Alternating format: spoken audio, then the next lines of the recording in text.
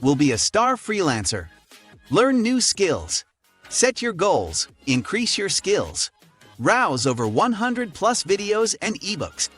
Jump to starfreelancer.eu.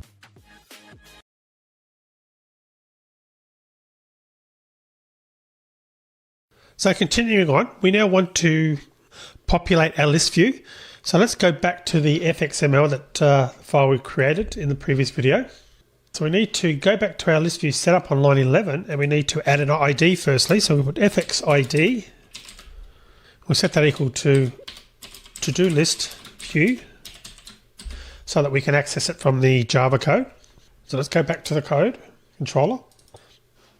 So what we need to do is create the list view so that we can access the XML that we just modified, that we just added the ID to.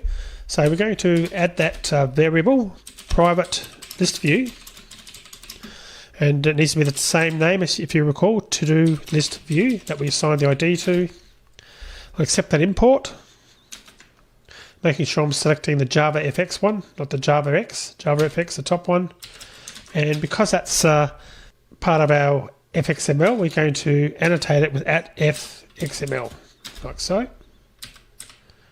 So now that we've done that, we can now populate the list view from code, and we can do that down here after we've created the array list and added the 5 items to it by typing to-do list view dot get items dot set all and to-do items, which of course is the list of items we created in the lines above this one.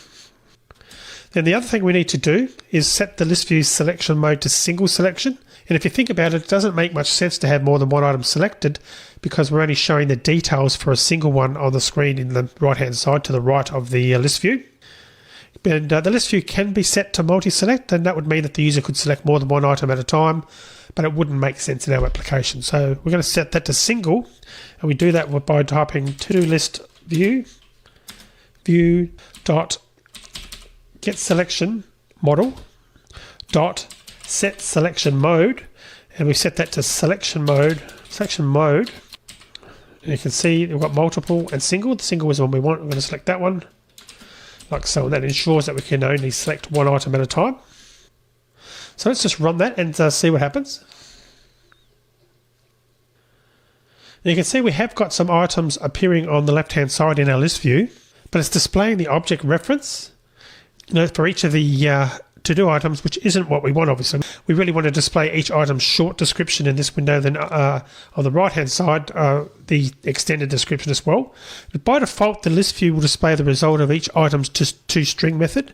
So what we really need to do to see that data in the list view is override the toString method in the to-do item class so that it returns, in this case, the short description. So let's go ahead and do that. So go back to our to-do item. Then we're just going to override toString. And we only want to include, in this case, the short description because that's what we want to see in the left-hand side. So I'm selecting just that, pressing enter. And what I'll do is I'll change all of this so it hasn't got any headings. So it's just going to return just the short item description, which makes sense here because it's going straight into the list item, into the list view. Okay, so now let's run that again and we should see the short description now appearing. And we can now see our descriptions, and I'm holding down shift, but I can't select multiple ones. I can only select a single one. So that's also working as well, which is good. So let's go back now to looking at the border pane center position. Now when the user clicks an item on the list, as you can see here, what we want to do is display the selected item's details and deadline on the right-hand side of the window over here. So to do that, we're going to use a text area control to display the to-do item details. Now first we'll add the control to the border pane center position by adding a text area element to there. So let's go and do that.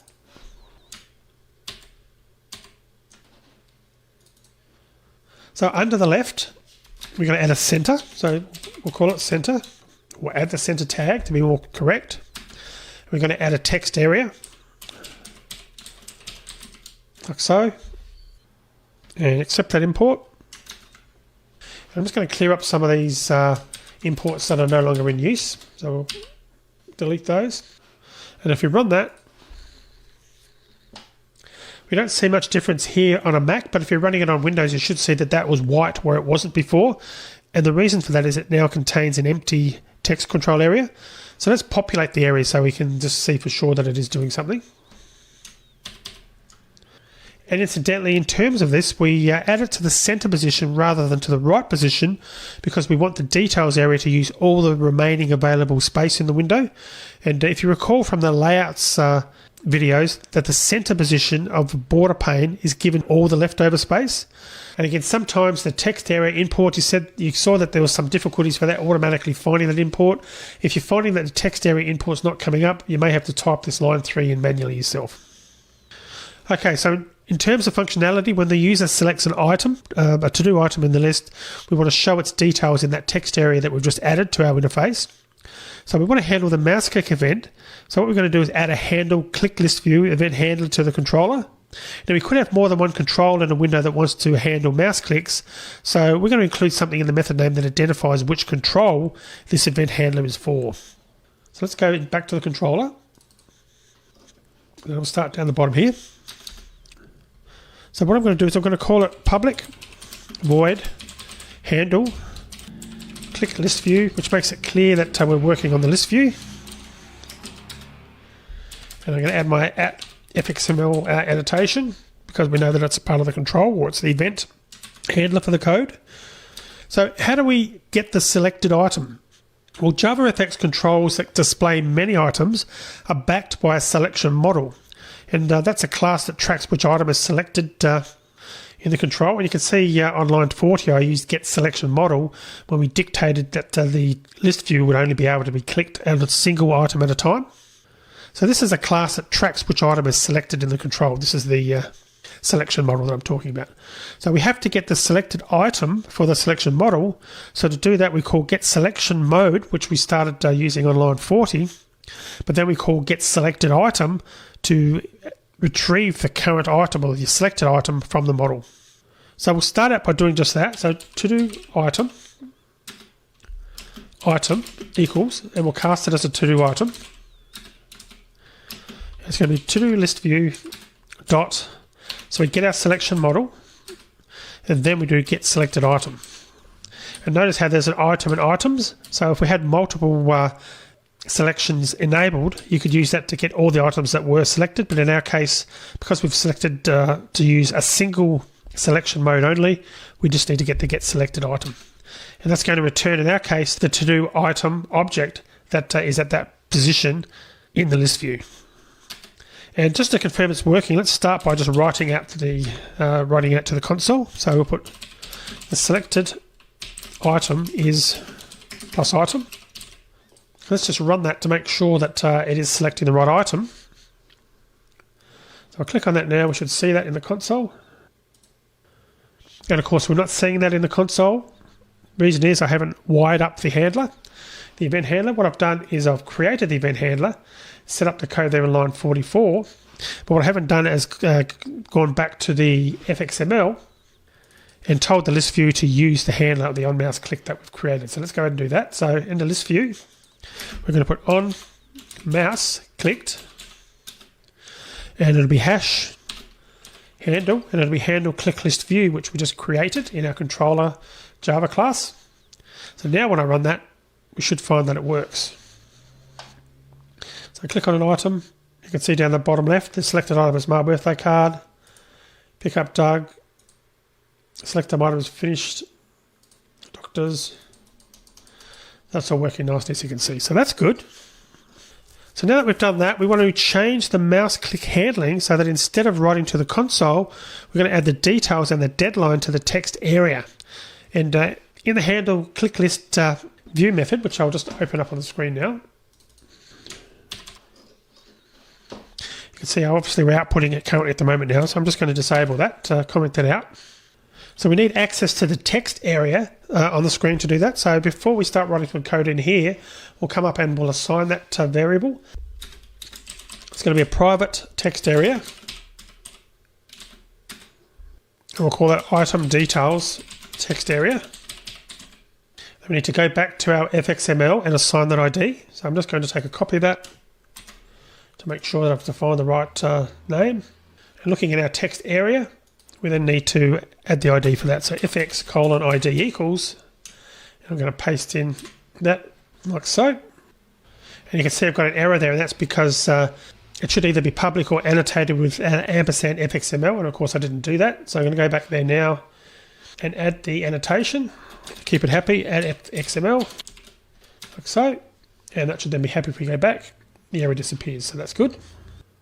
So going back to the controller code. So now we're back to our handle click list view. So what we need to do, after we've got the selected item, which we've got on line 49, and looking at this, notice that I had to cast this here. So if I actually delete the cast over there on line 49, we get an error. And the error is that it's looking for a Java, or it's looking for a java.lang.object, but we want it to be a to-do item. So the reason that that's coming up is because we didn't specify a type when we declared our list view. So what we need to do, or what should do, is go back to our list view and to sort of mention which the type that we're using, and we just use that to-do item. That then happily fixes this error up on line 49, because of course that's what we're using, the to-do item. So now that we've done that, we can come back here and just type in item detail text area dot set text, and we should be able to then just do item dot get details, which is the extended sort of description for the item, for the to-do list item. So now if we run that, you'll hopefully find that we see the description as well as the short sort of detail as well. So we'll click on that, and you can see we're now getting the extended description over here in the to-do list. So that's great, that's working nicely. But we've still got some work to do. We're only halfway there really, because what we want to do is we want to display the details as well as the deadline. So what we'll do is we'll add the details to a string builder, append 4 new lines to give some space between it and the deadline, and then append the string due to show the sort of date due, and then of course the deadline. So let's do that now. So we'll come up here above the setting the text, and we'll do a string builder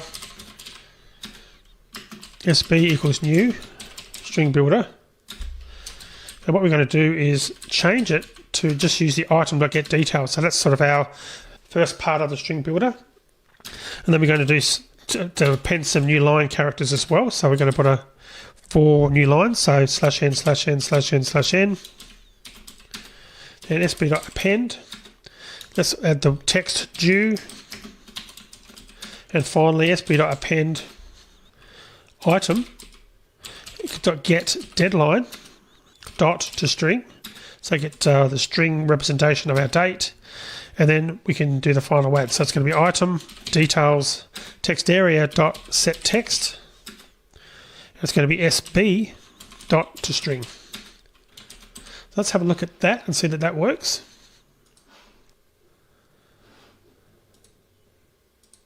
And you can see that's working quite nicely. So we've got the description, the detailed description, we've got some new lines, the word due, and then the date that we specified. And you can see that's all working and changing as appropriate.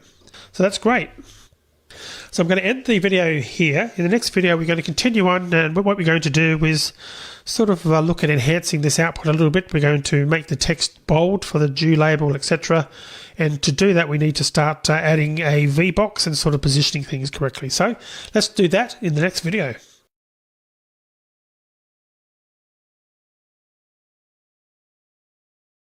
So just a recap of where we are from the last video. So we've set it up now so that we can click on an item and we can see the information appearing in the right-hand side window. So that's okay. The information is coming up when we click the selected item, but if we want to do something like bold the due label, we'll have to display the deadline outside the text area, because the text area only understands plain text.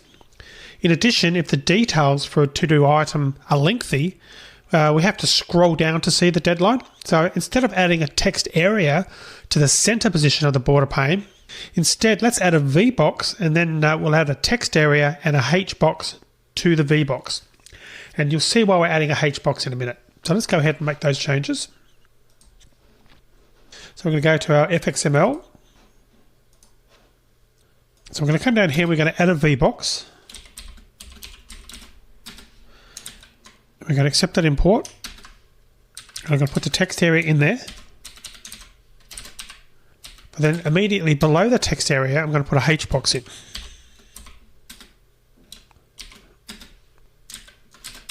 Like so. Let me just run that to see what it looks like. You can see we've now put a separate section here over to the right hand side with the H box and the V box. So now that we've done that, we can see our text area and our H box. So we're going to add two labels to the H box, one for the due text and one for the deadline we get from our to-do item. So let's go ahead and do that. So we're going to go into our H box and we're going to add a label. So label text equals due. Then we're going to add a font to that. We'll accept an import first. Then we're going to add a font.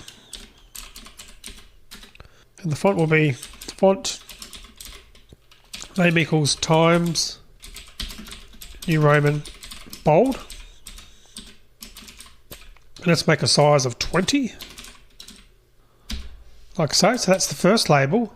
Then the second label, we'll go ahead and do a label. Accept an import. And a font. And font name equals Times New Roman bold again. New Roman bold again. Remembering the case is important here. Size equals 20. Like so. So basically the two labels for the H box, one's for the due text and one for the deadline that we get from the to-do item. And we've set this font of the due label to Times New Roman and the font weight to bold. And also set the size there to 20, as you can see. Then we did a similar thing for the label that is ultimately going to display our deadline. Now we don't set the text for the deadline label within the FXML because we have to get it from, of course, the selected to-do item. And we'll set that up within the event handler itself. But of course, to do that for the second label, we need to enter an ID. So FX ID equals, we'll call it deadline label. And of course, we need to do that so we can reference it from Java code. So we're going to take a copy of this ID and then we're going to go back to our controller and initialize it or create a variable first, a field. So it's going to be a private label, the same name. And we're going to accept the import, which is the JavaFX one. And we need to annotate it as well at FXML. So that's valid as well. So now that we've done that, within our event handler itself, we now no longer need the string builder. So what we're going to do is delete that out. We're going to go back to setting the text area to the details, and then we'll set the text of our deadline label to the deadline. So let's go ahead and do that. So I'm just going to comment this other code out. Like so, comment that out, and I'll just bring this up. Actually, we don't need that line either. We'll come back and fix that up. So the to-do we need, obviously, still. But then what we're going to do is item details text area dot set text. We're going to set that to our item dot get details, which is sort of the extended details for the to do. And in terms of the label for the deadline, we're going to update that here as well. So deadline label dot set text.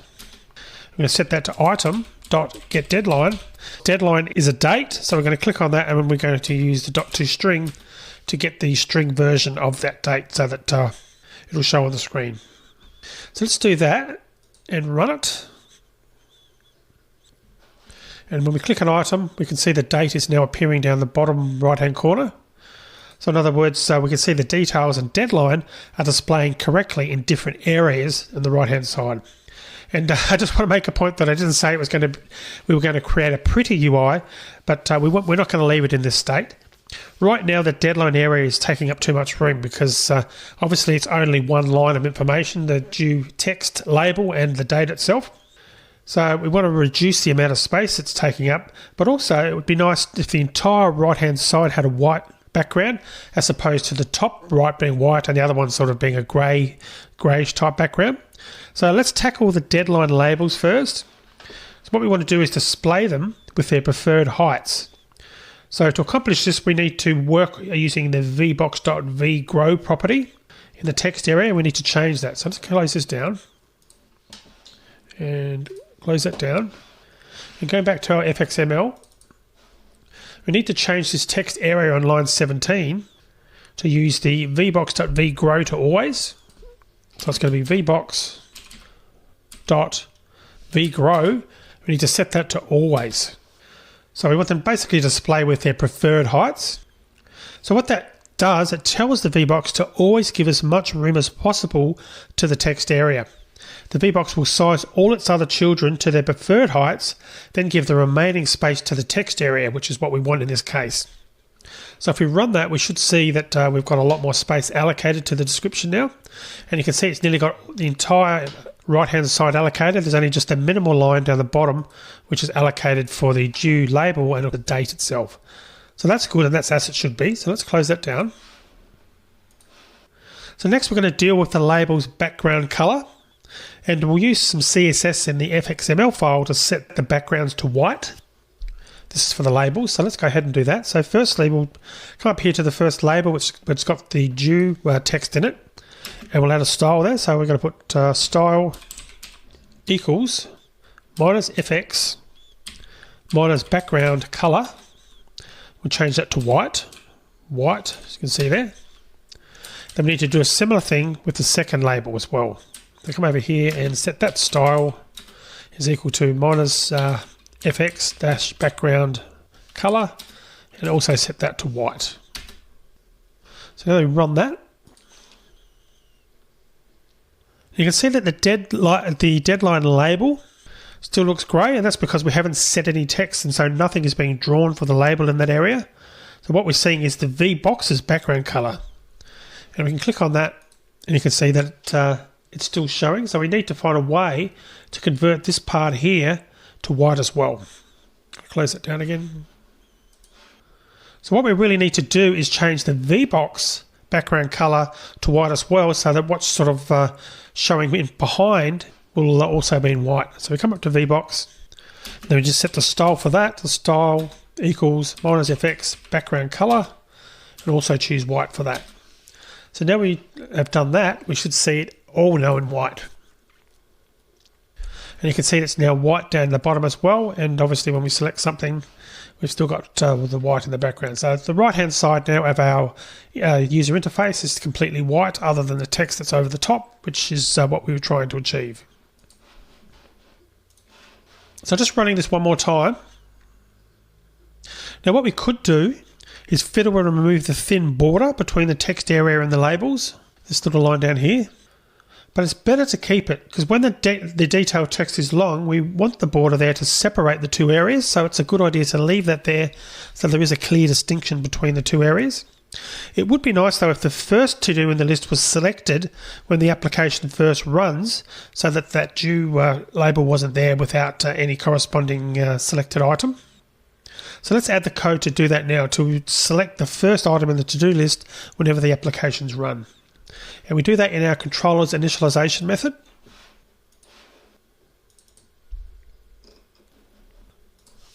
So right under the line 48, where we chose the selection mode to be single, we can put to-do list view dot get selection model, then dot select first, which is the method, which will do just that, select the very first item in the to-do list. So if we run that, now, interesting enough, when we run it, we can see that the first item is selected in the top left-hand corner. However, the details don't appear on the right side. So the question is, why isn't this working? Well, if we go back to the FXML for our list views, let's close this down. The list view here on line 11, we can see that we're listening for mouse clicks. But in this case, we didn't select the first item by clicking on it. We selected it programmatically using code. Now, since we want to select the first item every time we run, we could just set the details text area directly in the controller's initialize method by calling something along the lines of item details text area.setText, and then passing in the details for the first to-do item. But thinking about it, there will be other times when we want to change the selection programmatically. For example, when the user adds a new to-do item to the list, we want to select it so that its first details are displayed.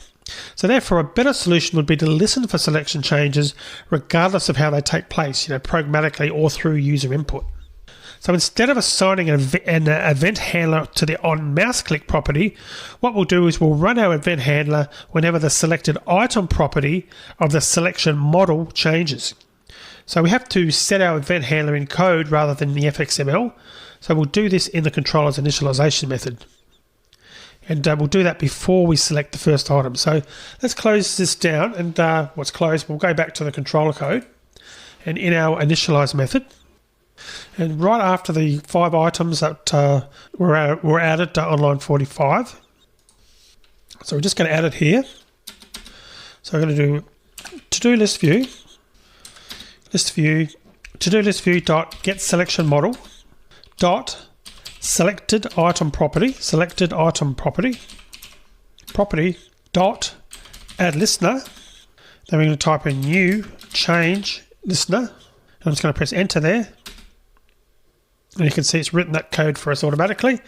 So it's overridden a method called changed.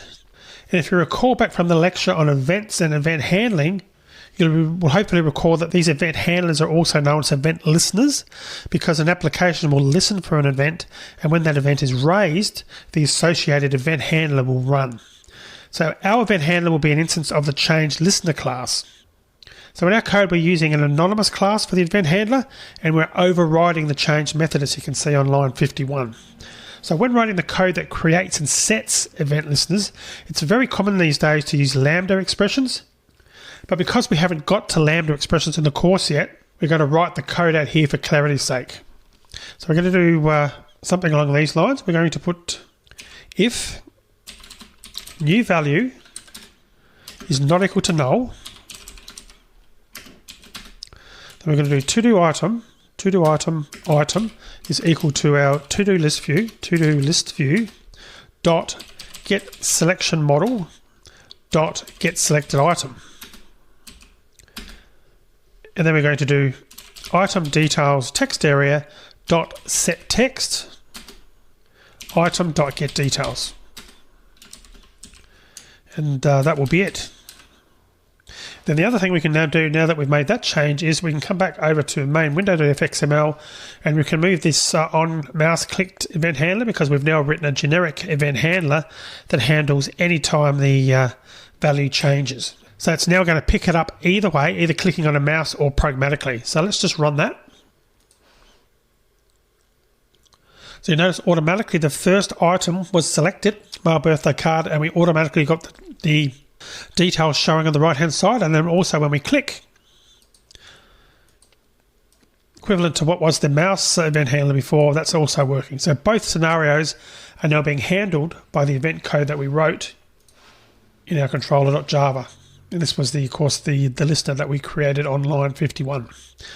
So that's it for this video. In the next video, we'll move on to displaying the to-do items deadline. See you in the next video.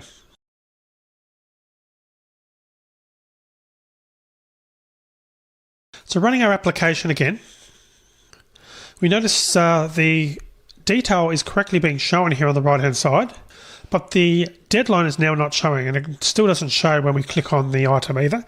So let's go ahead and fix that.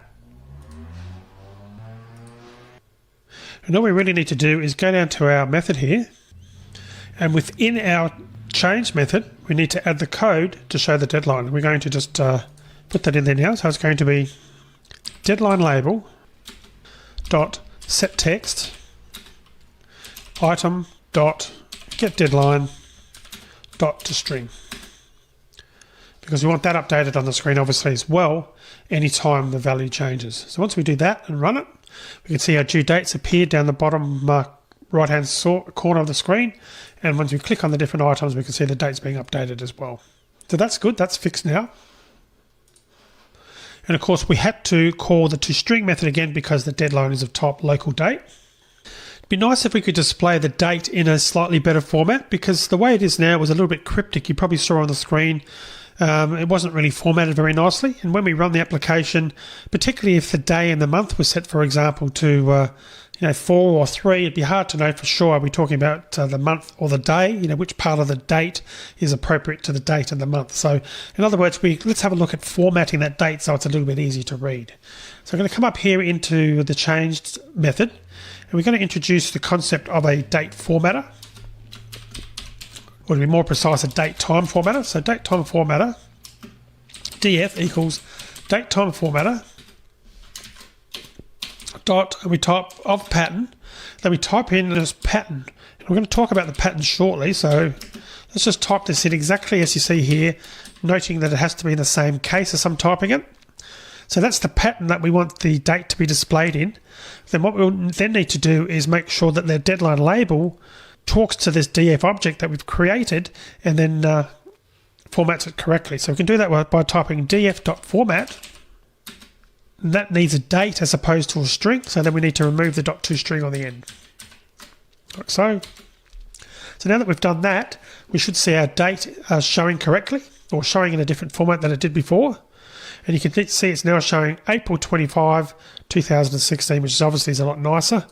And that'll change automatically based on the date that we've selected. So closing that down.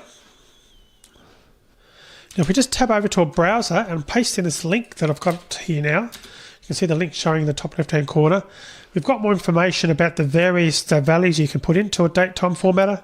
And scrolling down, lots of different parameters and it's giving some good examples. You can use some of these sort of hard-coded formatters. But looking down a little bit further, you can see it's got a lot of other examples here as well. It shows you all the times of days, the hour of the day, nano of second, week base year. There's lots of different formats, and you just need to use the appropriate symbol in the appropriate field, the pattern, to get it showing in that format.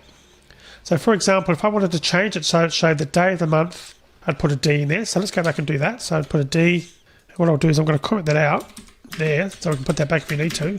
But here I'm going to put, so it's D for the day of the month. So that's, one to however many days there are in the particular month we're in.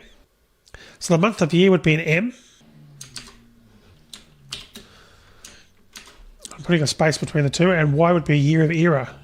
And it gives you examples over the right-hand side as to what to expect the output to be in. So we could just put year. And if I specify just 2 Ys this time, we should see that it'll only show us the value in 2 years, like 04 for 2004, for argument's sake. So let's try running that. And you can see we've got another example, 25th day of April 16, which obviously isn't anywhere near as readable as the last example, but the point is it's actually working in that format. So you can experiment and change it and try different date styles if you like, but what I'll do is I'll put this one back in because I think the first one we got was a lot more readable. So I'm going to put that in as, and you comment out the other one. So if we run it again, you can see the date's now back to a nice format again. And just to note also that the spaces are important, because obviously if we don't put spaces in there, everything would be jumbled up together and be harder to read. Still readable, but not as readable as it was before, so hence the use of spaces as well, just to space things out a little bit more. Okay, so at this point, the basic UI is working. It's not pretty, and we certainly wouldn't release a product with this UI, but it is functional. So let's take a second to think about what a user would want to do in addition to viewing their to-do list. Now obviously they'd want to add items to the list. Now, and of course we hard-coded a few items because we needed data to test the UI. But if a user were to install this application, there wouldn't be any to-do items. And also, when they add to-do items and then close the application, they'd expect the to-do items to be there next time they ran the application. So let's quickly add some code that will load and store to-do items in a flat file. We'll start with storing the items, and then we'll run our application so that it will save the hard-coded items. And you recall that the application class, which our main class extends, has a stop method that we can override, and this would be a logical place to store our data. However, the controller will need the data to populate the list view, and it already has ready access to the list view's contents when we want to store them. So for expediency's sake, and because we're doing this quick and dirty way so that we can get back to UI coding, what we'll do is we'll add a singleton class that both our main class and the controller can access. In a nutshell, we'll use a singleton that we want there to be only one instance of a class created over the entire run of the application. Because of this, the singleton class creates the one instance of itself, And we have talked about singletons previously in the course. It has a private constructor to ensure that no other class, or will have a private constructor to ensure that no other class can create an instance. Now there's more to it than that, but the important thing for us is that the singleton usually contains a static method that allows any class to get the single instance and call its methods. So let's look at writing that singleton class in the next video.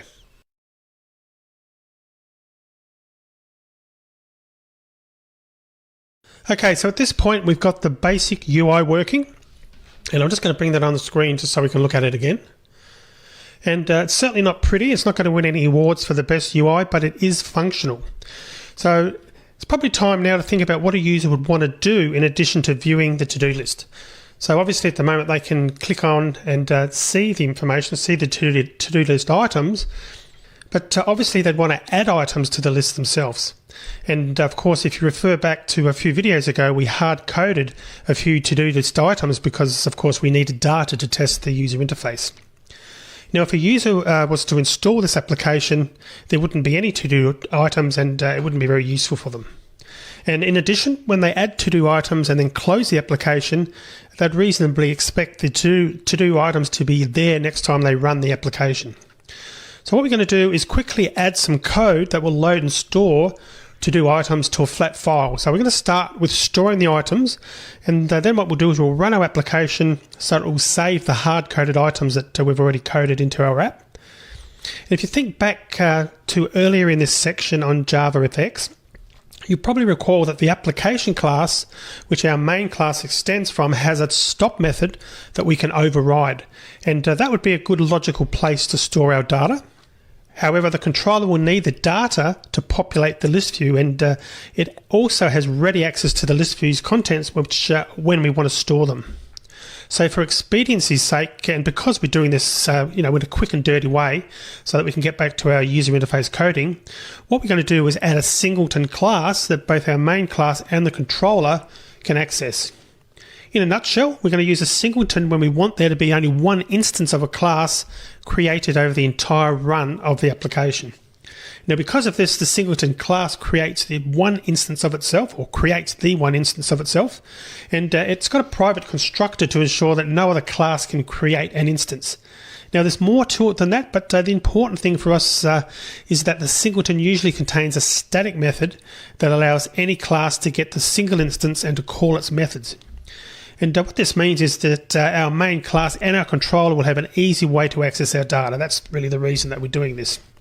So what we're going to do is we're going to add the singleton class to our data model package. So let's go ahead and start typing some code.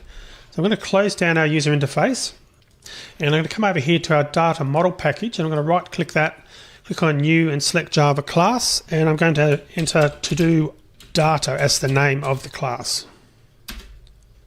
So what we want to do first is we want to create the new instance of this class, so the singleton effectively.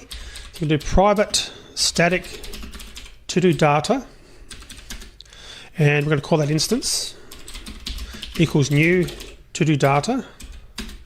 And we also need a file name. This is going to be the file name where ultimately the to-do items are going to be saved. So we're going to create a private static string file name equals, and we'll call it to-do list items.txt. Okay, so moving on, we also want to store our items. So we need a private list. It's going to be list of to-do item. Of course, to-do item is a class we've already created. We're going to accept that import, which is just standard java.util.list. Enter like so. And we're going to call that one to-do items. And we also want a date time formatter so we can manipulate the date. That's going to be private date time formatter and formatter, we'll call that one. And we need a public method to return the only instance of our to-do class. And we do that with a public static to-do data. And we'll call that get instance, which is traditional in singleton classes to do that, to use a get instance. But you can ultimately call that whatever you like. Then we return instance. And in conjunction with that, to ensure that we can't create other instances of this class, we're going to use a private constructor. So we do a private to-do data, And by setting the constructor to be private, it prevents anyone from being able to instantiate a new version of this class as an object. And so in our private constructor, we're going to have formatter equals date time formatter. We're just going to have our basic format for our dates, and we're going to use date formatter .of pattern, and we'll go with DD for the day, MM for the month, and YYYY for the year. And bearing in mind they are case sensitive as well, so make sure when you're typing it, you type it exactly like that. All right, so that's our private constructor. So next we want to have a method to return our to-do list items. So we're going to just do, well, we can probably just use the automation tool to create that. So I'm going to do a getter, and we'll use the to-do items, return the list, and that creates the getter for us automatically. And probably I should have actually called the setter as well, so we'll do that as well for our to-do list items so that we can create them. Okay, so that's that created, and what we want to do now is create a method that it will be used to load our to-do items from the file.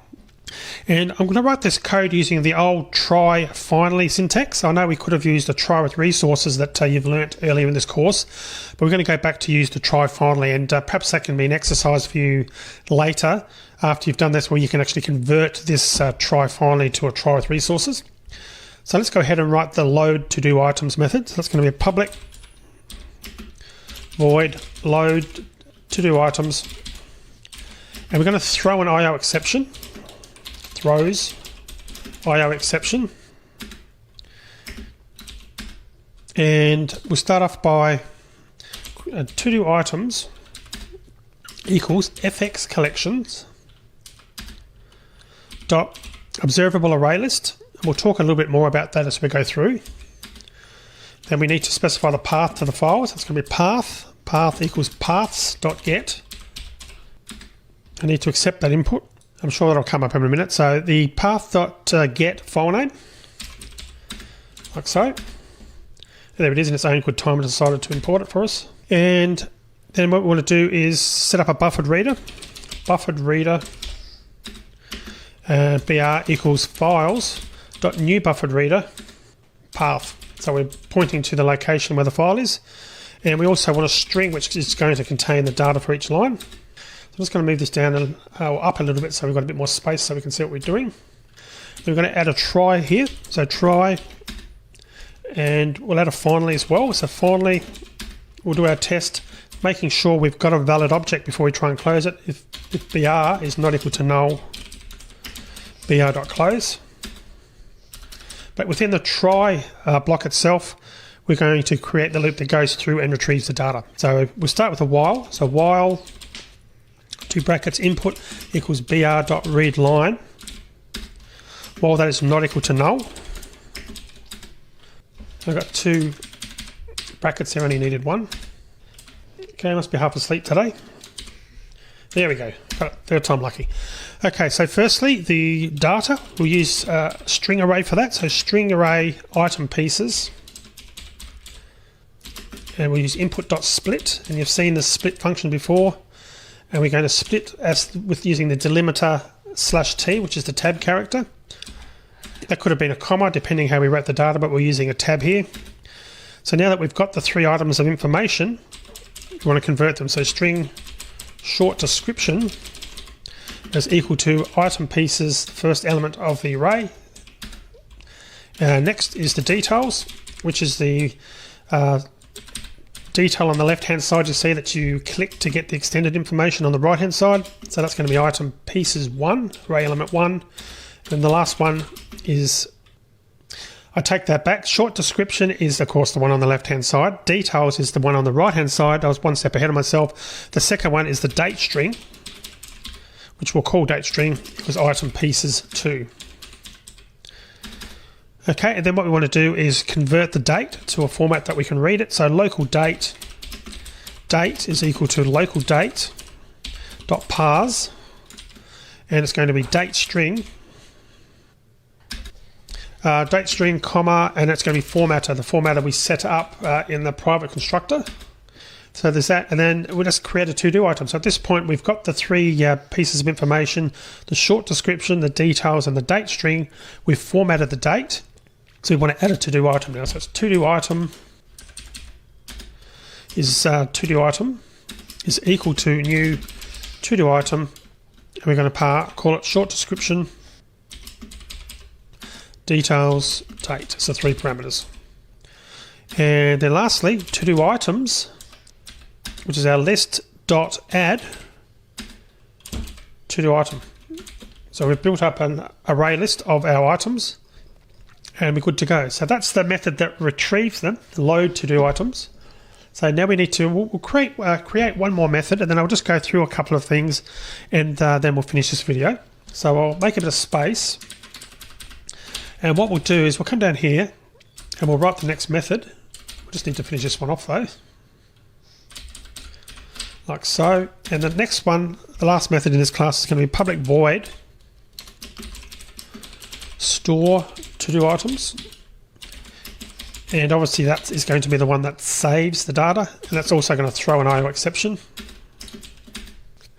And for this one, similar, we need a path to point to where we're going to save it. Paths.get file name.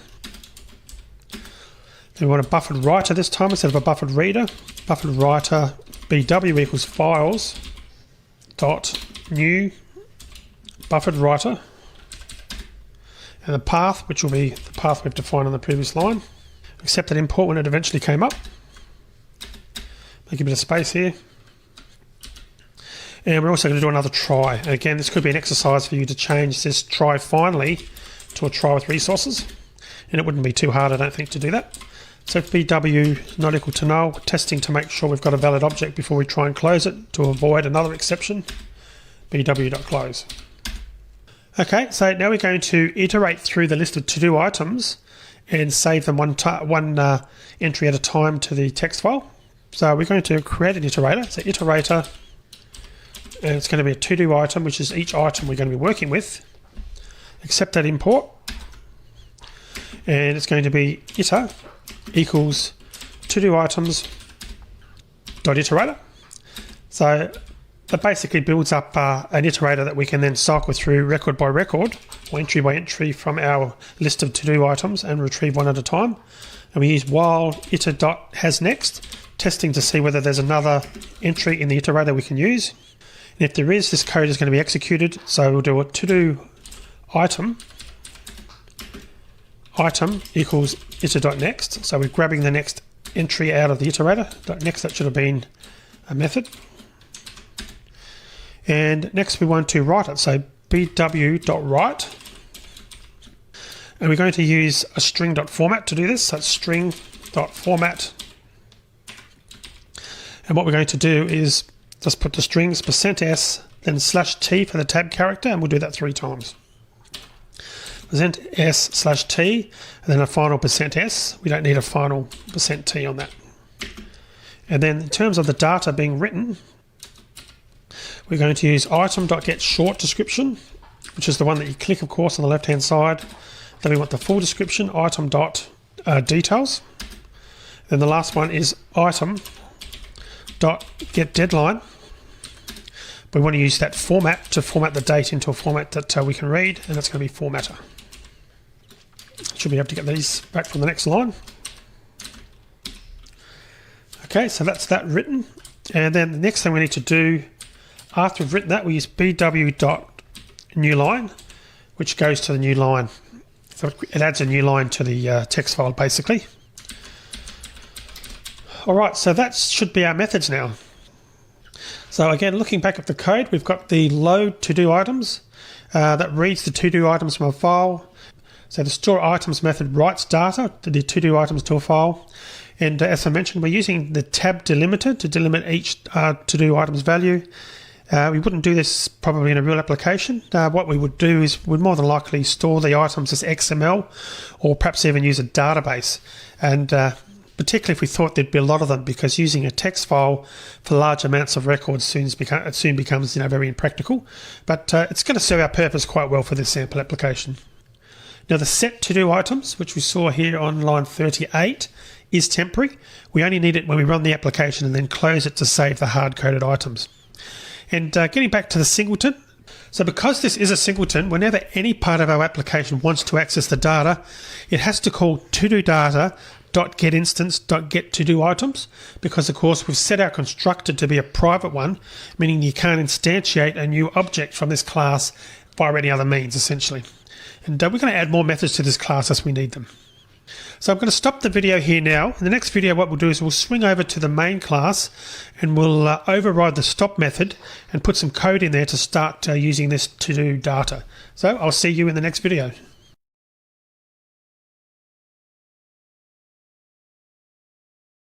So just before we continue on, I just wanted to go back to some of the things that we use that we haven't seen before in the course. Firstly, for the to-do items, we use this fxcollections.observable array list. And the reason that we're using an observable array list comes back to our controller.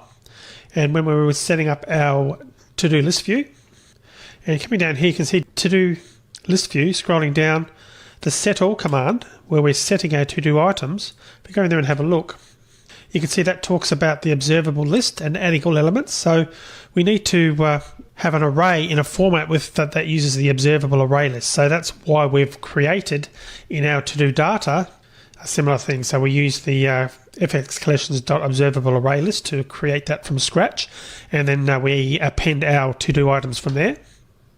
And in addition, we've used a couple of things that look a little bit different. We've used path and files, and we haven't seen those before. And you may have noticed when we're importing that it was java.nio.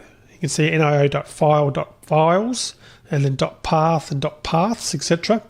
And what they are, if we just go back to a browser, I've opened up the package. Java.nio defines buffers, which are containers for data, and provides an overview of other NIO packages. And essentially down here you can see the package java.nio defines buffers which are containers for data and provides an overview, which I've just said. And the central abstractions are buffers, char sets, channels, and selectors and selection keys. So it's an alternative way to access data. That was a more recent addition to the Java language. So we're using that just to be a little bit different to what you saw in the files or the input and output section of the course. But the bottom line is it's pretty similar, and I think this far into the course, a lot of that should be pretty readable to you. So we're creating that observable array list, as I mentioned, because ultimately, from the JavaFX point of view, we need it in that format. And FX Collections, that package enables us to have an array list in that format. So we're creating that. Then we're just using this java.no functionality with path to get the path for the file to load, and then we're using files.newBufferedReader, which is pretty self-explanatory. What it's doing is creating a new buffered reader for that particular file. And pretty similar also when we're writing as well. Similar principle using the buffered writer this time, and using files.newBufferedWriter to get it in that format. So it should be pretty simple, similar rather to what you've seen in the past, but just wanted to point those things out in case you're wondering why we've done that. And as I mentioned, we're using a delimiter, the tab delimiter, when we're storing and then loading the values. You can see up here on line 52 and down here on line 78. We really wouldn't do that in a real-world application. We'd probably store the items in XML format, or perhaps even a database if we thought there's going to be a lot of records. But for the purposes of this application we're creating, it's just fine to do it the way we have. And what we're doing now is we talked about the singleton and how we have to get access to this data. So what we're going to do is switch over to the main method. So let's go and do that. Sorry, I meant the main Java class. I think I said method. So what we want to do there is we want to add a stop method to our main class. And this method runs when the user exits the application, usually by closing the main window. So we want to override that. So let's do that. We're going to override stop. You can see it's come from javafx.application. And what we want to do in there is we want to try and store our items. So we will need to run this once, and we're going to store the items that are currently hard-coded in our controller. So looking back at our controller again, we've got all these items here that are hard-coded. We're going to run this once, close down the program, which will then invoke the stop method in main.java, and we're going to write the data out so that our data is then in a text file, which then ultimately we can start accessing in future videos. So to do that, we're going to delete the super, and we need a bit of code here. We need to put it around a try catch block. So try, then we're going to catch IO exception E, and let's just print out a message, e.get message if we do get an error.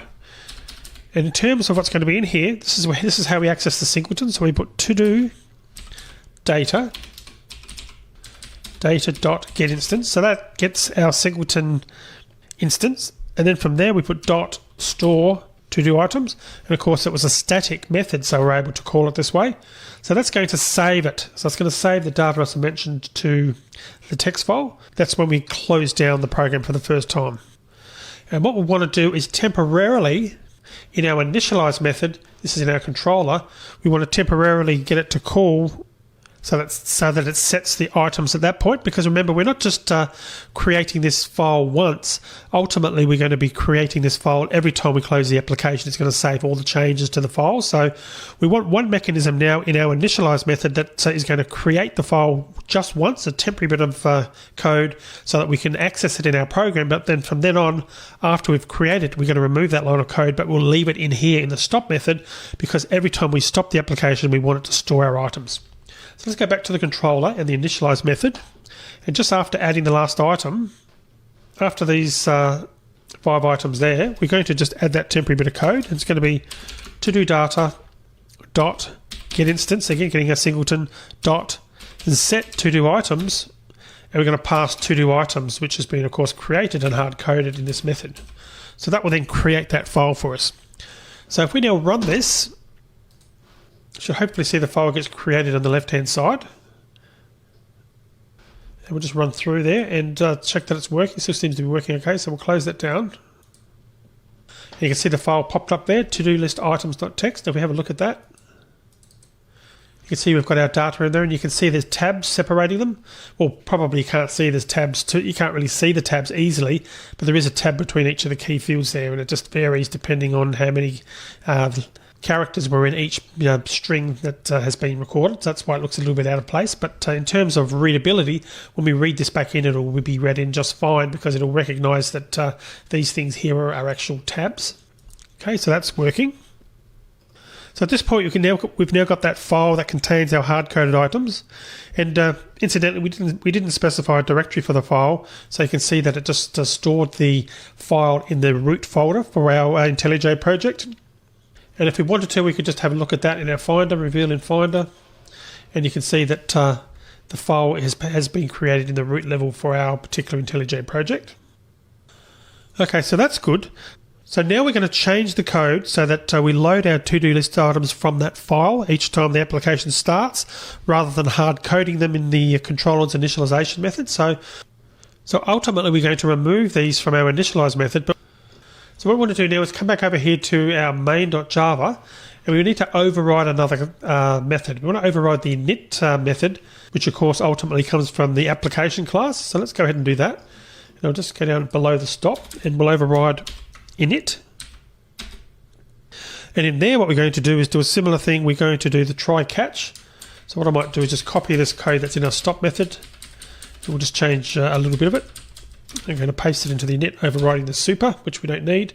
So instead of the store to do items in the init, we're going to use, or call rather, the load to do items. So I'm going to change that to load, so that it loads our to do items from the text file that we created, and everything else we can leave just as it is. So that's going to be called automatically by JavaFX when we start our application. And of course, all it does is load the data into the to do data instance. So now that we've done that, we're going to close down the run window. If we go back to our controller class, what we can do now is remove all the code that's got to do with creating and storing the hard-coded items. And in addition, we're going to remove this temporary line as well. So I'm just going to comment all this out, right up to and including the set to do items, which we don't need to be initialized anymore.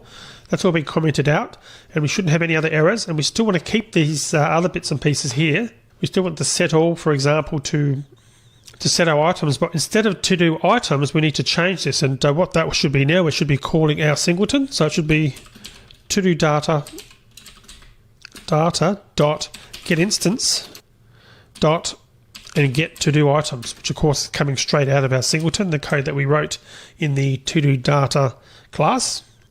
And everything else should pretty much be the same. We've commented out the hard-coded to-do items because, of course, again, they're coming out of the file. And we've now got it changed so that it's retrieving the data that was coming out of the file that's currently in our instance, our to-do data singleton. So that's good to go as well. So we can now go back to the to-do data class, because what we can do now is, we had this method here, if you remember, the set to-do items.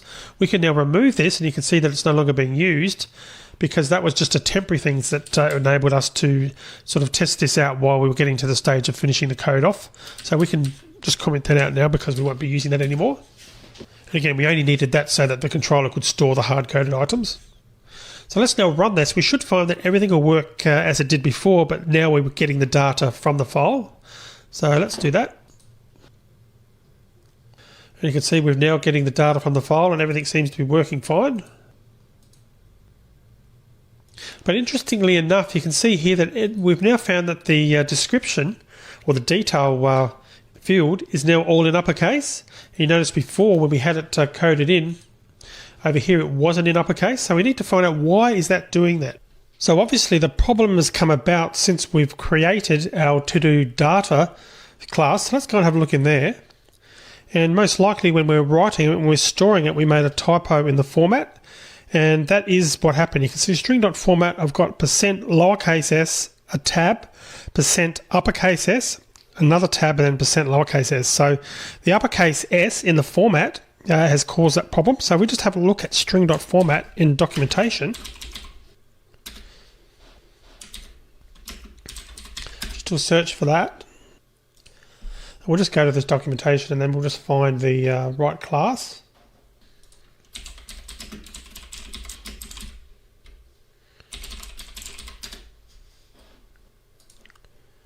Okay, so here we are. I found it finally. The Java class, so we'll have a look for format.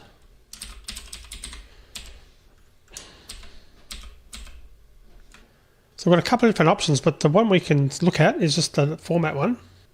And we click on a format string. We get to some information about the syntax for using formatting. And scrolling down,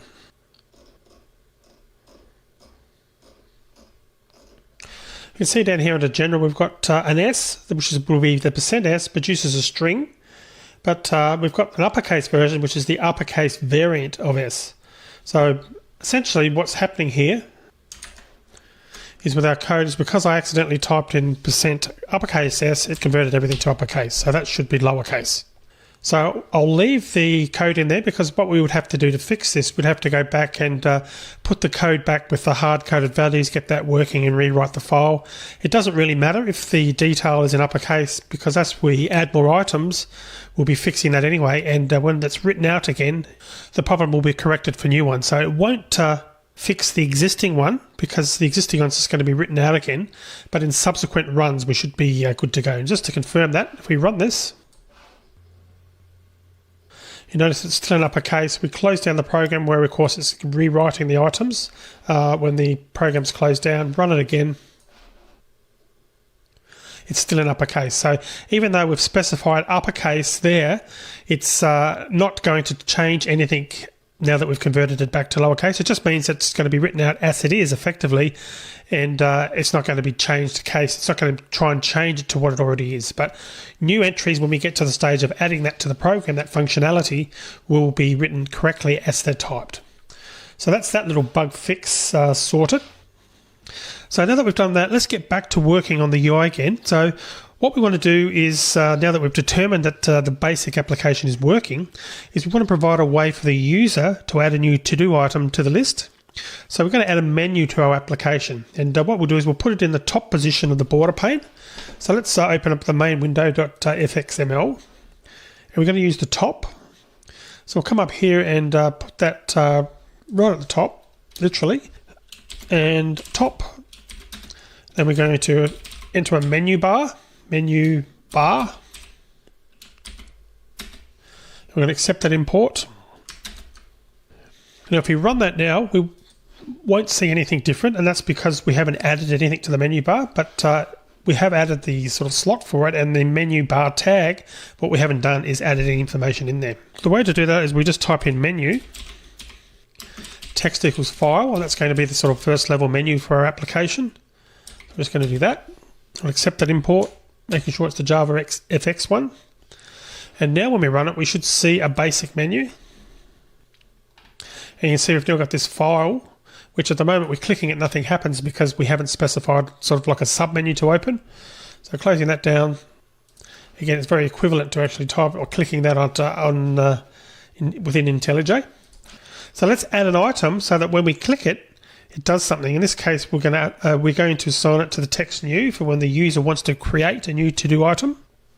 So within the menu text equals file that we've created on line 14, we put in the items that we want to be in that menu. So we type in items, and then we start with menu item, text equals new. I'm going to accept that import. There we go. So that's the menu item, and then we want to add a separator. So we do that by typing in separator menu item. And then we type the second menu option, which in this case is going to be an exit. So menu item, text equals exit. Like so. So when we run this, we should see our mini menu. Go on file, and you can see we've now got a new option, which obviously we haven't programmed it to do anything yet. And likewise, if we've got an exit, and notice also you can see that little separator line there between the two. And bearing in mind that the application will look a little bit different if you're running on Windows or Linux, but the same concepts will apply though in terms of the menu option itself. So obviously pressing these items, as I mentioned, doesn't do anything at this stage, and that's because we're not listening for those events. So what we'll need to do is write an event handler for the new item, and so when the user presses new, we want to show them a dialog that they can use to create a new item. So we'll start doing that in the next video. It's break time. Do you like this video? Don't forget to subscribe to get new videos. Share this video to open new premium videos and ebooks. We'll be a star freelancer.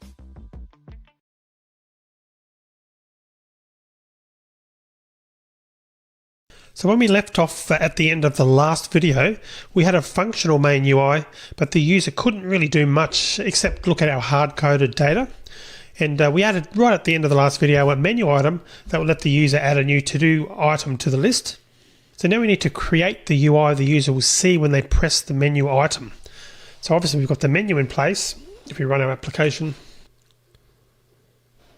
we've got an option there to click to select a new to-do item, but we need to implement that functionality within the application. So what we're going to do is display a dialog that will accept the short description, the details, and the deadline for the new item. And when the user presses the dialog's OK button, we'll create a new to-do item at that point. We'll then add it to the list in our data model, and then update the data in the list view on the screen. And we'll also select the new item so that the user can see the details and deadline they just entered on the screen. Now, before Java 8 U40, there wasn't any support for dialogues, and that really was a huge oversight on the part of Java FX developers. Now, they may have believed that developers were mainly going to use the Java FX for web and mobile applications, perhaps, where dialogues don't really make as much sense. But that hasn't turned out to be the case, and most desktop applications use dialogues. So to create a dialog using earlier versions of Java FX, even simple dialogues that just really display a confirmation message and an OK button, to do that we had to create a whole new window and take care of most of the background plumbing code ourselves. But fortunately, Java FX88 U40 introduced the dialog and dialog pane classes, and that makes creating dialogues a lot easier. Now, at the same time, Java FX also added support for a bunch of common dialog types, and we're going to use one of the canned dialog types later, but to start off, we're going to create a custom dialog for the add new to-do item case. Now, if you're running a JDK earlier than Java 8 U40, you won't be able to use the dialog and dialog pane classes, and you should really upgrade to the latest JDK version. There isn't really a solid reason not to update. And just to check what version you are running, a couple of ways of doing it, but the simplest way is just to right-click on the project name, come down here to Open Module Settings, and it should show you, if you've got a module selected, it'll show you on the module SDK, Project SDK 8.1, and you can normally just open that up, and you can have a look at the version there. You can see how in this case I've got 18.0_73, so that is effectively sort of like 8U73. So you really want a number basically that's version 8 and greater than the number 40 to be able to use this.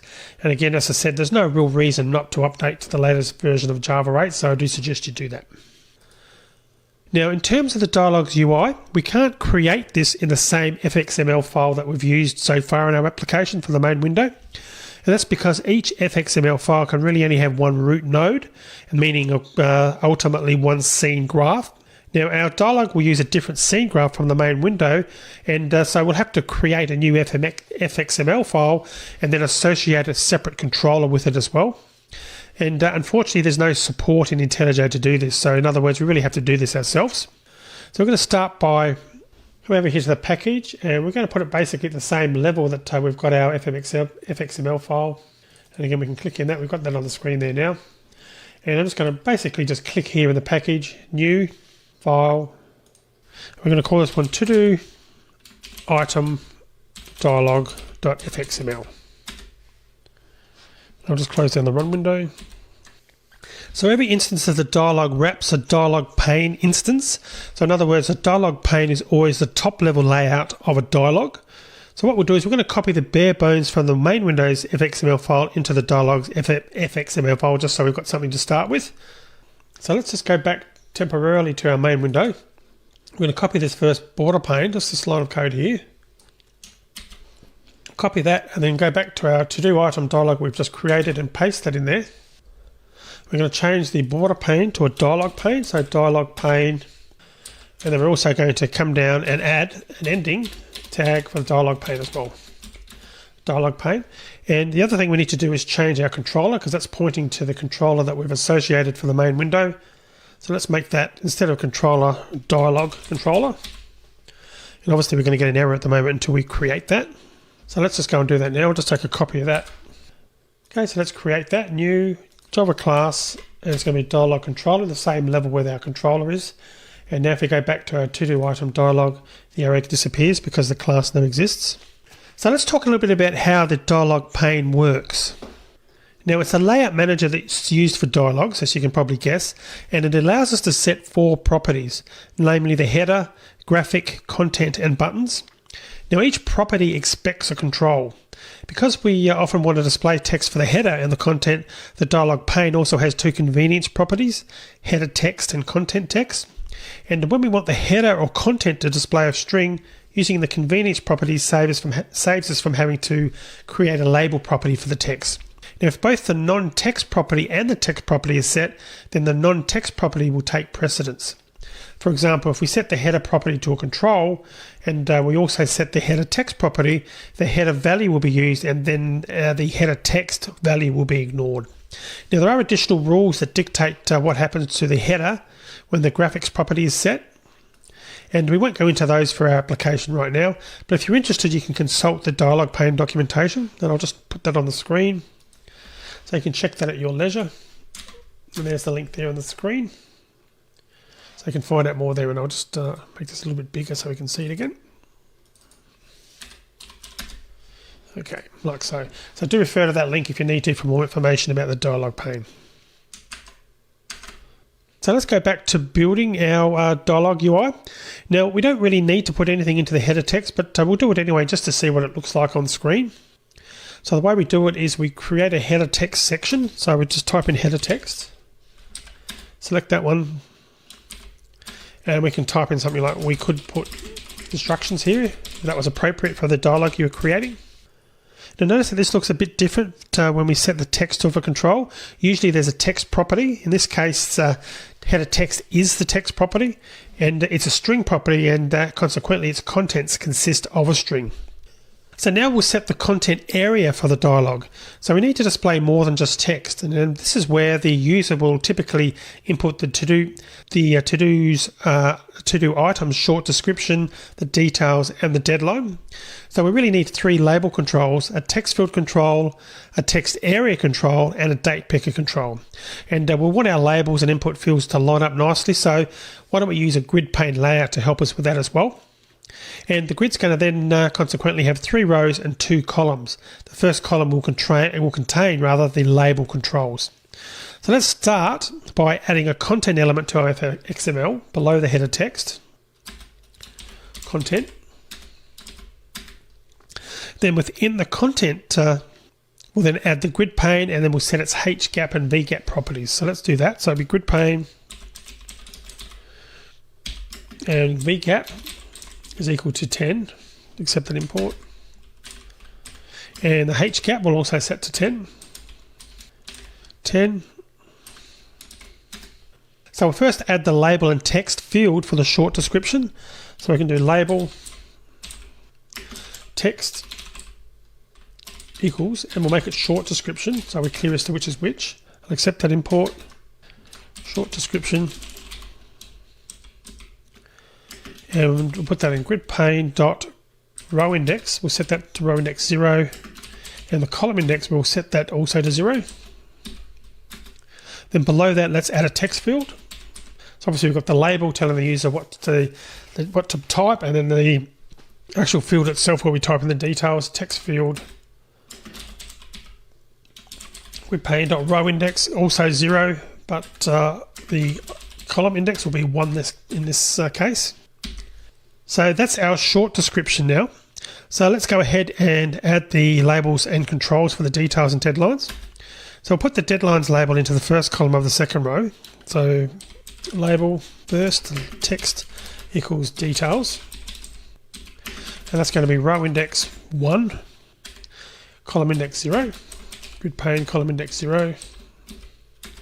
Then for the text area, because we can obviously have freeform text in the details relating to the to-do item, so it's going to be text area, and that's going to be row index 1 again, and grid pane column index is going to be 1 as well.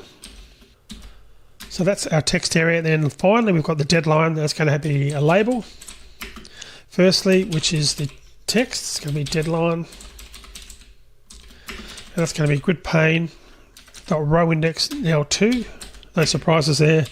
Grid pane dot column index, we'll set that to 0 again.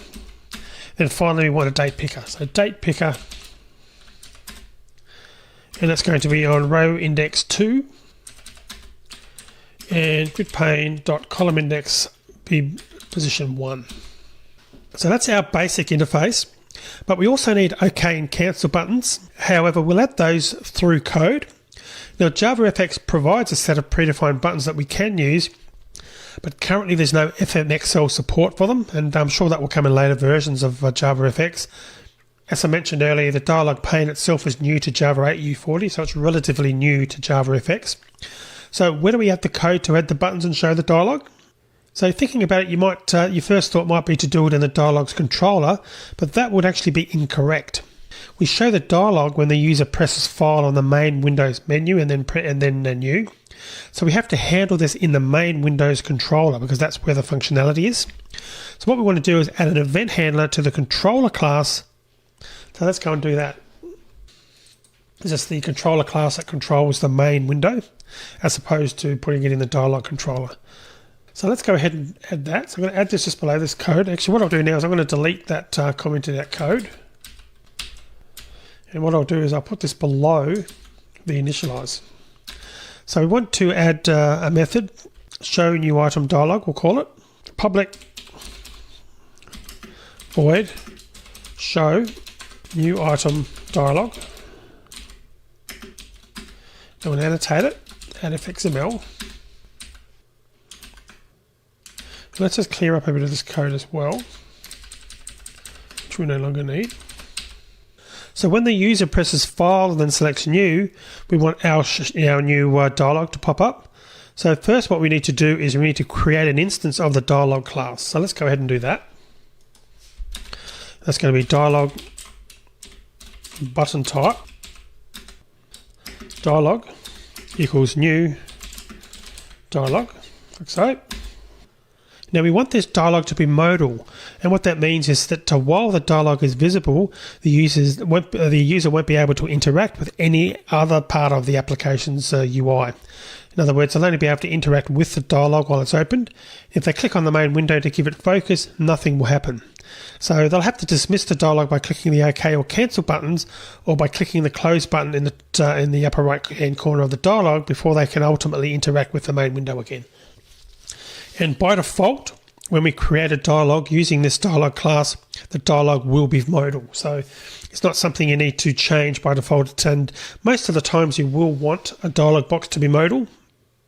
So what we want to do is we want to assign an ID to the border pane in the main window of FXML so that we can access it. So let's go ahead and do that because it hasn't currently got an ID. So fxid equals, and we'll call this one main border pane.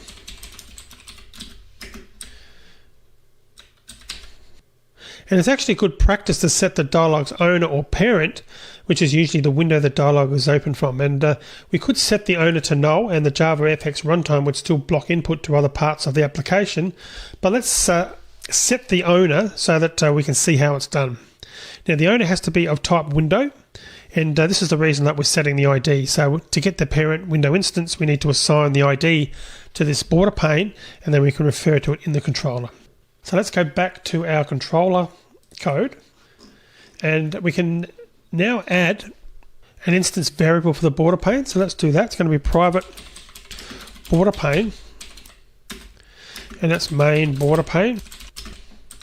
And we're going to annotate it as well, fxml. So now that we've done that, we can ask the border pane for the reference to its parent. And we can do that by calling getScene, which will return the scene from the border pane, and then we'll call the scene's getWindow method and set the result as the owner of the dialog. So now that we've set that main pane, let's go back to the code we're adding here in showNewItemDialog, and we can type in dialog.initOwner, and it's going to be main border pane dot getScene dot getWindow. And you'll probably recall that we load our main Windows fxml in main.java. Now we created an instance of the dialog class, but that doesn't load the UI we defined in the fxml. So we have to load the fxml here, and we're going to do it in the same way that we do it in our main class. Once we've done that, we'll have to set the dialog's dialog pane to the dialog pane we defined in the fxml. So we'll go ahead and add that code now. So it's going to be, first we'll add a try block. And the reason we're adding a try block is that the load method can throw an IO exception, so we need to catch that.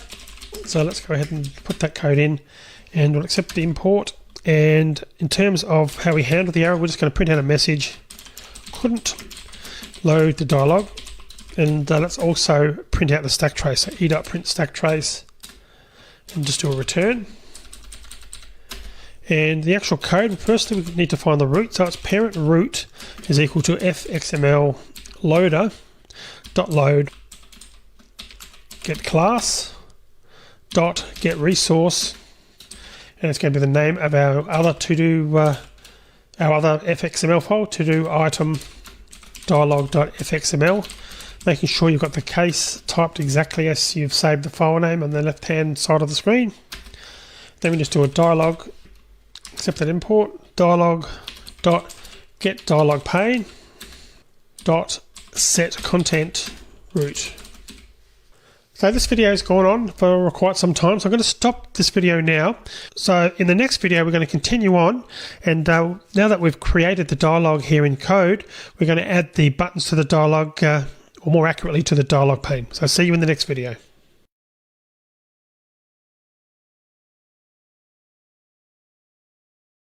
Okay, so now that we've actually loaded and assigned the dialog pane, or at least written the code to do so, we now need to add our buttons to the dialog, or more accurately to the dialog pane. And we want our dialog to have an OK and a cancel button, and JavaFX provides a way for us to specify those buttons. And interestingly enough, we can also create custom buttons, but we won't do that here. So to add OK and cancel buttons, what we need to do is create instances of the button type class.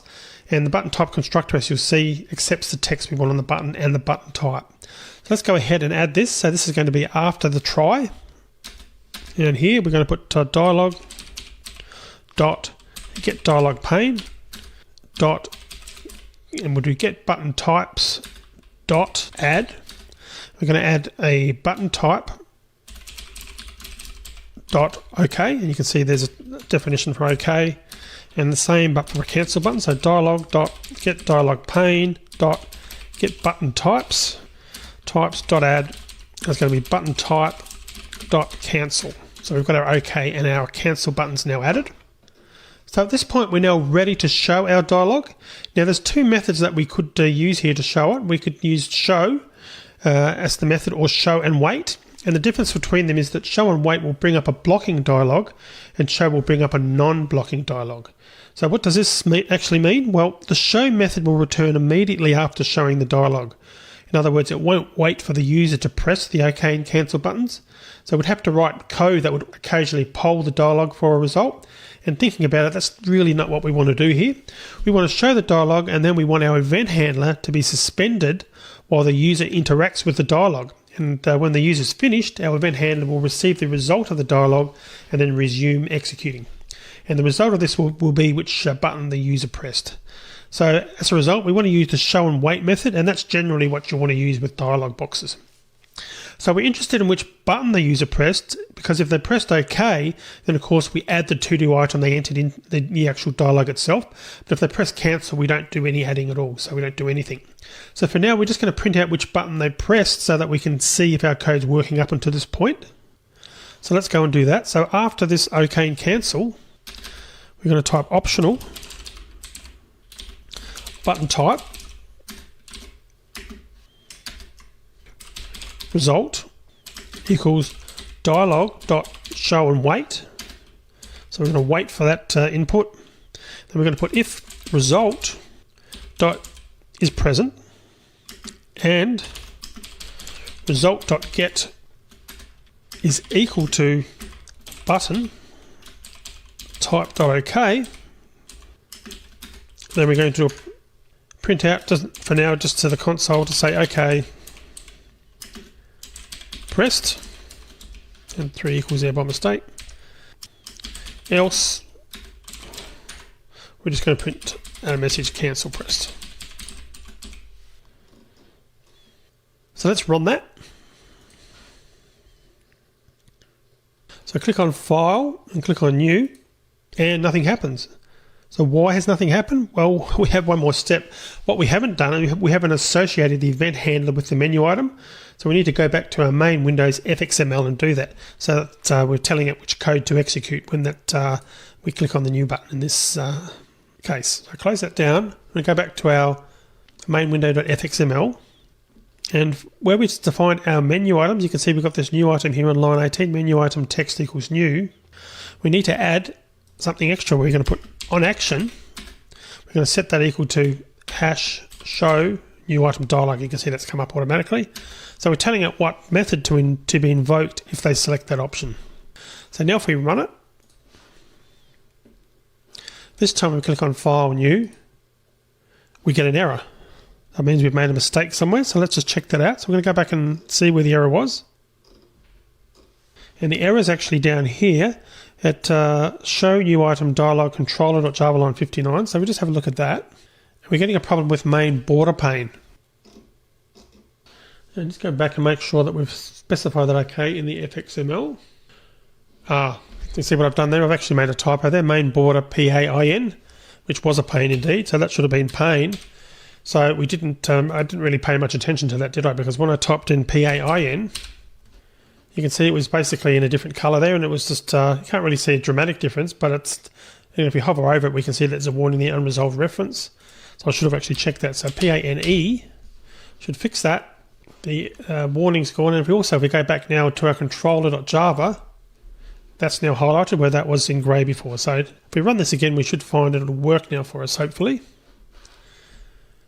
So now we click on File, New, and this time we've got a dialog box. So that's good. We've got our dialog showing, and then if I click on OK, we get the message there, OK was pressed, File, New, cancel pressed. And interestingly enough, if we just open that again, File, New, notice that the OK box is coloured differently, and that's because it's the default button by default. That means that if we press Enter while the dialog is up, the dialog is going to interpret this as pressing the OK button. So now that I've got that open, if I just press enter or return, you notice how that's been invoked and OK pressed has come up on the screen. Okay, so the code's working great so far. So now let's write the code that will gather the information from the dialog's controls when the user clicks the OK button. But how do we actually do that? Now, the fxml file that defines the dialog pane and all its controls is associated with another controller. So we can't create instance variables for our dialog's controls in our main Windows controller. What we need is a way to get the dialog's controller so that when the user presses the OK button, we can then ask the dialog's controller to process the data. So to get the controller, we have to change the way we load the fxml. So instead of using the load method, we're going to do it in several steps. So what we'll do is first create an instance of the fxml loader class, and then we'll tell it the location of the fxml we want to actually load. Then we'll go ahead and load the fxml. So let's just close that down. So here's the code we're using at the moment in the try block. So we're going to change this around a little bit. So just above the try, in the show new item dialog, we're going to type in fxml loader. We'll make that equal to new fxml loader. Again, we're doing this in a few steps. And then we're going to do fxml loader dot set location, get class, dot get resource, and the resource is going to be the same as before. So I'll just copy this to make sure there's no typos with the code and paste that in there. So then in the try block, that's going to change. We don't need this parent root anymore. We're going to delete the parent root. We're going to put dialog.get.dialogpane.set content, but this time it's going to be a little bit different. It's going to be fxml loader.load. And we're going to leave the IO exception as a catch as we did before. So now we can get our controller from the fxml loader instance, as you can see there. But first we need to write the method we want to call. So let's switch to our dialog controller Java class over here. So before I do that, actually, what we need to do is go back to our to-do item dialog. We need some IDs for the various fields. So let's add some IDs. So the first one is a text field because we need to be retrieving the value. So fx ID equals, and we'll call this first one short description. The second one is the text area, and that's going to be fx ID equals, and we'll just call this one details area. And then the third one, the date picker, we're going to make that one fx ID equals, we'll call that deadline picker. So let's now go back to our dialog controller, and we'll declare these fields in there. So we'll go ahead and do that. Private text field and short description, I think we called it. Check that in a minute.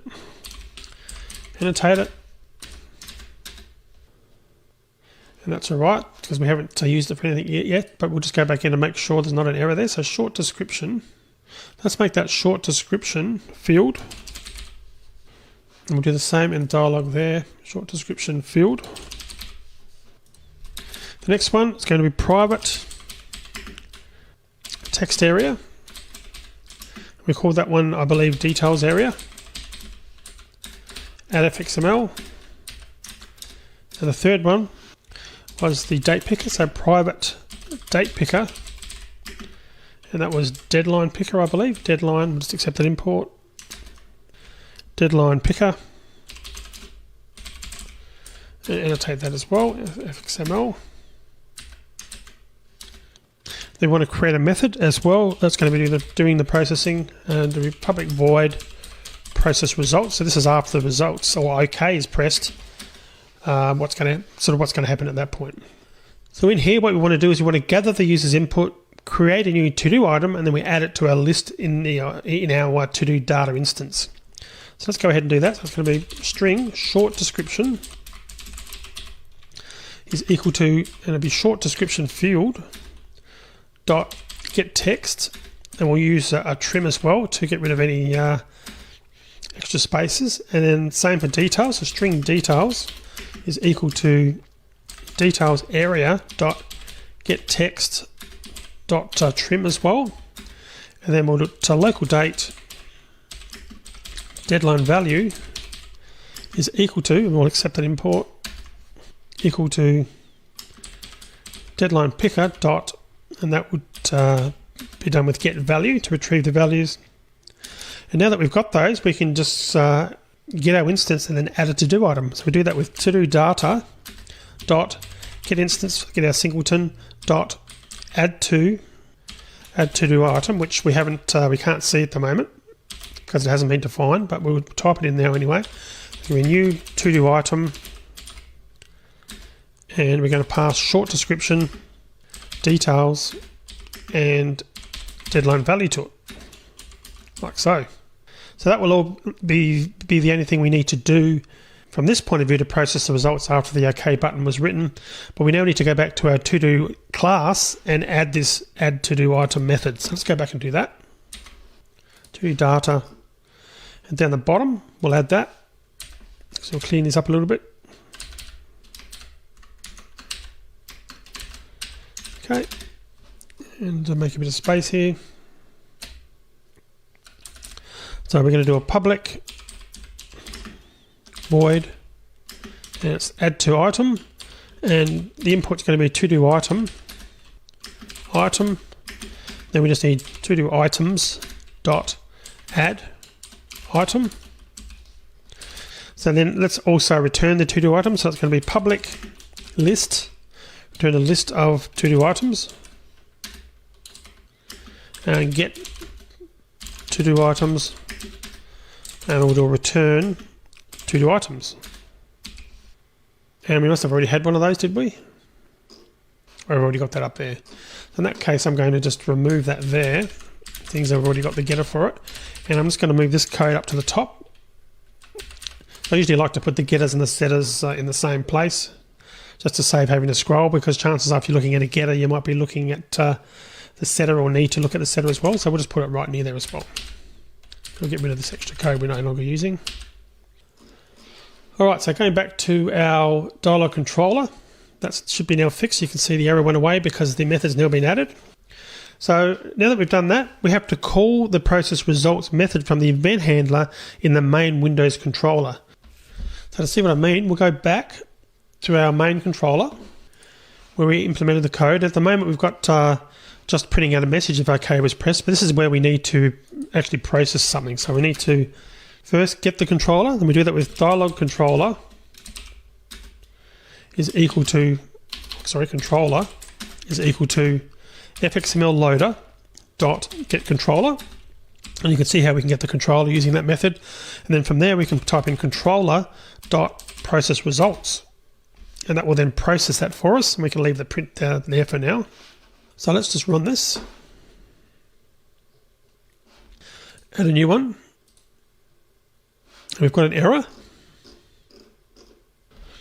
and the error there is in Java controller.java line 63, and it's got to do with the dialog setting the content from the fxml loader. So what I'm going to do is I'm going to finish the video here now because it's getting quite long. When we come back, we'll fix this error, and then we'll actually look at making sure that when the to-do item is added in the dialog, that it's being added successfully, and it's also added successfully in our list view as well. So see you in the next video.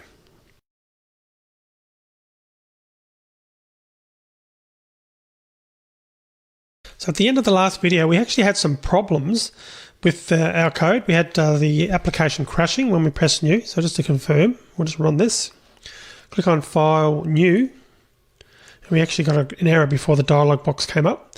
So there's that we need to fix, but also I just want to take the time to fix this up. Notice these unused imports. And if you're in a situation where you want those cleaned up for you automatically, go into Preferences or Settings, and do a search for Import. And auto import is one we want, and you can click on optimize imports on the fly and add unambiguous imports on the fly, and that will clean up some of these things for us automatically. So click on OK. Now anytime we do an import, you should find that these are cleaned up. So if we just go back and delete something, notice how that was cleaned up automatically. So the next time it looked at the code, it's cleaned it up. So it just can be a good way to add imports for you automatically. And the other thing was the unambiguous imports. If there's only one import that matches that criteria, it's going to automatically add it without asking. And that just saves you a bit of time when you're typing. But if there's more than one, it will still ask you to choose which import you want. So that's number one. But number two is that error we're getting.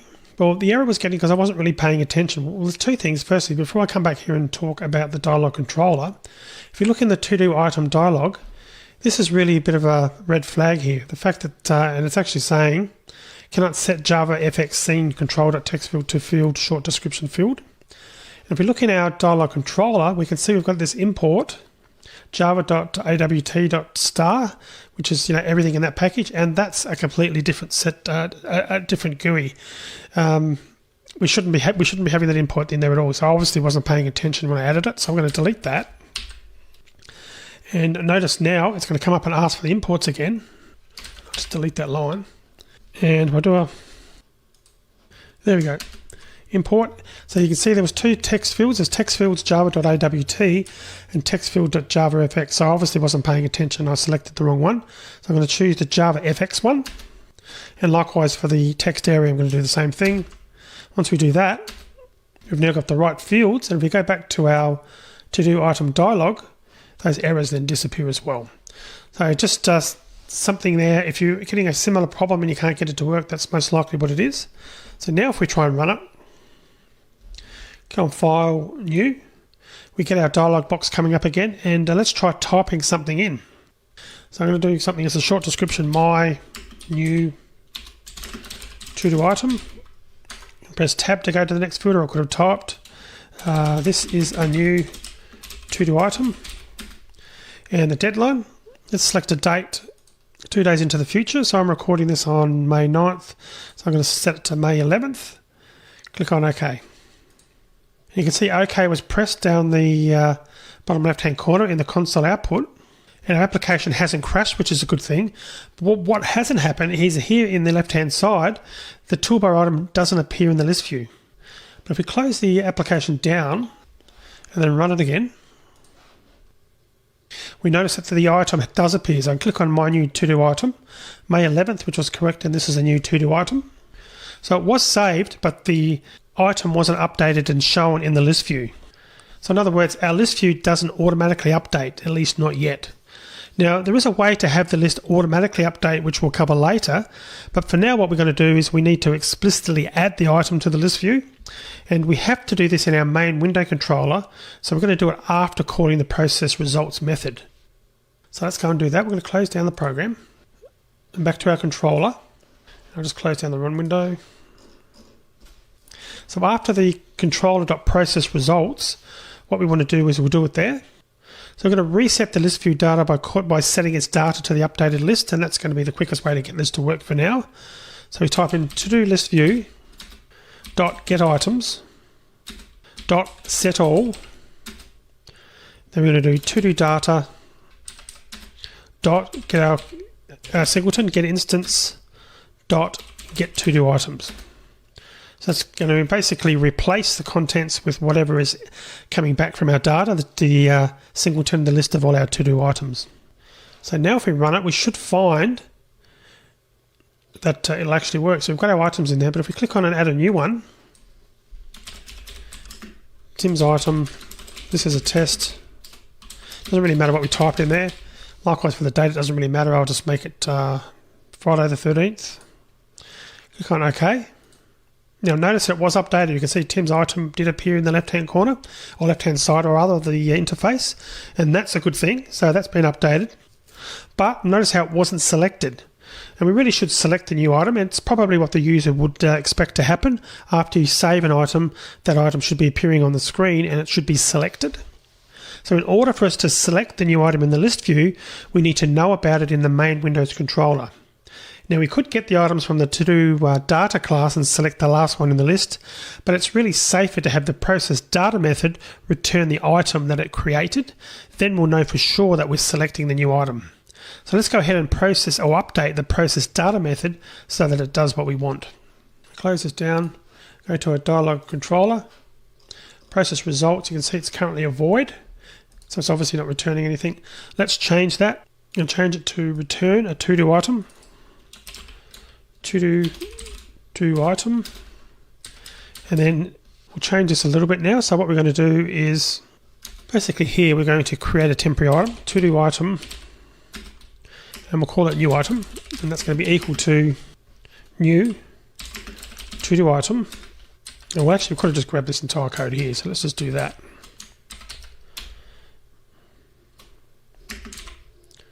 So we've got our item on a separate line now.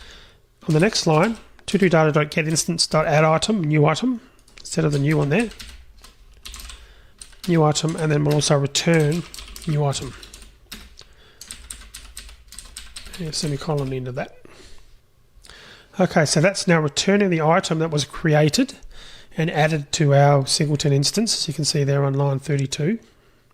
So now if we go back to our controller, so we've got the code in here that is doing a set all for the items, and we can use the get selection model.select to select the new item. So we can do that with to-do list view dot get selection selection model dot select. We're going to select new item, which doesn't exist yet, so we need to make a little bit of a change to the code there. And the change of the code is going to be here, to do item, new item equals controller.processResult. So we're updating the value that's, or storing the value that's returned from the process results method. Then ultimately we're using the get selection model.select for that particular item that was added to our list view. So now we're going to run it and we're going to try and add another item. And noting that our new item is also there, so let's add yet another one. New, yet another to-do item. It's a longer description and the deadline, the future. Click on OK, and you can see what happened there. It was added and instantly selected on the screen there. So that's great. So that's now working. So we are making progress, but one thing, if we click on new again, we notice that the dialog hasn't got a title. The title bar itself is empty, so let's add a title for it as well. And cancel out of that, close it down. And we can actually add the title right at the top when we're initializing. We're doing the .init only, so initializing up here on line 55. Below that, we can type dialog.setTitle, and let's use something like add new to-do item. Just run that to make sure that it works. File new. We've now got add new to-do item as our title.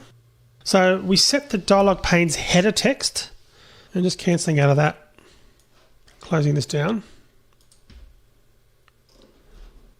And looking at our to-do, the header text here in the FXML.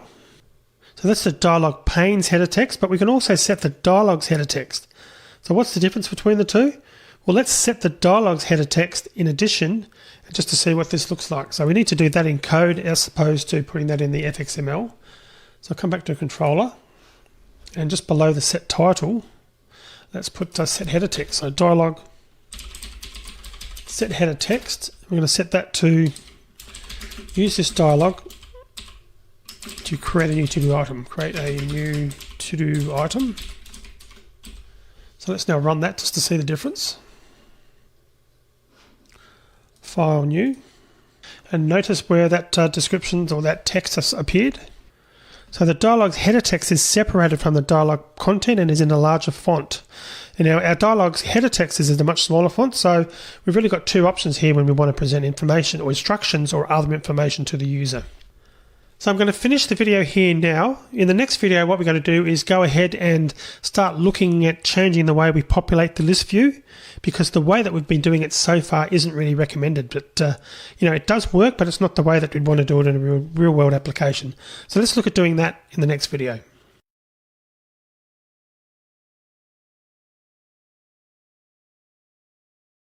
So as I alluded to in the previous video, we're now going to change the way that we populate the list view.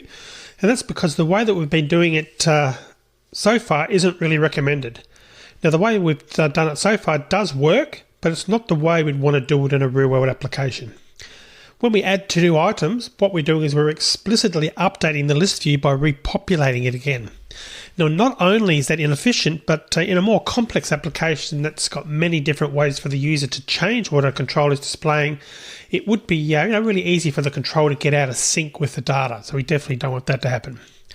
So instead of explicitly trying to manage what the list view is displaying, we're going to use what's called data binding.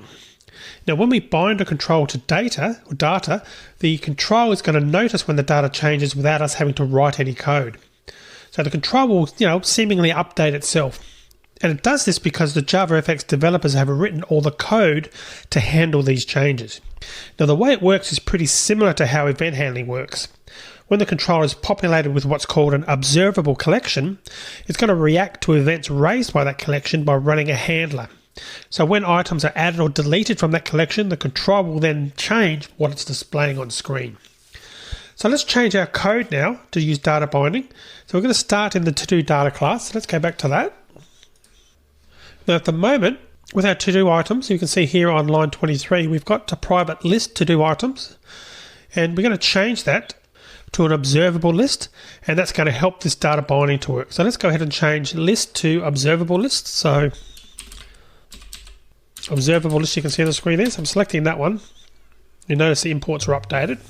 And when we do that, we want to update our getter as well now. At the moment, it's going to be returning a list there on line 35, but we'll change our getter to now return the observable list just by pasting in the new class name. So that's the changes made there. And then in our main Windows controller, what we're going to do is populate the list view by calling the setItems method rather than calling getItems.setAll. So I'll show you what I mean there. So I'll go back to controller. And up here, currently, you can see here on line 47, we're using to-do list view.getItems.setAll. So instead of doing that, we're going to change that to something that's a lot easier. It'll be just dot set items, and it's going to be to-do data dot get instance, then dot get to-do items. So those steps are all we really need to do to bind the list view to the observable list in the to-do data class. So now that we've done that, we can remove the code that explicitly populates the list view when the user adds a new to-do item. So let's go ahead and do that. So down here with the OK, we no longer need that code anymore. So we've got the dialog controller there. We can get rid of this set all now because it's being handled automatically by the data binding. And we still need to process results, and then we still need to select there. We still want it to select the right item after it's been updated. But however, we don't really need to do anything else. So we'll get rid of these prints now as well. We probably don't need those anymore. So let's just get rid of those as well. So really we've just now got, actually I'll just delete that. So we've got our dialog controller, to-do item, figuring out what the new to-do item is here on line 75 by processing the results, and then we're just setting the item. We're selecting the item, the new item that was just added.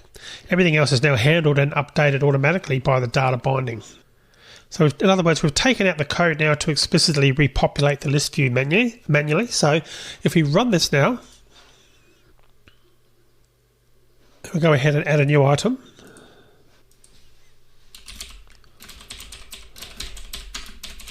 This is a short test demo, and we'll just the date in the future. Okay. You notice that the item was added automatically, even though we haven't explicitly added the code, or we're not using the code to repopulate the list view anymore. And again, just closing that down, after the dialog, the code back here has taken care of adding the new item to the observable list that's backing the list view. We simply go ahead and select the new item, which we're doing on line 76. So before we move on, we'll recall that we're loading our items from a file. We'll just go back to the to-do data class. So if we scroll down and have a look, you can see here when we're loading the items, the code on line 44, it's using fxcollections.observableArrayList. You probably saw that previously in previous videos when we created it, and you might have been wondering, why we're using it. And in fact, why we're using an observable list from the JavaFX API rather than, say, using a general list from the java.util.collections package? Well, we're doing it for performance reasons. As we've learnt, observable lists will raise events, and because methods within the list classes may call each other when a list's changed, it's then possible for more than one event to be raised for a single change. Now, for example, if method A, B, and C all raise events, and when an item is added, then method A calls B, which calls C, then 3 events will be raised whenever an item is added. And UI operations can be expensive, and that's because the UI control has to paint, the screen or part of itself on the actual screen on the display. So we don't want to control like a list view to run its handler multiple times when an item is added or deleted. Ideally, what we want is to only run its handler once. Now, the FX Collections package contains a copy of all the classes and static methods in the java.util.collections package, but the code has been optimized to reduce the number of events or notifications raised when the collections changed. Now, as it says in the FX Collections documentation, which I'll bring up the link for shortly, all methods are optimized in a way that only yield limited numbers of notifications. On the other hand, java.util.collections might call modification methods or an observable list multiple times, resulting in a number of notifications.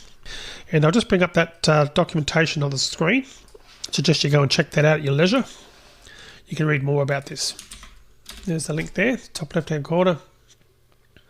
Again, you can see here the utility methods here are mainly for performance reasons, and they're optimized in a way that only yield they yield only limited number of notifications. So the bottom line with all this, we're getting back to our code, is that we really always want to use the FX Collections versions, not the version in java.util collections, and that's why we've used this observable array list on line 44 to do that. So let's add let's add a to-do item that's got some lengthy details to make sure that we're able to access all the details on the right-hand side. So we just run the application again. We're going to add a new item, and we'll call this one a really long to-do item. And for the text, what we're going to do is generate 3,000 words. So we can just sort of copy and paste that. And there's a website where you can go to get that to save you having to find it elsewhere. So I'm just going to paste that link in. As always, links are in the resources section. There's a link on the screen. I'm going to go there now, and that will generate some dummy text for us. And make sure that the paragraphs are set to 1. And that's because our quick and dirty way of storing and loading items assumes that all the data for an item is on the same line. So making sure that's selected as 1, and I'm going to change this 200 to 3,000 words, which is obviously a lot longer. I'm going to select all and then copy to clipboard and go back to our application, paste it in. And this doesn't always work. If I just try that again, you find that doesn't always work. So if it doesn't work for you, depending on your browser and your operating system, just right click it and select copy after having selected, click to select all, and that will then select all the data, all the words I should say, and then from there we can just paste that in like so. And we've now got, as you can see, a pile of content that's actually spanning left to right there. It's actually quite, there's a lot of words there, so I'm holding down the right arrow, you can see that it's slowly going over there. So our 3,000 words, in other words, are actually in there. And just to make sure, I'm just going to make sure our vertical line scroll bars are working, because we can see there's a horizontal line working there.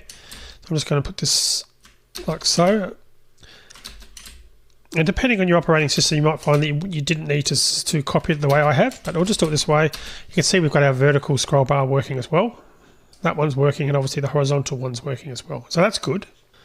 But obviously, in this example, the text doesn't wrap, and that's a real problem. So I'm going to cancel out of that, and let's just change the text areas property to true in the FXML so we can see what that looks like. So we're going to go to a to-do item dialog.fxml. We're going to change the text area and add a wrap text equals true. So come down here, and we'll just go to the next line there, and we'll just put wrap text is equal to true, like so. And now if we run this again, and actually before I do that, let's also change the text area for our main window as well. This is the part here, because at the moment I only changed it so that it would actually wrap in the dialog itself, but let's change it so it also wraps in here as well. So to do that, we want to open our other FXML file, our main window.fxml, go to the text area for that, and do the same for that as well. We're going to add wrap text is equal to true. And let's go back and run the application again. Create a new entry, and we call it a really long to-do item, And I'm going to right click and paste. And you can see straight away that we've got the wrapping working nicely now, and there's all our text there.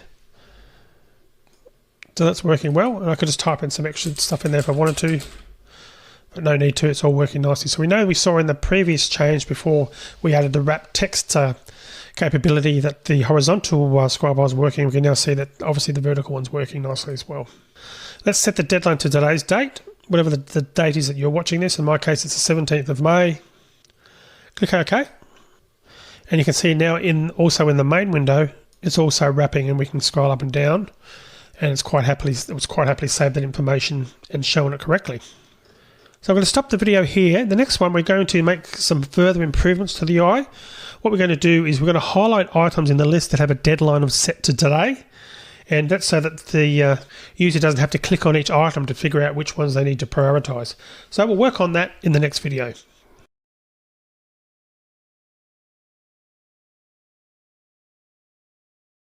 So as I mentioned in the last video, we're going to add an improvement to our user interface, and that's to highlight items in the list that have got a deadline of today's date. And we're doing that so that the user doesn't have to click on every item to find out what they need to prioritize.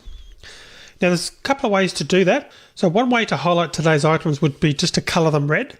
So to do this, we're going to use what's called a cell factory. Now each item in the list view is being displayed in a cell, and what we can do is we can customize how those cells will look by assigning a custom cell factory to the list view. So right now it's using the default cell factory, and this default factory sets the text to whatever items to string method returns, as you've seen on screen. But also you might have noticed that the background color of the cell alternates between white and a very light gray, depending on the operating system that you're running this on. So we're going to change all of this and more. So when we create a cell factory, we need to provide the callback or the method that the list view will call each time it wants to paint one of its cells. So let's add the code to set the cell factory and declare the callback method. We're going to do that in the initialization method of the main Windows controller, and that's over in controller.java. So we're going to add this as the last line. Then within there, we're going to do a to-do list view dot set cell factory. That's going to be new. We're going to new callback, and if I just press enter there, it should populate the rest of the code for us. And notice how it's created all that code for us. So it's basically created the callback method for us automatically, and all we really need to then do is actually update it. So we've got a call. So what we need to do is add some code in here. So within this code itself, we're going to add a list cell to-do item cell equals new list cell, like that, and then we're going to then override a method. So within there we're going to do an override and hold down Control and press O, or Command O depending on your operating system, and we can do a search for update item. So I'm just typing update item, press enter, and it's going to override that method for us automatically, so you can see there, and we'll come back to that in a minute. We're not going to leave that there, but we're going to come back to that in a minute. For now, we're going to go down to here, then down to here, and then before that, we need to return something. So we're going to return the cell which we'll ultimately update. So from there, return cell. Now it should be at that level like so. And that's probably the reason why it was complaining, to make that a valid, closing off the valid method. So let's talk about what we've just done. So in the code, we've set the cell factory by calling the list view's set cell factory method, and we pass an anonymous class that implements the callback interface. Now this interface, by the way, is part of the JavaFX API, and the interface itself's got two type parameters. The first parameter is the type of argument provided by the call method, and that's a single method within the interface. In our case, we're going to be passing it the list view control, as you can see on the screen. And the second parameter is a type that's going to be returned from the call method. In our case, an instance of the class list cell is going to be returned. You can see we're returning that cell on line 63. We also have used generics to be more specific about what type of objects the list view and list cell will contain, hence the use of to-do item, which you've seen on line 54 and 55. And we've also used an anonymous class to create our list cell instances, and we're overriding the update item, as you can see, in the list cell class, and that method's going to run whenever the list view wants to paint a single cell. So our callback method is going to return the cell instance we've created, and the list view will use that instance to paint the cell. As a result, this enables us or allows us to paint every cell based on the to-do item that it contains, which is pretty cool. So now that we've got the basic code skeleton in place, we're going to add the code to update item that's going to color items with a deadline of today in red. So our anonymous class is extending the list cell class, as you can see, and that class has got the labeled class in its parent hierarchy, and controls that descend from the label class can display text and a graphic. Now the label control also has this class in its parent's hierarchy. Many of the methods that we're calling when working with the label controls are actually in the labeled class. For example, the set text, set graphic, and set text field methods are all in the labeled class itself. So in the update item method, we're going to first call the super method, which is already there, as you can see. We don't need to change anything with that. And we're doing that because we want to keep most of the default appearance provided by the parent class. For example, we may still want the alternating background colors. Now, since we're providing the cell factory, we have to set the text by calling the set text method, and we're going to do that. We're going to put that code in next to do that. And before doing that, we'll have to first check for empty cells, and if a cell is empty, we need to set its text to null, and if a cell isn't empty, then we have to set the text to the item, to the to-do items short description. And we'll then use the set text fill method to set the color of the text to red if the item's due today. So we do this we figure that out by comparing the item's deadline with the value local date.now, and that's because that returns today's date. So let's implement that code, and it's not actually a lot of code to do that. So we still want to keep the super call in there, as I mentioned, because we want to keep most of the default appearance provided by its parent class. So that's what that does. But then we override that and add something extra. So we do a test here. We're going to put if empty. So if the cell itself is empty, then we set text to null because it is empty. Else, we set our text to the item, bearing in mind this is to item dot get short description, and then we'll just do our test to see whether it's today's date. So we can put if item dot get deadline, if that is equals local date dot now, calling that method. Then we're going to do a set text fill color dot red. Now if we run that, we should find that our due item will now show in red. And I'm not sure whether I didn't end up saving that other long item. I thought I did save it, but for some reason it's not showing. So let's just try creating a new record again. I think maybe I didn't close it down properly, and if you remember that the saving only happens on close down, so probably didn't save the entries permanently, and when I've started it up again that data's not there. So we're just going to put in a test record. I'm going to set the deadline to today's date just to see what happens, which is the current date there. Click OK, and bingo, it is actually working. It's showing in red. So that's what we wanted to do. So if it's today's date, and you'd obviously substitute the date when you select it with the date that you're running the application, it's now showing it in red, and that proves that the code is being executed, the callback code, in our update item method. And what we might do is just switch back over to the interface again. Let's just add that really long item again. So click on new. This is a really long item. Just to verify that it works, I'm going to go back to the page again. I'm going to right click it and copy. And I'm just going to paste it in there. I'm going to set the deadline also to today's date. Click OK. We've now got two entries in red. But I'm also going to close down normally and run it again, and we should find that those entries are back in there again today. There we go, they're back there again. So obviously when I closed down at the end of the previous video, I didn't close down properly, and the code that was writing it back out to a file, the to-do items, wasn't executed. So that's good. We know that it's working now though. So moving on, and can you remember when we changed the to-do string method to return the short description so that the list view would display it rather than the object reference? At that point we could have added a cell factory instead. And because we've added one now and it sets the text to the item short description, we no longer need to override the to-do string method in the to-do item class. So we go back to the to-do item class. Remembering the to-do string here, we no longer need this because, again, the controller code, the update cell method, is handling that for us. Or the update item method, I should say, from our cell factory. So we can just comment that out if we want to now. We should find that everything works as per normal. And again, it's working because it's using our custom cell factory that we've implemented. So when we don't want to use a cell factory for whatever reason, overriding the to-do string method in our data objects can be a quick way to have a custom or have a control display what we want. But there will be times when we want to override the to-do string method and print the values of all the instance variables or do something else other than return the value of one field.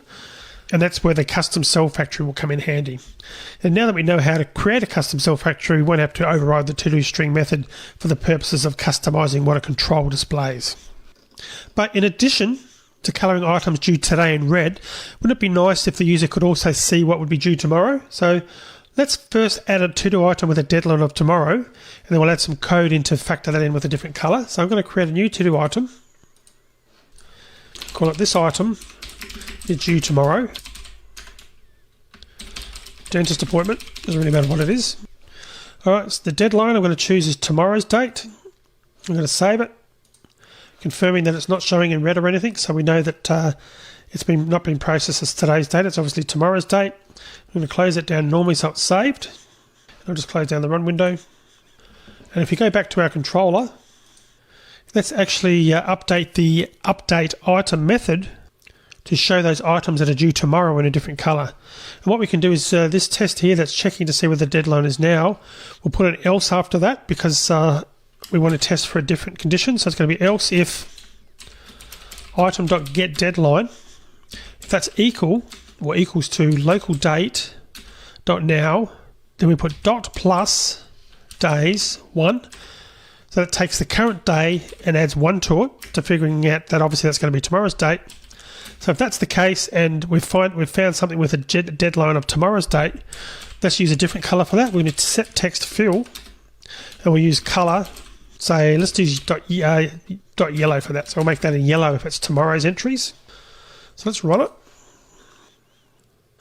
And we can see that it has done something. We can see a bit of yellow there, but that's really a bad choice of colour. We can't really read the item anymore other than knowing that's probably going to be something for tomorrow. So it really is quite a bad colour. So let's change yellow and try something a bit better, maybe brown. Try brown. Let's see what that looks like. And that's obviously better now. We can see that a little bit, well, we can actually read it now, which is a good thing. But there is a bug in our code. I'm not sure whether you've spotted it, but to illustrate it, let's add an item that was due last week. So I'm going to do new, so due last week. Due last week. I'm going to do something that's got, say 7 days in the past. So this time last week, which was the 10th. I'm going to save that. And notice there, it's not highlighted in any way, even though it's overdue. So in other words, we've assumed that our users are super efficient and always complete their to-do items on time. So let's colour our overdue items in red. So we're going to change the condition in our cell factory so that it checks for dates earlier than or equal to today's date. So let's go ahead and do that. So I'm going to close that down. And looking at the code, at the moment we're doing if item.getDeadline is equal to local date.now. And instead of doing a test for just dot equals now, we're going to put is before.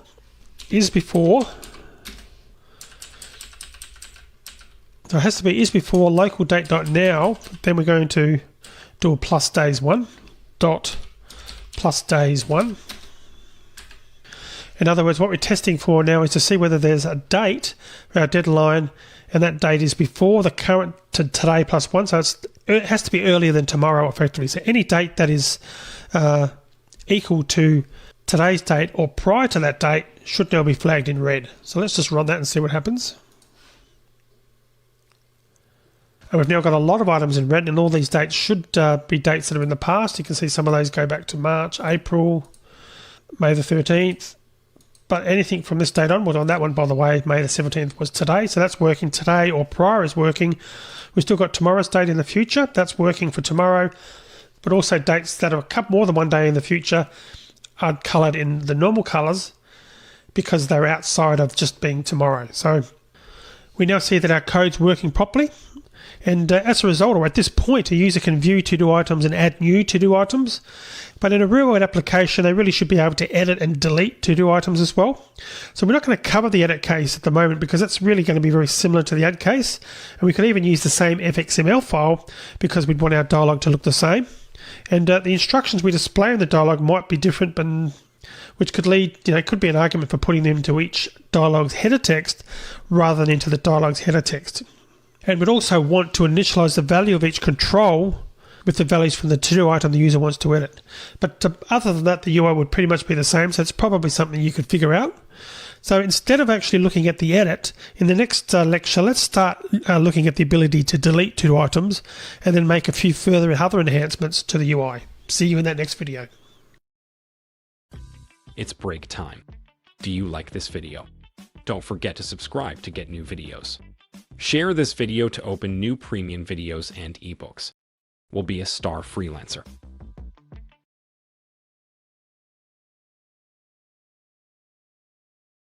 So right now the user can add to-do items, but they can't edit or delete them, as I mentioned in the last video.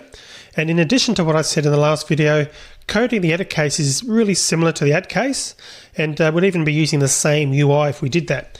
And because of that, I'm going to leave the edit case as an exercise for you to do, but what I am going to do is show you the delete case now. So in other words, we're going to add the ability to be able to delete a to-do item from our list.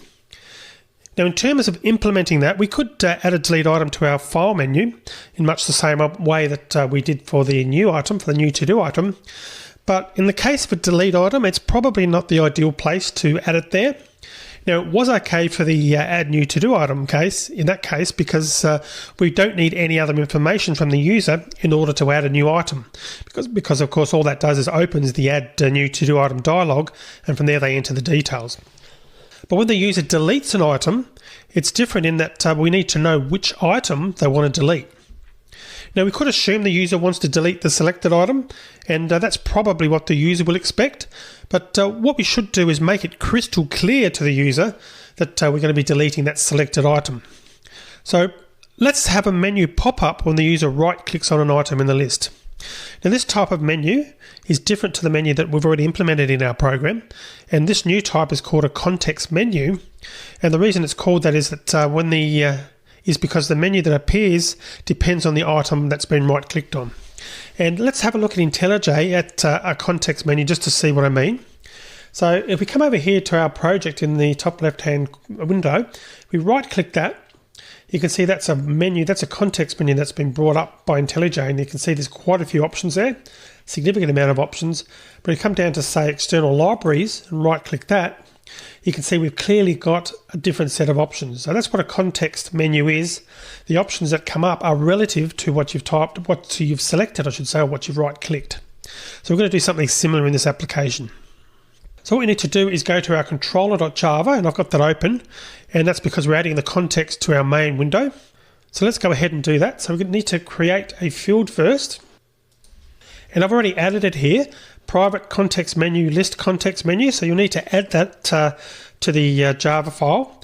So we've added it there as a field, and we also, in the initialize method, we want to initialize that as well. We're going to initialize that by typing list context menu is equal to new context menu to initialize it when the initialize method is executed.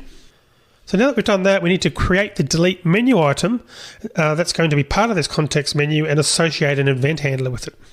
So to do that, we're going to type menu item, and we'll call it delete menu item is equal to new menu item, making sure that any imports are automatic are added. And obviously when you're importing, as before, Java FX is what you want to select. So new menu item, and we're going to call it delete. So that's going to be the option that people will see on the screen when they right click. Then next we need to we'll add the code, the event handler that is going to be processed when we exit, when the right click happens. And I'll just move this up a bit so we've got to see what we're doing. So to do that, we're going to do a delete menu item dot set on action. And it's going to be new. It's the event handler. I'm just selecting the first one there, which should add the code for us. And you can see it's added it's overridden the handle method, which we're going to be using. And in there, that's where we're going to choose what to delete. So to actually add the code is quite easy. We're going to put to-do item. We're going to grab the selected item. So to-do item is equal to to-do list view dot get selection model. You've seen this code before. Get selected item. So we're getting the item that is currently selected in the list. And then we just do delete item. Not delete menu item, delete item, which we need to write. And we'll pass item being the item that we want to delete. And that's really all we need to add for our context menu. And we will implement that delete item method in a minute. But before we do that, what we need to do is add the delete item menu item itself to our context menu. And we do that by calling get items on our context menu, and then we add the delete item using the add all method. So just here we can do that. So it's just list context menu dot, so we get items, then we do dot add all, and then we're just passing delete menu item, which of course we created a few lines above. So that's now added that option to that context menu. So next, let's go ahead and add this delete item method. So I'm just going to come down here a little bit further. Actually, what I'll do is I'll put it down the bottom just to be in order of what we've done before. So we're going to create that method. So it's going to be public void delete item. And the parameter that's passed to this is to-do item.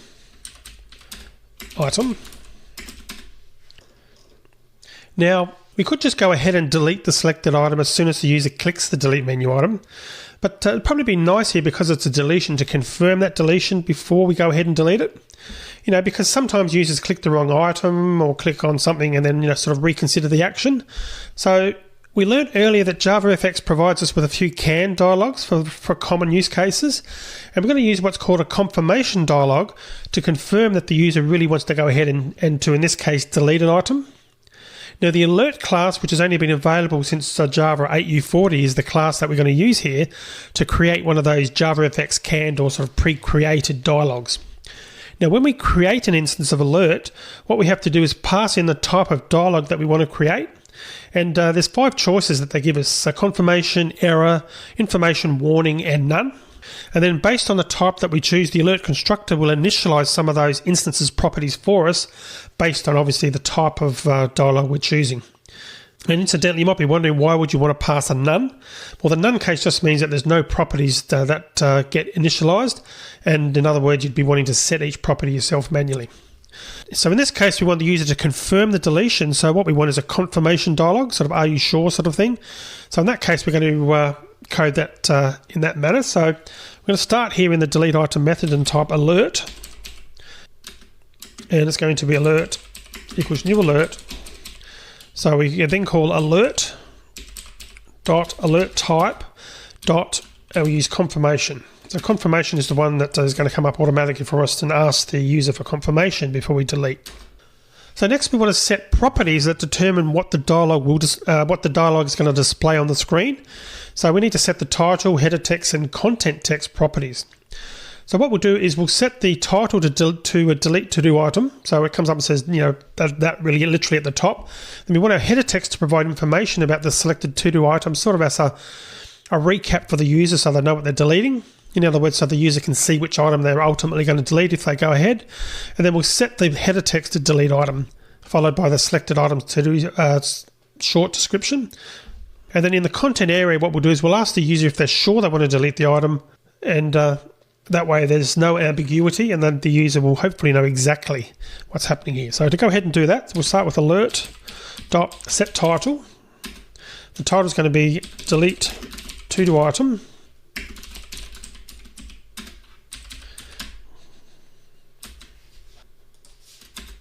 Then alert, set the header text now. So set header text, and that's going to be delete item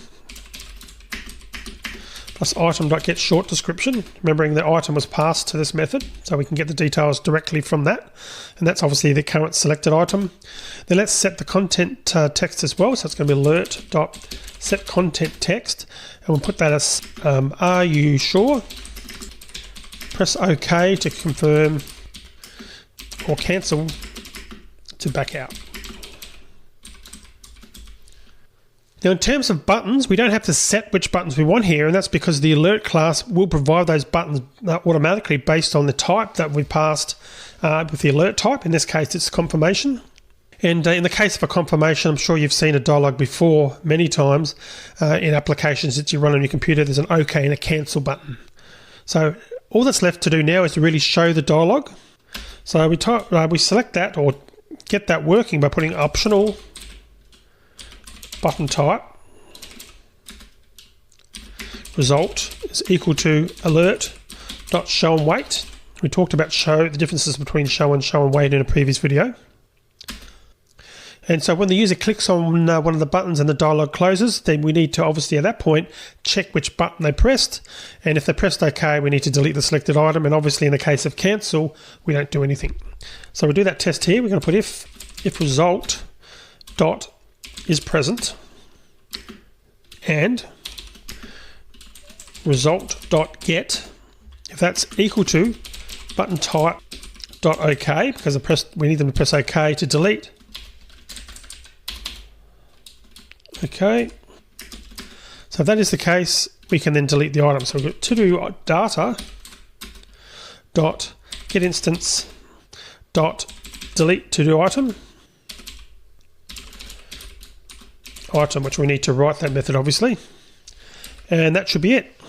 So that's all the code we need to handle the menu and to process that menu selection when right click is selected, and to then show the confirmation dialog box.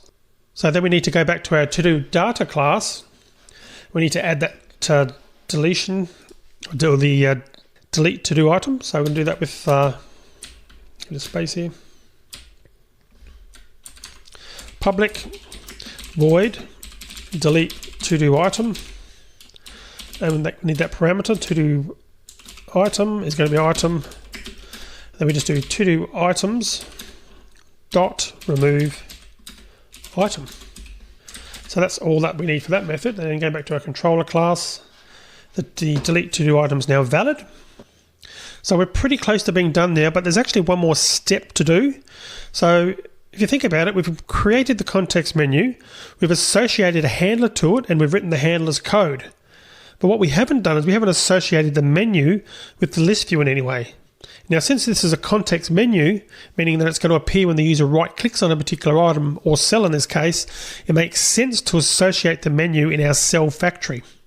Now, in our cell factory class, we'll add the code that associates the context menu after we've created the cell. Now, we only want non-empty cells to have a context menu in this case. So let's go ahead now and associate the context menu to our cell factory. So we need to come up to our initialize method in our controller, and we need to add some code in the overridden, well, down here just below the return cell. So we need to actually add this code to do that association. We're going to add it just down here, and I'll just scroll this up a little bit so I can see what we're doing. I'm going to type in cell.emptyProperty.addListener. Now what I'm going to do here is I'm going to do something that we haven't done before in the course, and there is a separate section of the course dealing with this. I'm going to use an anonymous function, also known as the lambda expression. And I'm not going to really go into too much detail about this, but keep in mind there is a complete section in the course about lambda expressions, or there will be, probably as of the time you're watching this, that section may or may not already exist. But this is just an alternative way to write a function. So I just want to show you your first part of that anyway. So the parameters for that is we need to specify them first. So we're going to specify OBS was empty and is now empty. And I'm going to add this now, which basically adds the lambda expression. All of this is really forming part of the lambda expression. And now we need to write the code. So the code's going to be if is now empty. I need to add another brace there, or a brace there, like so. That's what I should have done the first time. Just clear that up so we know what we're doing here again. Now we can put it in. So if is now empty,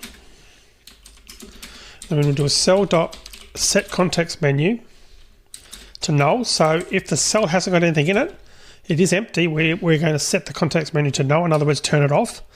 Otherwise, else, we're going to do cell.setContext menu to our list context menu that we've defined in the initial else method. And that's really all this method needs to do. And I'm just going to move this back here, then add the final bracket, and that's literally it. So it's just an alternative way of adding a listener class, adding a listener method, while we're using an anonymous method. But again, we'll talk about Lambda expressions in a separate section of the course. The bottom line is now that we've added a listener for the cell's empty property. When the cell becomes non-empty, the context menu is going to be associated with it, the one that we've created in this video. And if it does become empty, then we remove the association by setting the cell's context menu to null. So let's now run this and see if it works. So we should be able to select something like doctor's appointment, and if we right click that, we now get our context menu showing up. So if I click on delete now, we can see we've got our confirmation dialogues popping up as well. And you can see the item short description is displaying there, delete item doctor's appointment. The question mark has come automatically from the type that we specified, and also the cancel and the OK buttons have been added. Other than that, we've got our title and the other text that we've added showing up on the screen. So it's all seemingly working okay. And click on cancel just to confirm, which will cancel it. And I'll just try it again. I'm going to right click it, delete. This time I'm going to click OK. We can see to the left that to-do item did get deleted and the list got refreshed. Now notice that we didn't write any code to remove the item from the list view, and that's because we're using data binding, and the list view noticed that the item was deleted from the collection, then updated itself accordingly. Now another way we could let the user delete items is to listen for the delete key. So when the user selects an item and presses the delete key, we could do exactly what we did when the right click is activated and select delete from the context menu. So we'll look at adding that functionality. So in other words, adding the delete functionality. So if you press delete on the keyboard, it basically pops up the context menu. We'll do that in the next video.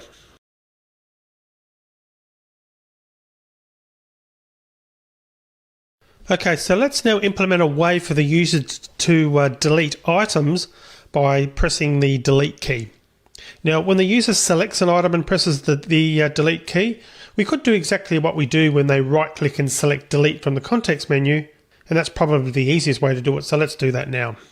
So to achieve this, we want to start listening for when a user presses a key when the list view itself has got focus. So typically a control is given focus when the user clicks on it or clicks within it. Now, for example, when the user clicks within a text field, it will be given focus. When the user presses a key event is raised, and key event handlers associated with the text field will then be called. And if there are key event handlers associated with other controls, they won't be called at that point. So the focus determines which controls event handlers are called when an event is raised. So to associate a key event handler with the list view, what we'll need to do is set its own key pressed property in the fxml, and then we'll call our event handler once that's done. So let's go to our fxml for the main window, because that of course is where the list view is. And we want to, on here on line 26, we want to add that. So we need an ID, which we've already got there, but we need to set the on key pressed property, and we're going to call our method, which is going to be handle key pressed. And of course we haven't written that yet, so we're going to write that shortly. So handle key pressed is going to be the name. Then we'll go to our controller, and let's go ahead and do that. Actually, what we'll do is we'll put it just here above the handle click list view. So public void, and it's going to be handle key pressed, and it's going to be a key event that it receives, making sure that we are selecting Java FX and not the Java AWT as you saw me do in a previous video, which caused some errors. Key event and key event. And annotate it, XML. And the code is just going to be to-do item.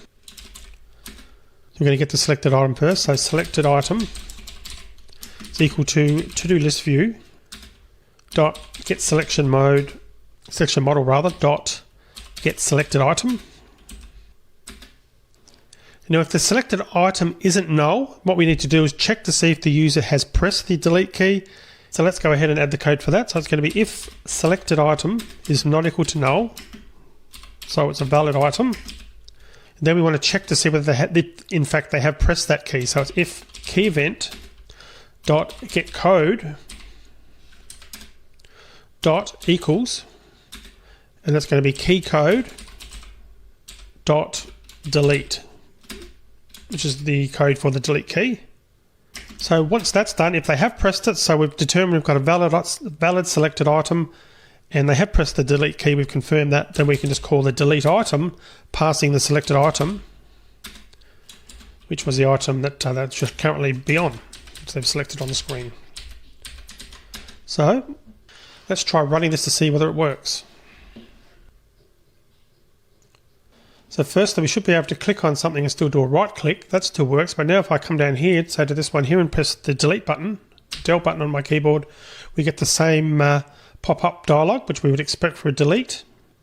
And note that in that case, that's the equivalent of this one. So this one's got an extra option, the context menu. Press delete, then it brings up the dialog. But when we actually press delete, of course, we get the confirmation dialog straight away. And just confirming that if I delete that by clicking on OK, the item does get deleted successfully. And just incidentally, those confirmation dialogues, I've selected again on the screen there, they can sometimes irritate users. And the thing is also, the users can develop a blindness towards those dialogues that often pop up. In other words, they just stop reading them and just click OK. It's very common to see that. And what you'd probably want to do in a real world application would have a way for the user to turn off the confirmation dialogues, possibly by offering a setting in the settings dialog or in a settings dialog. But we won't worry about that right now, because at this point we've got a functional UI. And it's not pretty, and we certainly wouldn't leave it like this, but we've learnt quite a few things. Not the least is how to lay out a main window, populate a list view control, handle selection and key events, create menus, provide a cell factory, and even create context menus. In addition to that, we've also learnt that using data binding means we don't have to explicitly update the UI when the data backing and control changes, and that's obviously a good thing. And the other good thing to note is that everything we've learnt in relation to the list view control can also be applied to controls like the table view, the tree view, and the tree table view, and these all display data collections. So let's do a few more enhancements to our UI just so that we can see how to do some other common tasks. What we're going to do is we're going to start by adding a toolbar to our application. Now it's only going to have the new item on it, but that's okay because it will still serve as a good example of how to add a toolbar to an application. Now, since we want both the menu and the toolbar to display at the top of our application, we're going to have to move our menu into a VBox. So let's go back to our FXML and look at implementing that change. Go back to the main window. Now, we've obviously got our menu here. So let's go ahead and put the menu bar in a VBox. And I'm going to move the menu itself into that VBox. Like so. Then we're going to add our toolbar below that, below the menu, because that's a conventional positioning when both exist. And we're going to lay out our toolbar items within a H box. So it's going to be toolbar in a H box. Now we're going to add our new item, and within the toolbar we want this new item to be a button, and the good news is that we can reuse the event handler that we've coded for the new menu item. Now there isn't any code in the event handler that assumes how the event was raised, so the handler doesn't care, in other words, whether the user clicked a menu item, toolbar item, or performed some other action. And speaking of that, that's a really good idea to always keep in mind with this sort of thing. When you're coding event handlers, trying to make them as generic as possible. So in other words, always be thinking about reusing that code in some way. So to add the button to the toolbar, we do button text equals new. And on action, in other words, when the button's pressed, it's going to be show new item dialog, which you can see has come up there on the screen, and close off that option. So that should be all we need to do now to add the toolbar and to have repositioned things so that they both appear on the screen. And you can still see we've still got our file menu, which should still work, which you can see does work. But we've now got our toolbar, and I can click on new, and that does the same thing. That also brings up the dialog box so that we can add a new to-do item. So that's great that that's working, but we usually display icons on the toolbar. So let's go back and change our button to display an icon rather than the text. And what we'll do is we'll use the same icon jar file we used in the JavaFX controls lecture. I'm going to close that down. So let's go ahead now and add that same jar file to the project's class path. So we're going to go back to, we can do it a couple of ways. We can go to File, Project Structure, and do it that way, and select Modules. So once we do that, we want to click on the plus button down here. We want to click on Jars or Directories.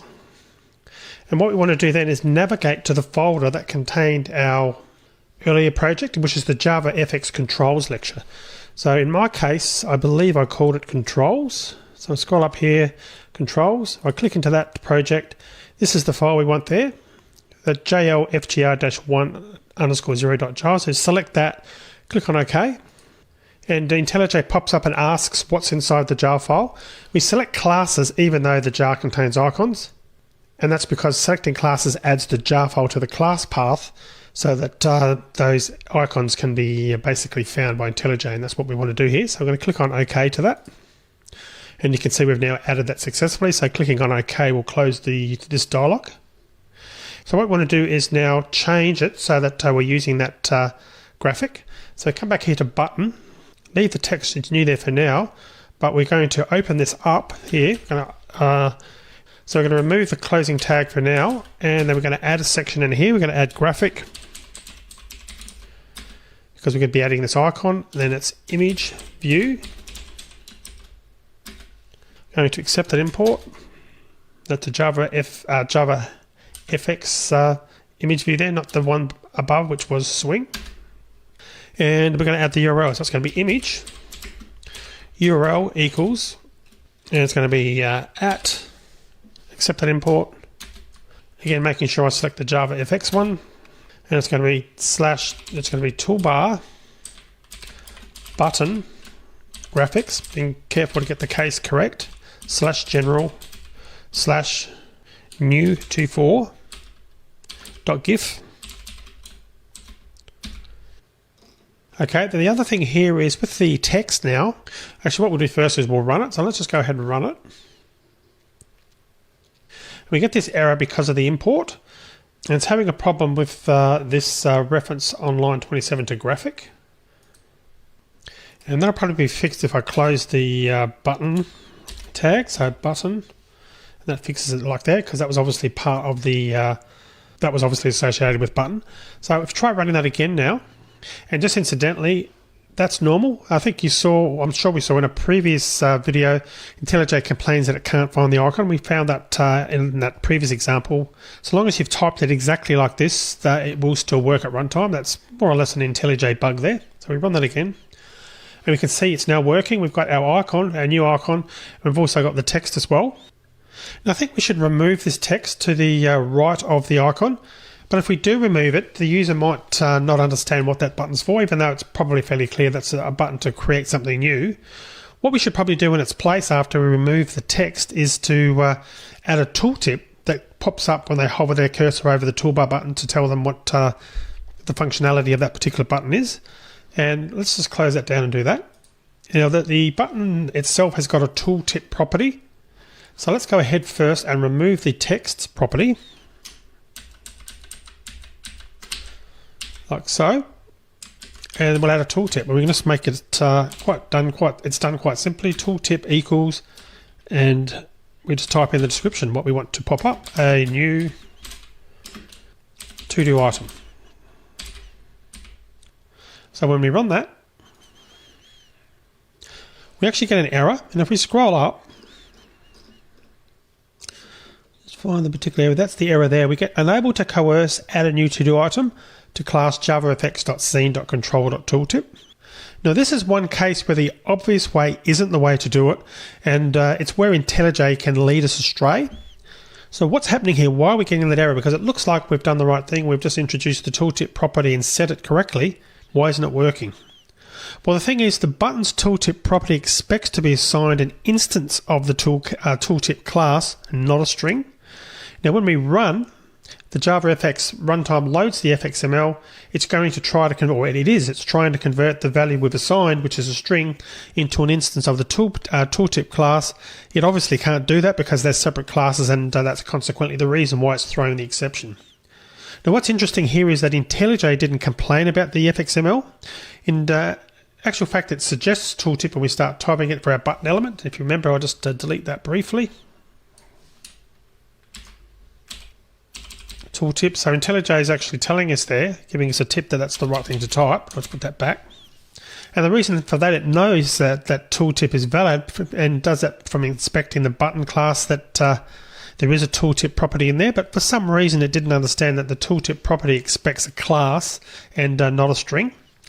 Now you may have noticed that some fxml elements begin with a capital letter and others don't. We generally start with a capital letter when we're defining a class. We start with a lowercase letter when we're referring to a property within a class. For example, let's take a look at the button element, and you can see that button on the screen there on line 21 is a class, and so it begins with a capital B there. Text is a property of button, which we've now deleted, but that has obviously started with a lowercase t previously. And on action is another example that's still on the screen there, starts with a lowercase letter, and it expects a method name. And graphic is also a property of button that we've used to add our and surround our image view in. And that expects a node instance for its value, and we can't directly assign it. In our case, of course, you can see on the screen there on line 23, we assigned an image view. And the image view's image property expects an instance of the image class, and fxml allows us to define it without having to put it within image tags. So fxml seems to be inconsistent about this. In other words, sometimes when assigning a property that takes a class instance, we have to write the definition within the property's tags, and sometimes we don't, as in this case. So the image class has a URL property, which we've set to the path for the icon that we want to see there. And you can see that on line 24. So what does all this mean? Well, it means that we have to assign the tooltip for our button in the same way that we assign its graphic. So we're going to remove the tooltip from this line here. Delete it out of there, and we've got to come up here and type tooltip. Then within there, tooltip text equals, then we go ahead and add it. So add a new to-do item, like so. And I'll just put these back in so they're at the same indentation level for consistency, like so. So let's run that and see that it works. And you can see it's now worked. We haven't got an error anymore. And if we hover over it, there's our tooltip appearing, add a new to-do item. And obviously, if we click it, it's still working as well. All right, so I'm going to finish the video here now. In the next video, let's look at enhancing this UI in some other ways. See you in the next video.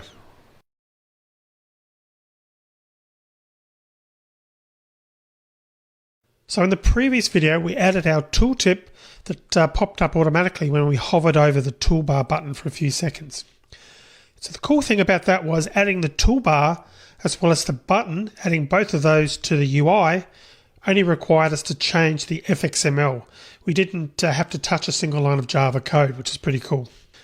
So let's just move on now and look at enhancing our UI in another way.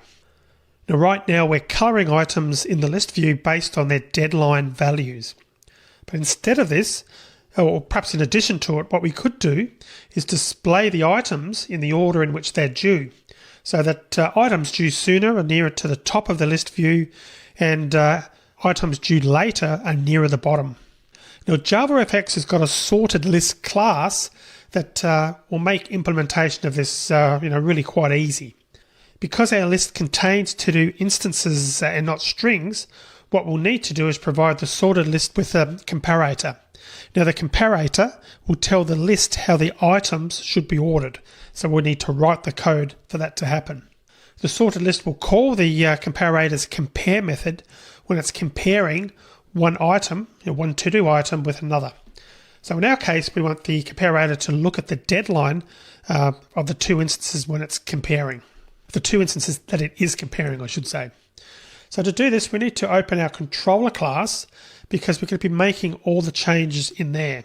So we don't actually have to change or touch the to-do data class at all to implement this. So we're going to go back up to the code in the initialize method. And We're going to come down to the code just before the first set items to do there, to do data.getInstance.get to do items, just here on line 69. Now we're still going to use an observable array list to store the to-do list items, but instead of using it to populate the list view, what we'll do is we'll wrap it in a sorted list instance and then use the sorted list itself to populate the list view. Once we've done that, any changes to our observable array list will be reflected in the list view just as they were before, and what's more, the items then in the list view will remain sorted. So let's add the code and see this in action. So we'll start off creating our sorted list. So it's sorted list to do item,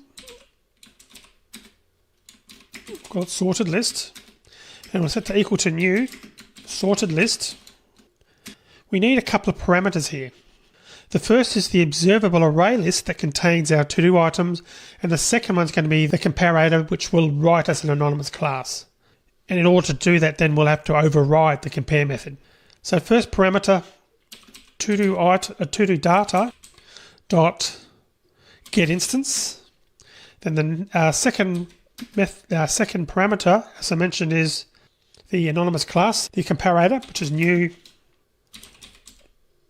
comparator like so, and press enter, and it should implement the methods for us. So you can see it's done there. We'll add a semicolon to that, and that should have been dot to do items, of course, get to do items. That fixes that error up.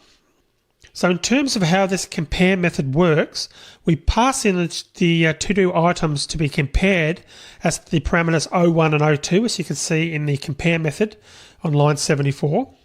So this has to return a negative value if object O1 is considered to be less than object O2.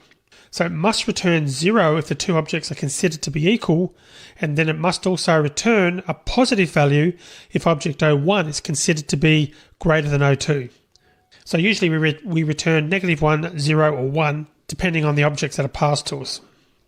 So in our case, O1 and O2 again are to-do item objects, and we want to compare their deadline values. The deadlines, if you recall, are instances of the local date class. So we're going to use that class's compare_to method to compare the two deadlines. Now, since that returns a negative value when the first date is less than the second date, 0 when the two dates are equal, and a positive value when the first date is greater than the second date, it actually does exactly what we want. So our comparator's compare method can just return the value that the compare_to method returns when we compare both our dates. So to write that code, it's really just one line of code, changing the return line to be 01, which was the first argument, dot get deadline dot compare_to O2 dot get deadline.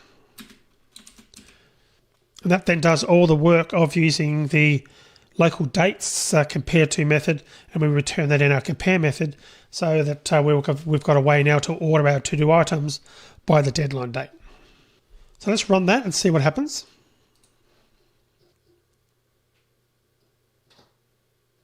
And everything seems to be exactly the same, but that's because we're still populating the list view using the observable array list. So let's look at changing that now. So I'm going to close it down. Moving down to this line here where we're currently doing it on line 79. I'm going to comment that out now.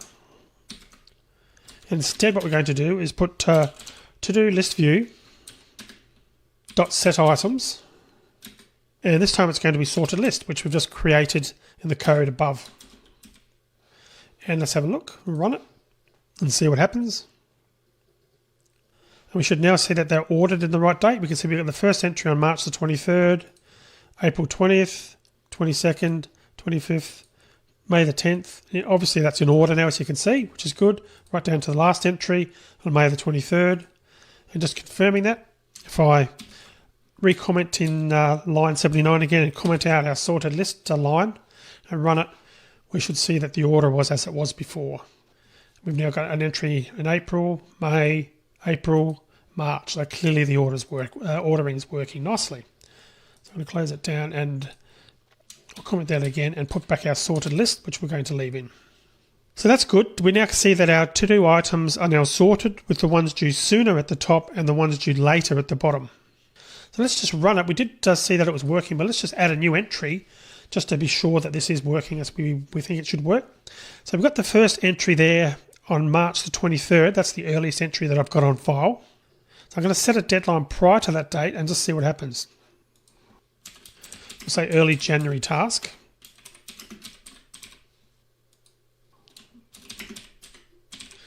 And I'll put the deadline, and I'll just make it early. As I said, I'll put that back to January. So January the 13th. Click on OK. And you can see immediately that's been added to the top of the list. And it's done that automatically without us having to add any code beyond what's already there. So let's just add another item, and we'll add one, let's say around May 17th. Let's add one on May the 19th. In my case, I've got a May the 18th and a May the 19th. So let's check that. So we'll call this one May 19. May 19. And we'll set that back to May the 19th. Click on OK. And you saw that it got added there. So we've got the 18th and the 17th and the 20th. May the 19th. So it's clearly working, which is good. All right, so let's now delete an item. So what we'll do is say we'll delete, we've got the 18th. Let's delete that one.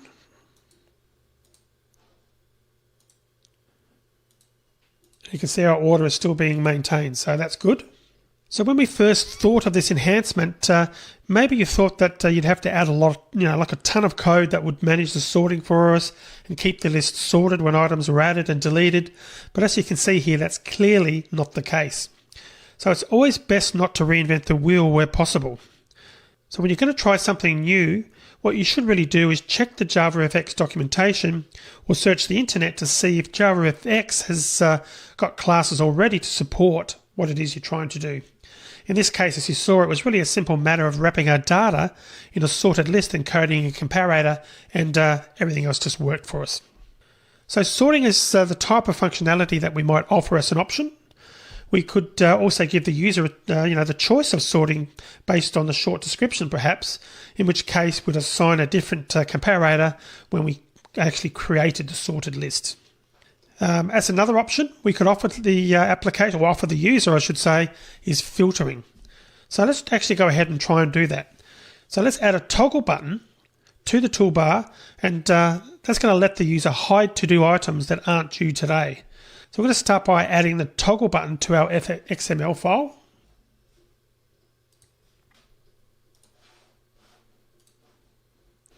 So let's add the toggle button to the toolbar as I mentioned, and we'll add it after the button. So let's go ahead and do that. So toggle button text equals, and we'll call it today's items. We'll add a tooltip to it as well. Tooltip is going to be tooltip text equals button down, show today's items only, button up, show all items. Okay, so that's our toggle button. And you saw that I gave it the text, and when it's selected, we're only going to show items with a deadline of today. When it's not selected, we're going to show all items. Now, in a real-world application, the button would probably display an icon, but for this example, we'll just stick with text. It would also be a good idea for the toggle button to have a tooltip, as you can see. I've added one. Now, we could have the tooltip actually changing depending on the state of the toggle button, but to keep things simple, what I've just added is the text for both up and down, and the user can read that irrespective of whether they've got the button pressed or not. So to implement this, we need an event handler that adds or removes the filtering when that toggle button is pressed. So let's actually add our ID to our toggle button, FX ID, and we'll call it filter toggle button. And we want an on action as well.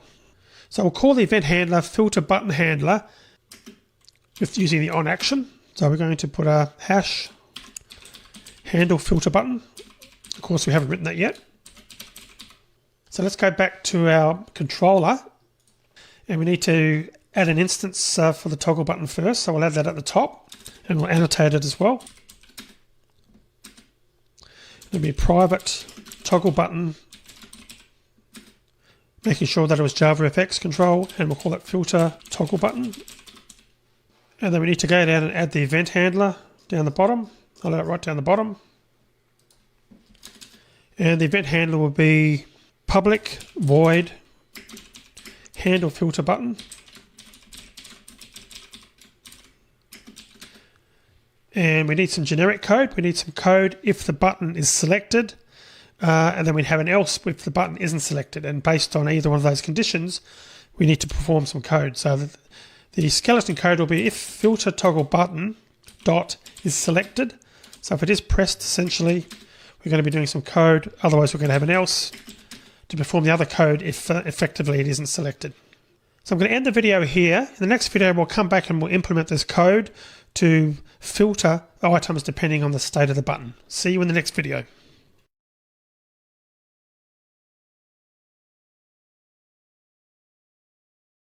So again, what we're trying to do here is for our filter is when the button's selected, we only want to show items due for today. But when the button isn't selected, we want to show all items. And also when the application starts, what we want to do is show all items.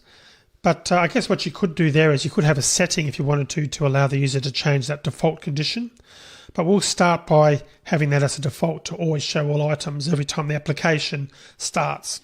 So when we want to filter what a control displays with JavaFX, we use a filtered list. And just as we used a sorted list when we wanted to sort the items. And we can actually do both sorting and filtering, which we'll do here by wrapping our filtered list with a sorted list. And of course, we created that sorted list in the previous video. So this means that the list can be filtered, and then whatever remains in the list after filtering is then sorted.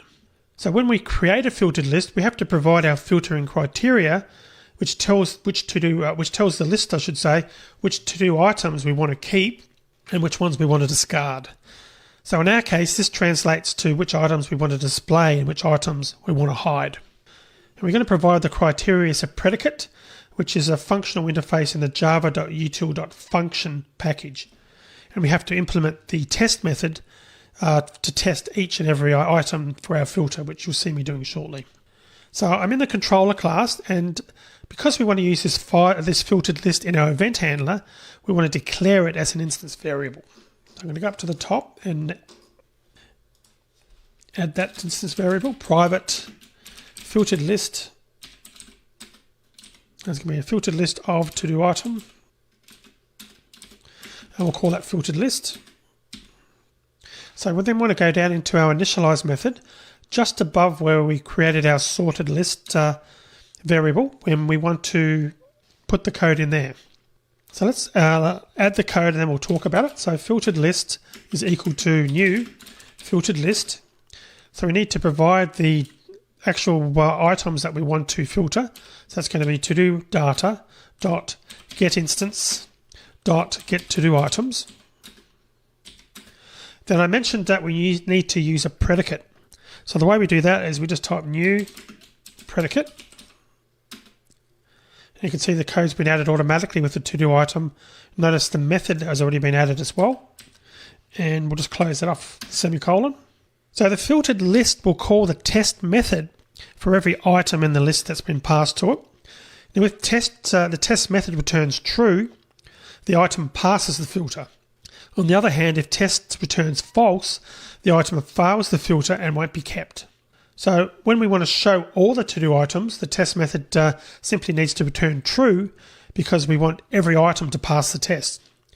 We don't have to check the item's deadline in that case to determine whether it passes or fails. But when we only want to show to-do items with a deadline of today, we'll return true for items that have a deadline of today and false for items that don't.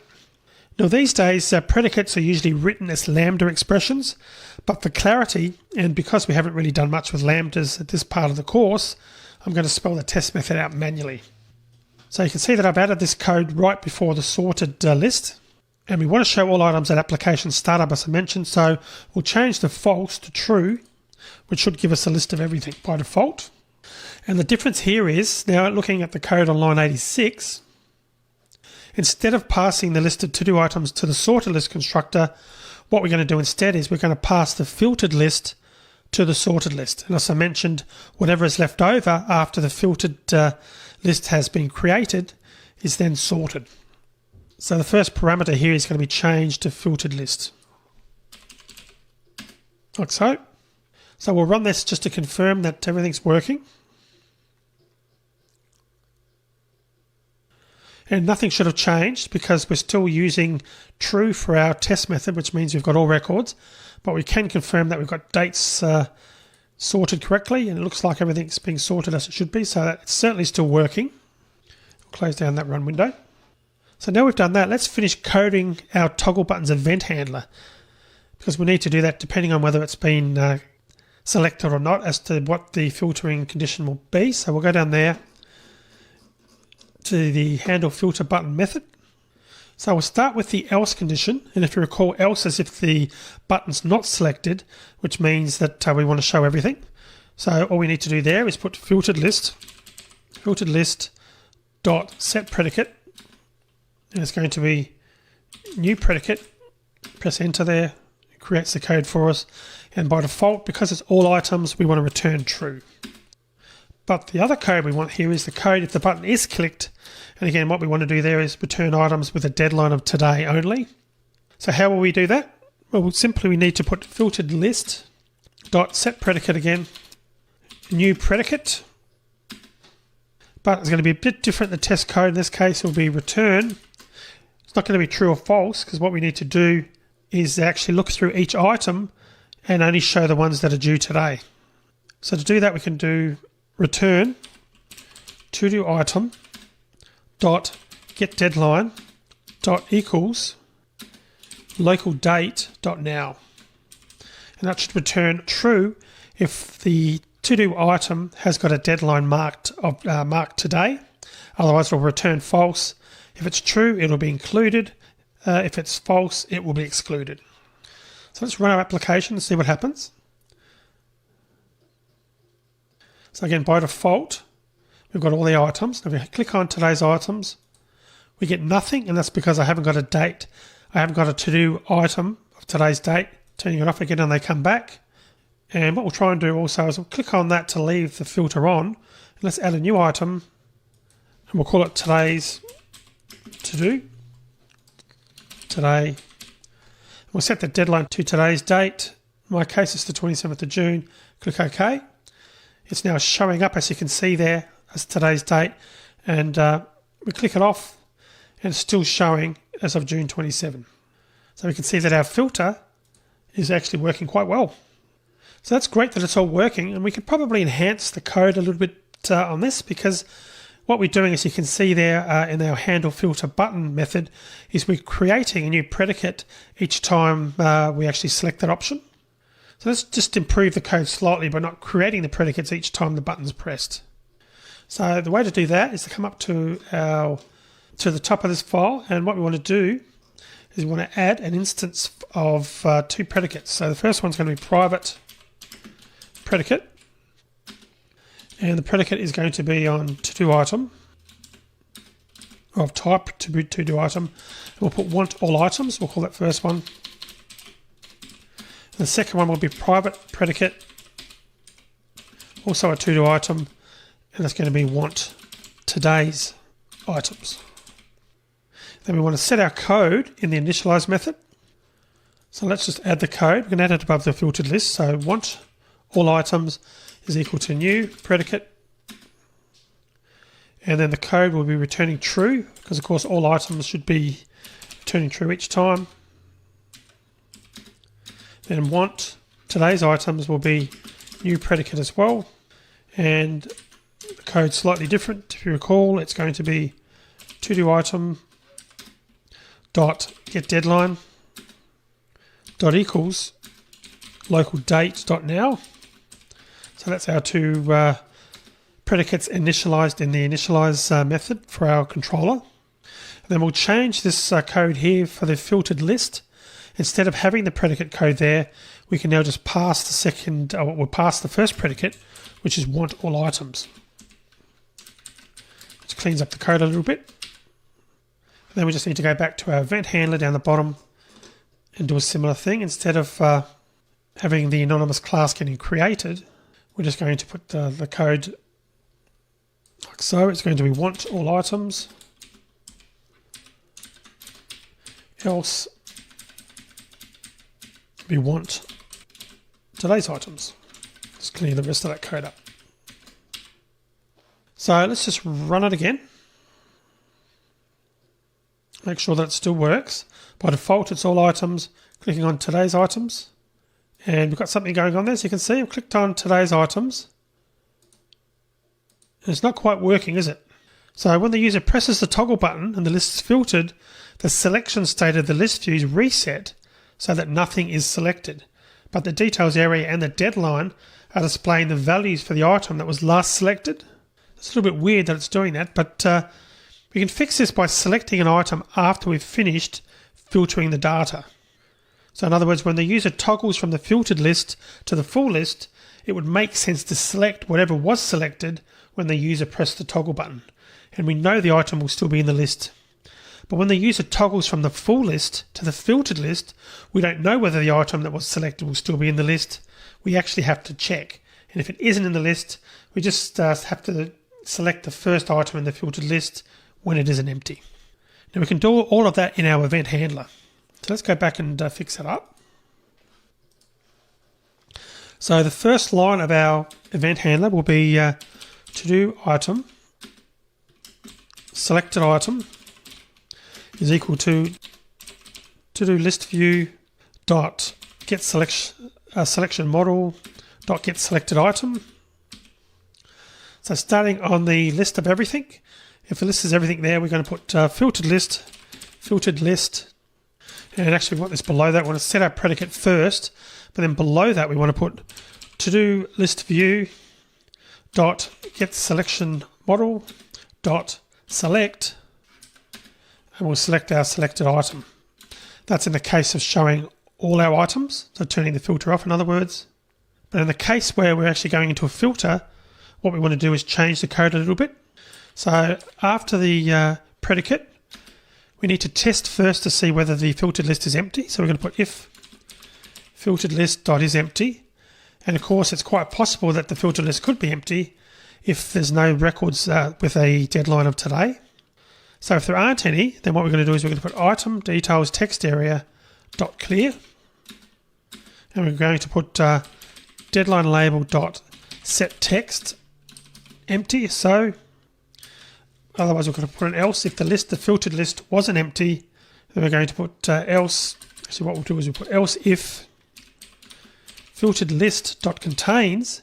So it's not empty. Now we're checking to see, does it contain our selected item? Selected item. If it does, to-do list view dot get selection model dot select selected item. Otherwise, we've determined that the list isn't empty, but it doesn't contain our selected item. So if it doesn't, what we're going to do is just select the first item. To-do list view dot get selection model dot select first. So let's just try that and see if it works.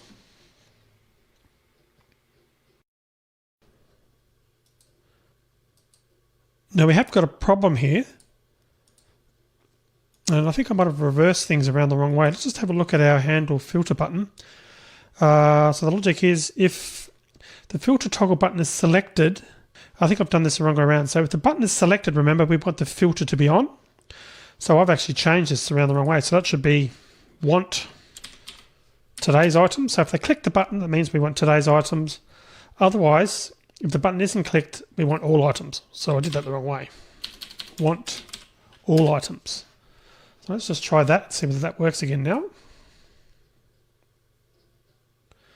Okay, so it's got all the items selected by default because we've set that in our initialize method for the controller. Now if I click on today's, that's better. We can now see one item, and I'm going to highlight that one. Take off today, that's still highlighted. And if we do click on another one like due last week, click on today's, that disappears. But if we then click it again, we get the last one because it disappeared. So today's to do was the only one that was actually selectable. So we'll just try that one more time. Pick up dry cleaning, today's items. We've only got one now today's to do, so if we take the today's item off, that's going to be the one that's selected. So that's working. So we've come to the end at this point of coding our application. Now in a real world application, there would be much more for us to do still, and of course we'd have lots more testing to do as well. For example, we haven't tried running the application when no to-do items exist. Now, will it crash? We don't know. We haven't tested it. We also have to really verify the user input. Right now, we're not really checking the input fields when the user adds a new to-do item. If they don't provide a short description or a deadline, we go ahead and add the to-do item anyway. So will our sorting and filtering still work in those situations, in those cases? So there's a lot more to do, as you can see, but what we have done is we've covered a lot of new concepts and learnt the essentials of writing a client application using JavaFX. Now before we move on, there's one other final thing. So we added an exit item to our menu, but we never added an event handler for it. So let's go and add the event handler to our controller. So we'll close this down and go back to our FXML code and find our menu item. Close down this run window. So we've got our menu text equals exit there. So let's add an on action for that. So on action, and we'll call it handle exit, our event handler, handle exit. Then we'll go back to our controller and write the code for that. Let's just put that down the bottom. And it's going to be public void handle exit. And we should annotate that as well. And what I should have done is annotated the handle filter button as well.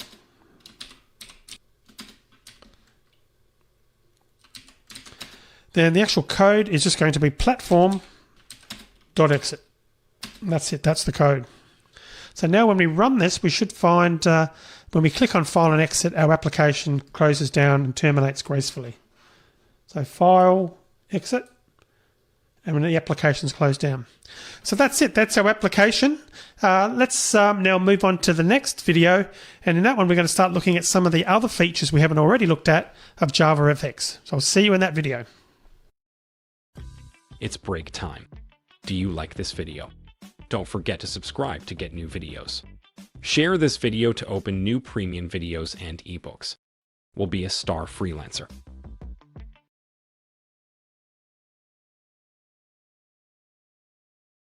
In this video, we're going to start by taking a whirlwind tour of a few JavaFX features that we haven't touched on yet in this section of the course. So we're going to learn how to do a couple of things that most client applications will typically want to do. We're going to start with styling controls using CSS. Now, we've already done this in a previous lecture when we added a border to a control so that we could see it better within a layout, but we didn't really discuss it or explain the power of using CSS to style controls. So let's start by creating a new project. So I'm going to click on the Create New Project. I'm going to select JavaFX, click on Next. I'm going to call this one JavaFX Application. And click on Finish. Alright, so let's give ourselves a bit more room here. Alright, so we're going to start by changing our FXML file. And what we're going to do here is we're going to add some buttons. Button text equals, this one will be button 1. And gridpane.rowindex is equal to 0, and we'll do gridpane.columnindex, make that 0 as well. There's the first one, and they're going to be all on the same row, but on different column positions. So let's create another 4 buttons. That's going to be column index 1, 2, 3, 4 there. Then we'll just change the text to be 5, 4, 3, 2. And let's go back to main, and we're going to change the width of the main window to 600 instead of 300. And let's just run this.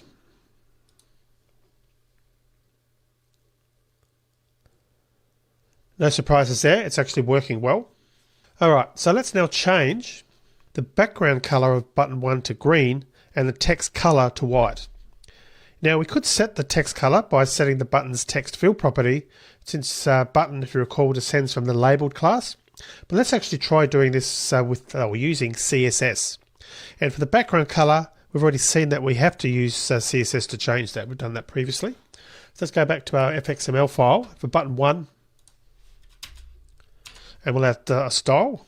So it's going to be style equals, and it's going to be minus fx dash background color first.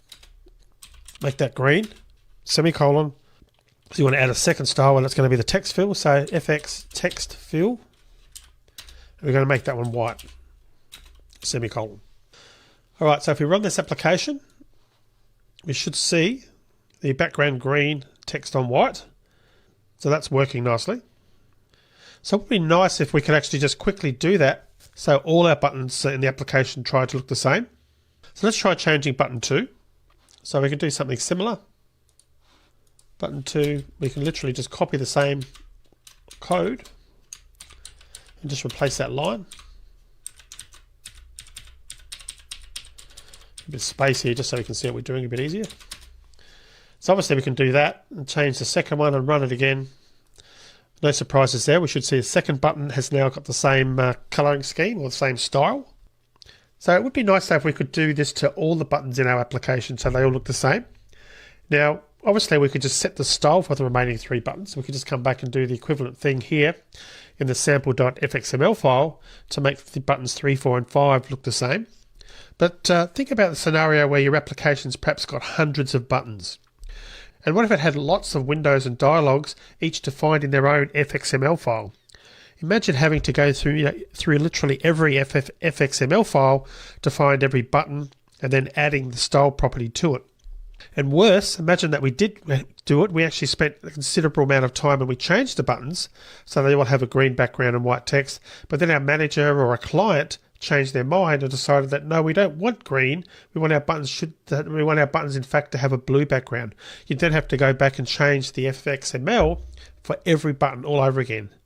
So that would be a bit of a nightmare. But fortunately, there's a way to style all the buttons in our application without having to add the style property to every single button. We can actually put our styles into a separate file, just as we can with the CSS for a web page. So let's actually add a CSS file now. So what we need to do is just to open up our project pane, we need to make sure that this is expanded and we're in sample, and we want to actually put it in the sample package. So click on sample, click on file, new, then a new file. And we want to call this file that we're creating styles.css, styles.css. Just close the bottom window there. And you'll see up here just with the little icon that IntelliJ does recognize that this is a CSS file based on the file extension. So okay, we want all our buttons in our application to have a green background and white text.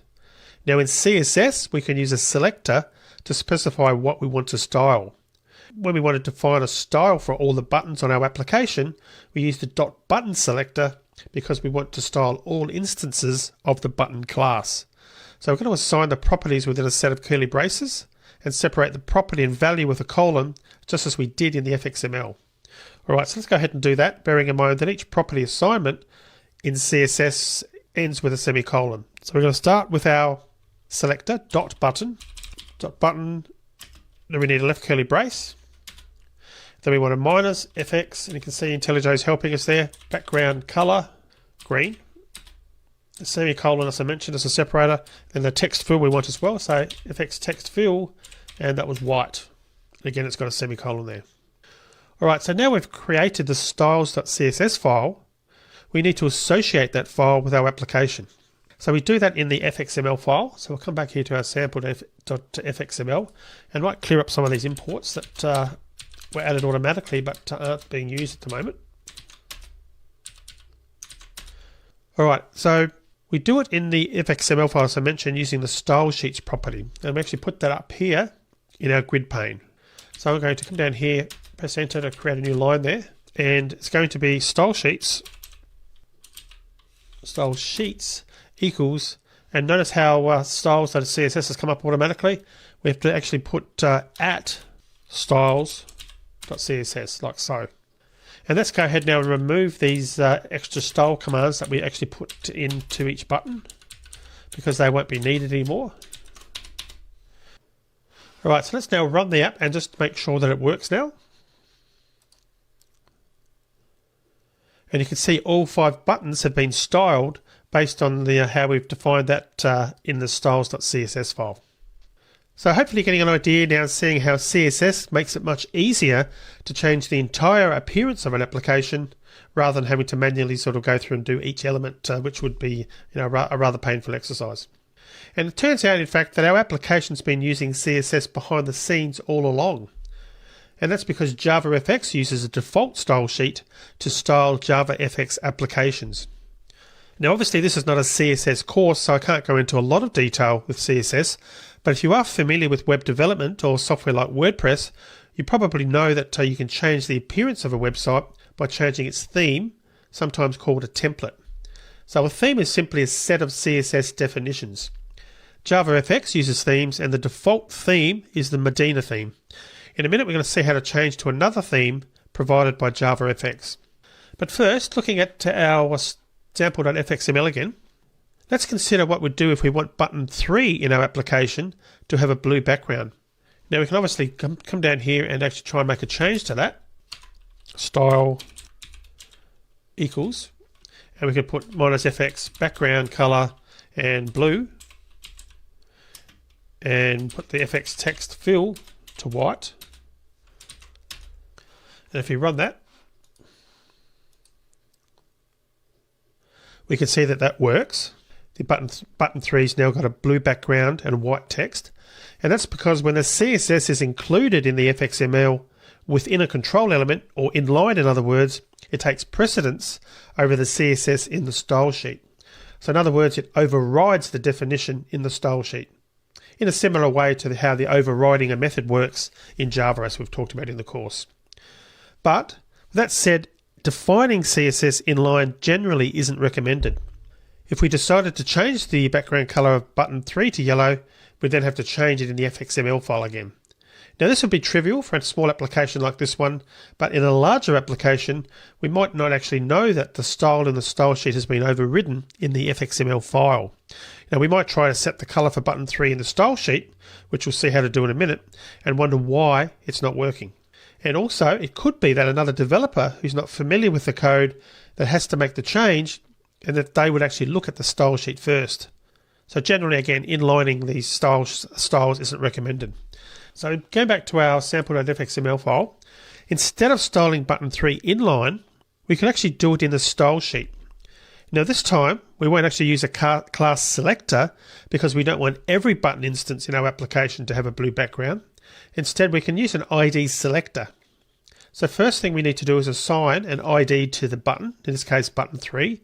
So let's go back to do that. So here we're going to put ID equals, and we'll call this one button underscore 3.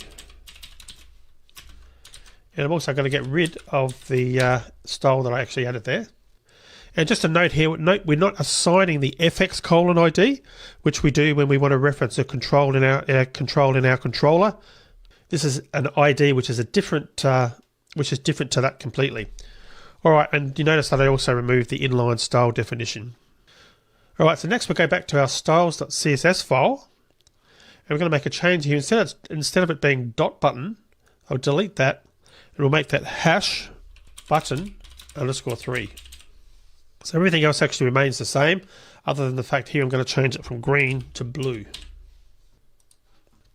Now when we're referring to an ID, we're using a hash character, in case you're wondering why I've used a hash there.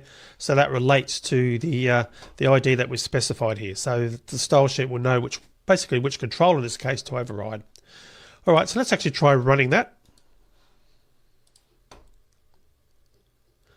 And we can see now that the button 3's got a blue background. And better still, that all our styling is in a style sheet, and that's going to make changing the styles much easier in the future because we can go straight to the styles.css file for making our changes. Alright, so that's the basics of styling our application using CSS. Now we can also style controls within the Java code by calling the appropriate methods using the instances we want to style, but I'll leave that as an exercise for you because generally speaking, you probably don't want to do that very often. Now to find out what selectors to use when styling JavaFX controls, check the JavaFX CSS documentation. And I'm just going to copy a link and I'm going to just open that up so you can take a look at that at your leisure. So there's the page. There's a lot of information you can find out about CSS and how it relates to JavaFX controls on this page. So I suggest you do check that out. And looking through here, if you spend a bit of time through there, you'll actually find out that you can also style layouts and other JavaFX elements, but those are actually advanced features which we won't be going into in this section. Now before we leave CSS though, let's go back to our code and change the appearance by changing the theme. What I'll do, you saw all those programs that were running there, so I might stop some of those.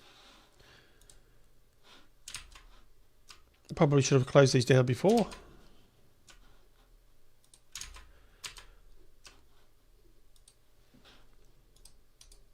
Okay, so how do we do this? How do we change the appearance of our application by changing the entire theme? Now, I mentioned that there's a Modena is the default theme used by JavaFX, but we can also use the Caspian theme that's provided also by JavaFX. And to do that, we actually go back to our main startup here. And what we need to do is use the set user agent style sheet method to actually activate this particular style sheet. We want to do that right under this parent root. So we would type set user agent style sheet. Then the one that we want to set would be style sheet. You can see we've got Modena is the default one. We can also use Caspian, which is that one there. Select that. And that's all we need to do to set that entire theme. All right, so let's actually run this, but bearing in mind that the changes when we run it are going to be very subtle because the interface is actually so simple at this stage. So you can see there that I'm not sure whether you've noticed, but we'll just size it up a little bit. But the button corners are more rounded when we use the Caspian theme than they were when we used the Modena theme. So let's just try adding a radio button to our layout in the second row so we can maybe get a better idea of what this is going to look like. So going back to our samples, and we'll add the radio button on the next line, the next row. So text here is going to be choice 1.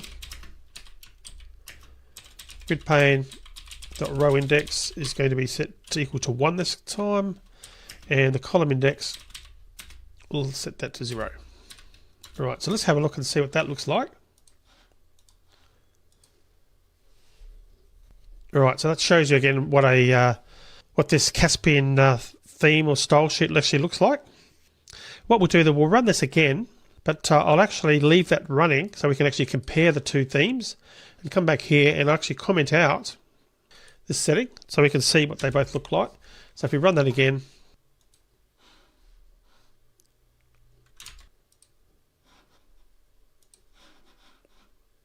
okay. Now we've got the two side by side, so you can see that there is a difference also in the background color, which may be different if you're running on Windows or Linux compared to me running on a Mac. But definitely you can see the buttons, certainly on this side over here with the Caspian style sheet, they're much more rounded. So I'll close that down and we'll go back to the code again. So you might be asking, so why are we setting this style sheet through code rather than associating it with our application in the FXML file? Well, in this particular case, we're setting the theme for the entire application. So the theme style sheet will apply to every window and dialog and control without us having to specifically add it to every FXML file. So we can override the theme's style definitions by adding style sheets to an FXML file or using inline CSS. So here's the order of precedence.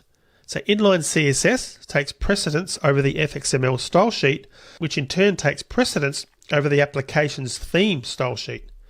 In fact, when we've been changing how our control looks by using CSS or by assigning a property in the FXML, what we've actually been doing is overriding the default setting defined by the theme we're using for the application. So note that when we set a CSS property by calling methods in our Java code, the value we set will override any existing value for that property. Now, if you search the web, you'll find themes that can be used in Java FX applications. The set user agent style sheet method that we called on line 14 accepts a URL as a parameter. So all we have to do is provide the URL of the style sheet that contains all the style definitions for the theme. And of course, you can also start writing your own themes and using them within your applications as well. Alright, so that's it with our whirlwind tour of CSS. In the next video, we're going to start taking a look at transforming nodes. I'll see you in the next video.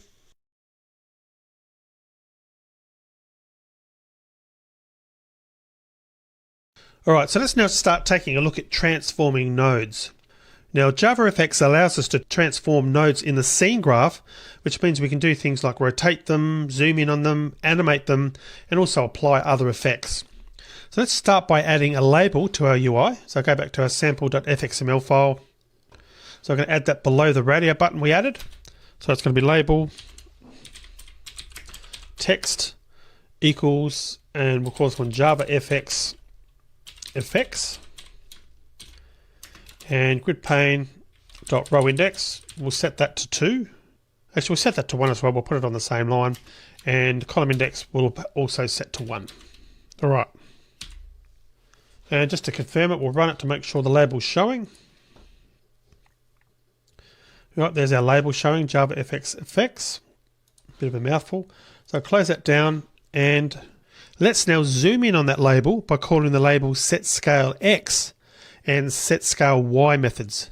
We're going to add an ID to the label so we can do that. So label text equals JavaFX elements, and it's going to be FX ID equals label. Label. Alright, so let's now go to our controller.java file, and we need to first create an instance or add an instance variable for the label. So at fxml, and it's going to be a private label, and let's create our, I'll actually accept that import, making sure it's the javafx.scene.control, and add our initialize method so that we can actually set the scale in there. So public void initialize, and it's label dot set scale x, and we'll put 2.0, and label dot set scale y also 2.0.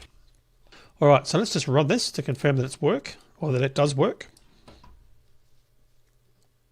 All right, and there it is, albeit not fitting where it was before, but it's definitely zoomed in now. So typically we wouldn't do that when the application first runs. We'd actually zoom in and out in response to some user interaction. For example, we might want to zoom in when the user rolls their mouse button while the cursor is over the label, or perhaps when the user hovers over the label. So let's actually do the latter. So when the user hovers over the label, we'll scale it up. So to do that, we need to add an event listener that listens for mouse enter and mouse exit events. When the cursor enters the label, we're going to zoom in on it, and when the cursor exits the label, we'll zoom out. So let's go and have a look at doing that. So I'm going to close this down. Back to the controller. So we'll delete the code out of the initialize method, and instead what we're going to do is create these two events, event listeners, or event handlers to be more precise. Public void handle mouse enter. And I probably should have copied and pasted there. So set scale x 2.0. So when they're over the mouse, hovering over the mouse, set scale y also 2.0. This time I will take a copy of that. So that's the first one. The second one is annotate it with fxml again. This time it's going to be the handle mouse exit. So it's public void handle mouse exit. And when they leave and they're not actually hovering over it anymore, we'll take it back to the regular size, which is 1.0, which is what it would be when the application starts. All right, so we've created the event handlers. We now need to associate those event handlers with the label in our fxml file. So let's go ahead and do that. And the way we can do that is just to come down here and put on mouse entered equals, it's going to be hash handle mouse enter. Then likewise on mouse exited, we're going to put hash handle, and it's going to be handle mouse exit. Okay. Right, so let's try this and see now whether it's going to work. So we've got our default interface now, and if I hover over, I'm going into it, it zooms to double the size, and as soon as I leave and move outside of the area, it actually goes back to the regular size again. So pretty cool. Now, you might imagine doing this when the user can't see details, when the UI is in its default size, and we want them to be able to zoom into other areas of the UI that is of interest to them. So apart from zooming like this, JavaFX also allows us to rotate controls. So let's actually try rotating the label 90 degrees. And one way of doing that is back in the sample.fxml, and we can come down here just at the start of the line and put rotate equals, and we can put 90, leaving everything else as it was before. And if you run that and run it, you can see where our label is looking now, and this still works. We can still do the zoom in, and the zoom obviously is smart enough to figure out that the text was rotated by 90 degrees and rotates it in place. Alright, so moving on, let's try adding a drop shadow to one of our buttons. Now we're going to do this using code, because FXML support for effects is sketchy as at the time that I'm recording these videos. Now we can define a couple of the available effects in the FXML using CSS, but unfortunately not all of them. So we're going to use the set effect method here to set a drop shadow on the button, and we're going to do that in the controller's initialize method. So we have to declare an instance variable for the button in the controller first. So let's go back and do that.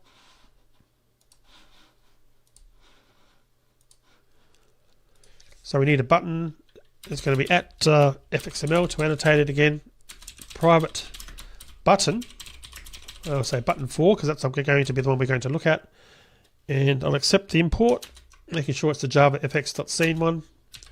And in our initialize method, we'll put button 4.setEffect, and it's going to be new drop shadow. And the other thing we need to do is add an FX ID to button 4. So let's go back and do that in our FXML file. fx:id equals, and you can see helpfully there, IntelliJ is telling us button 4 can be added. All right. So now when we run this, we should see our button 4 has now got a drop shadow. And you can see the drop shadow now around button 4. Now, if you want to, you can change the radius, color, and other properties of the drop shadow by setting its properties. So there's quite a deal of flexibility there with doing things along those lines. All right, so that's obviously only a very quick introduction to transforming nodes. To see all the effects, you can go to this link that I'm going to take you to in the browser now. Let me have a look there. That's got lots more details about the various effects that you can actually implement in your apps. For example, I can just select one and have a look. It gives you an example code as well to see how to do things. In this case, a high-level effect that makes brighter portions of the input image appear to glow based on a configurable threshold. All right, so let's go back to IntelliJ and continue our look at some other features of JavaFX. We're now going to start looking at the file chooser class. Now, it's a very rare client application that doesn't offer some type of open and save functionality. Now, fortunately, the file chooser class means we don't have to reinvent the wheel and write these open and save dialogues. And that's because the file chooser class does everything we'll need, and in addition, it can be customized. Now, it doesn't descend from the node class, so it can't be added to the scene graph. In other words, we can't add it to a layout. But that's okay, because the file chooser UI does everything we want. Well, hopefully it does everything that we want. There's no need to embed it in a window with other UI elements is the point that I'm getting at here. All right, so let's actually try changing button 1's text first. Let's go back to the sample.fxml. Button 1, I'm going to change the text there. Instead of saying button 1 is going to be open, ... and we'll also add an on click. So on action equals handle click. And obviously we haven't written that yet. Handle click. And IntelliJ is telling us that we haven't done that yet. So let's go back and add that now to keep it happy. We go back and add our method, add FXML, and the method's going to be public void handle click. And it's going to be file chooser equals new file chooser. And what we're going to do is we're going to call the show open dialog method, which opens the show or shows the file chooser in open mode. But to do that, we have to pass in a parent window for the file chooser. So what we have to do is go back to our sample.fxml. We need to assign an fx ID to our grid pane so that we can achieve that. So coming back up here to our grid pane, we'll do an fx:id equals, we'll just call it grid pane to keep it simple. And then if we go back to our controller, what we need to do is add an instance of the grid pane. So at fxml, annotate it, it's going to be private grid pane. Okay, and then in our handle click method, so we've created a new instance of file chooser, but then to actually open it, we do chooser.open dialog, sorry, show open dialog, and it's going to be null. Well, null's, we're going to try passing null first just to see what happens. So let's actually do that. And if we actually run it, I'll just show you what this null does. So firstly, if we click on the open button here, our file chooser does open, but then if we click on the main window, we can still interact with it. In fact, we can click on again and open a second dialog box, as you can see here. And you can even close the main window and the file chooser remains up and open, or both of them in this case, which I'll just cancel out now. So clearly that's not something that we'd want. It's not a good way to create an application that does that. What we want the file chooser to do is, or to be, modal, so that the user has to navigate to a file or cancel the dialog before they can interact with the main window again. So that's the reason that we're passing the main window as the parent, and by doing that we should actually get the behavior we want here. So if we go back to the controller, we change null now. We're going to change that to grid pane dot get scene dot get window. So now if we run this app again,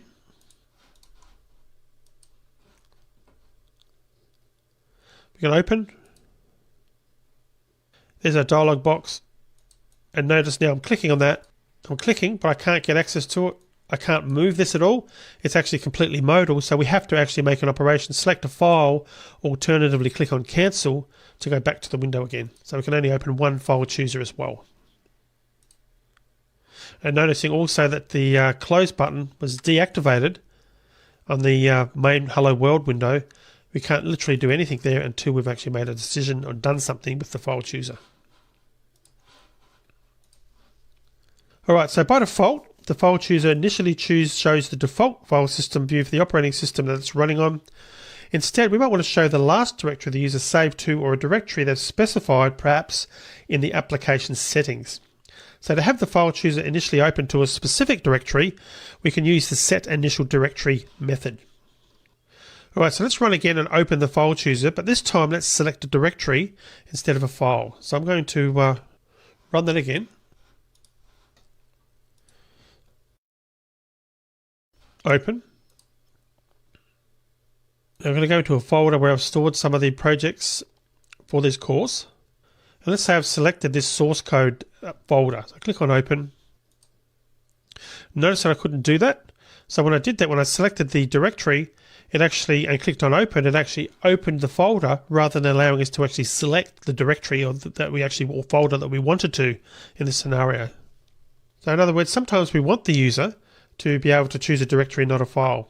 So if we do want to choose a directory, we need to use the directory chooser instead, because we're using the file chooser at the moment. And again, just to confirm that file chooser is working, I can just select a file there, click on open, and it does return back to the main dialog.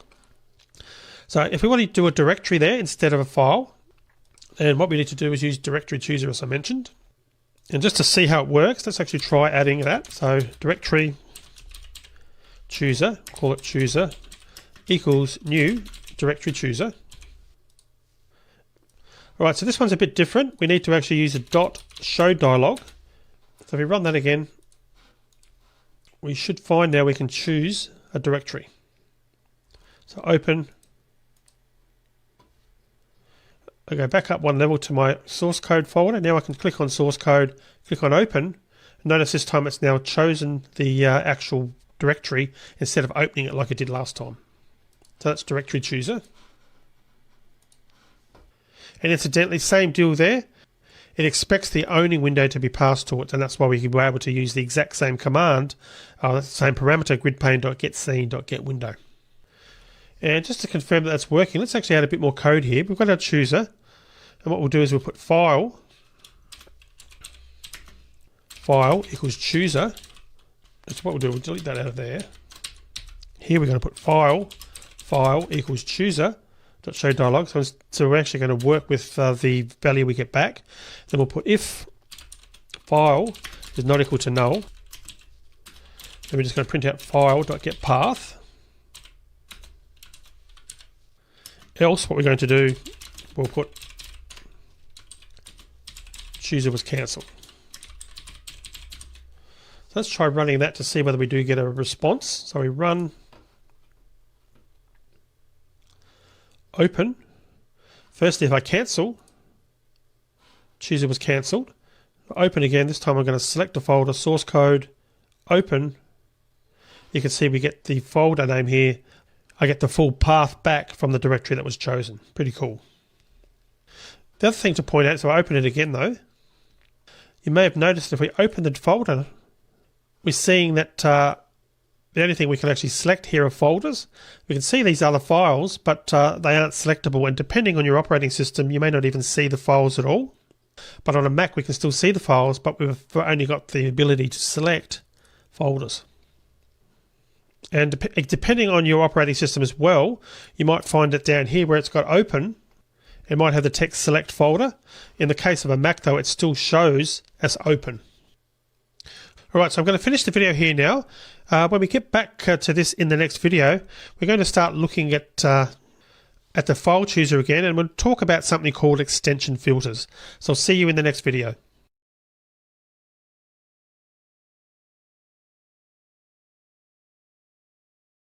Alright, so continuing on with our directory and file choosers, let's actually go back now, and we're going to actually change this directory chooser back to the file chooser again. Now we've already seen how to show an open dialog, which we do when the user wants to open a file. When the user wants to save a file, we actually call the show save dialog method instead of the show open dialog method. So let's actually do that now. So firstly, I'm going to uncomment the file chooser, and I'm going to comment out the directory chooser.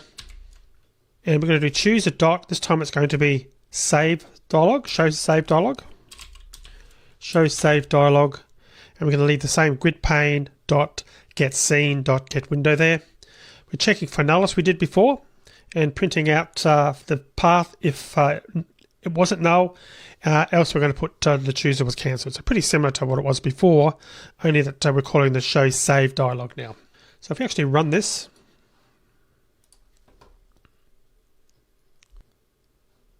alright, I'm going to open. We've got the save dialog as you can see there.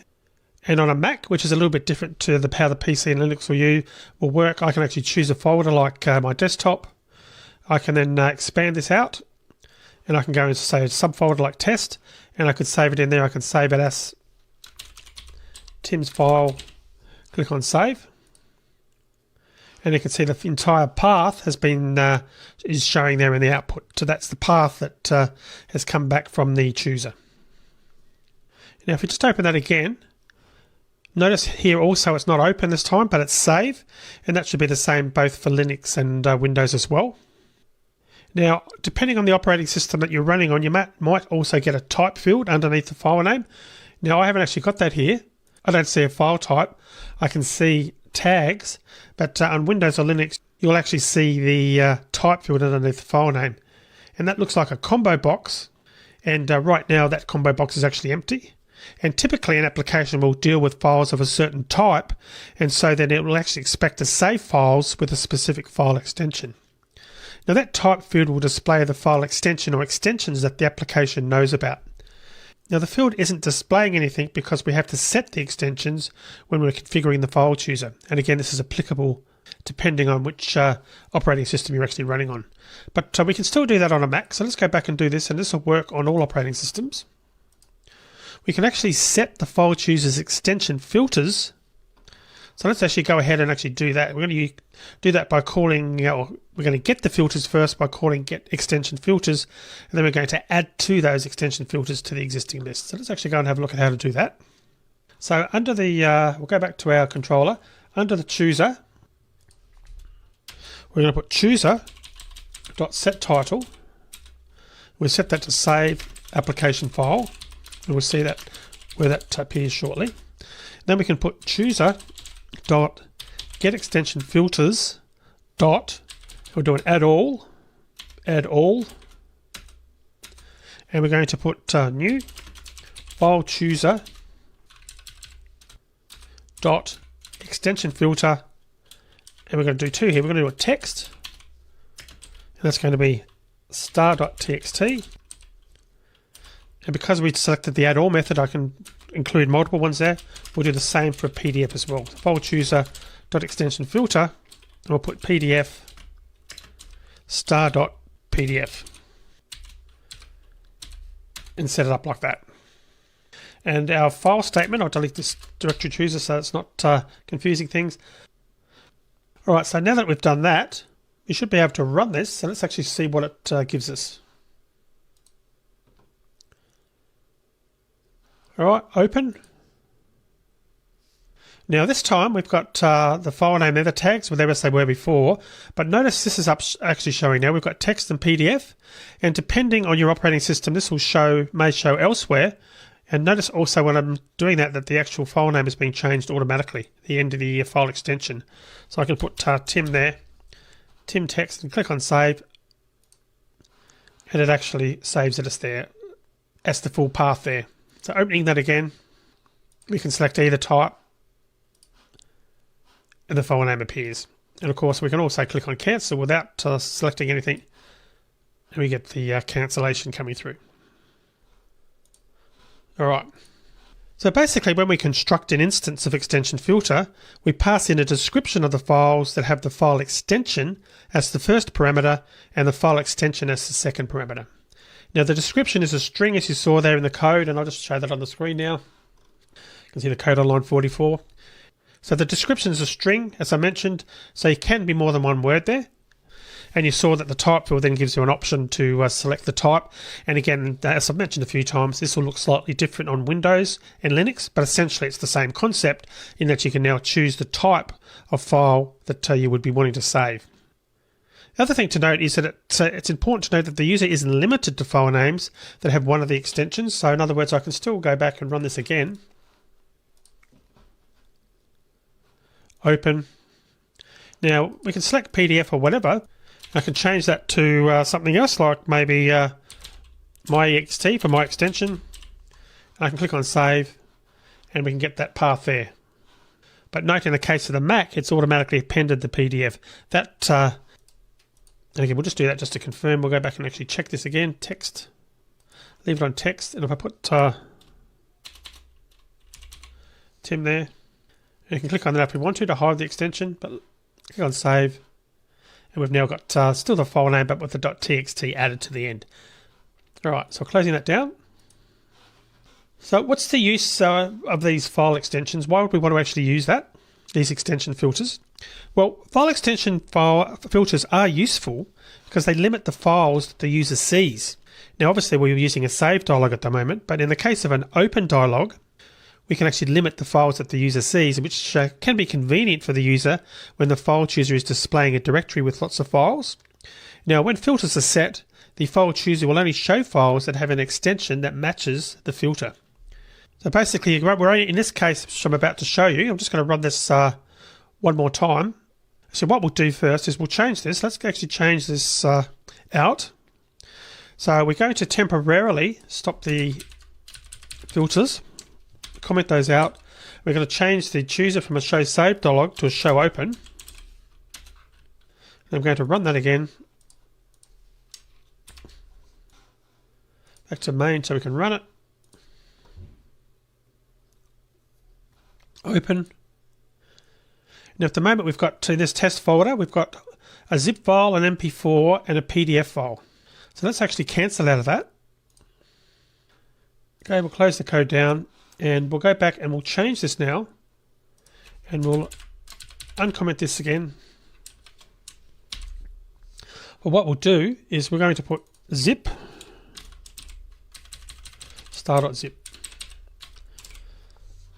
Noting before that there was also an MP4 that was showing in the past in the previous code. So let's actually just run this again. And now when we open the dialog, we should only see top files of type zip. Now, depending on your operating system, in the case of a Mac, now that we've specified zip and PDF, it'll actually highlight the files or make them bold, the ones that are part of the filter that we selected zip. If I go and select PDF, you notice that it then highlights the PDF file. So I'll actually do either, but in the case of Windows or Linux, the chooser will only show files that match those extensions. So just a slight difference in terms of the operating system, but the bottom line is you can't actually select these other files. In the case of the Mac one, I can select that one, but if I change this to PDF, I can then select the PDF, and then I can't select the other ones.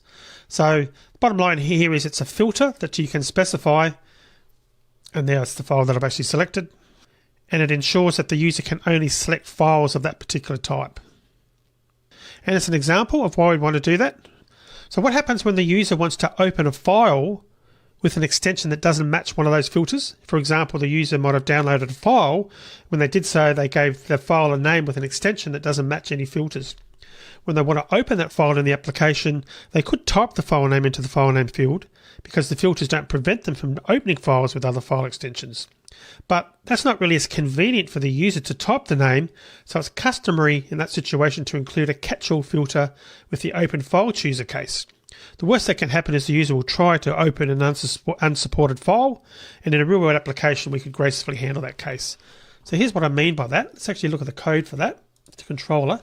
So in that scenario with that third file type, we would add a new extension filter, new file chooser, that extension filter, and this one will be all files, and we'll star.star.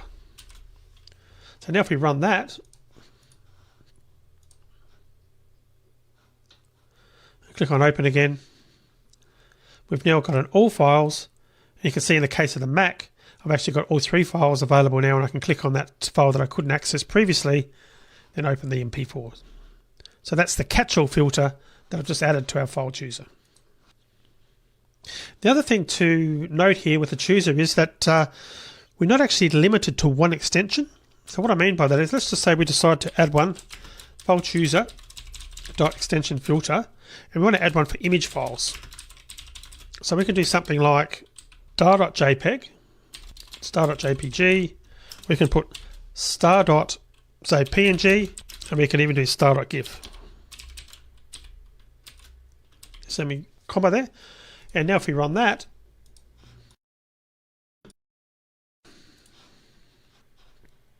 when we open again, we can choose all image files. And if there were image files there, of which there are none, they'd be selected, whether it's a JPEG, JPG, PNG, or a GIF file. All right. So one last thing now about file choosers. And when we want the user to be able to select more than one file, we open the file chooser using the show open multiple dialog method, because that actually returns a list of files. So if I go back and just run this again, open, I'm going to select all files. Now I can select, on a Mac, I can hold down Command to select an additional file, or it's Control on a Windows machine or a Linux machine. It's not allowing me to do that. So if I close this down, and instead of, going back to a controller, instead of the show open dialog, I can show open multiple dialog. And notice how it's returning a list of files. So I could change the definition there to list of file objects. Then we could change this, and we could put for int I equals 0, I less than file.size, I plus, and we can just print that out, and it'll be file.get I. So we try running this now.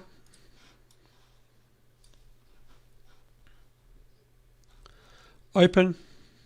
This time I'm going to select all files, and I can select all three files just to see what it returns. And you can see we've got the path to the 3 files that have been selected returned to us so that we can work with multiple files if that's something that's appropriate for your application.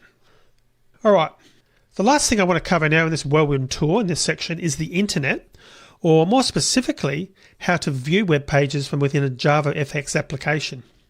Now, client applications often access the web.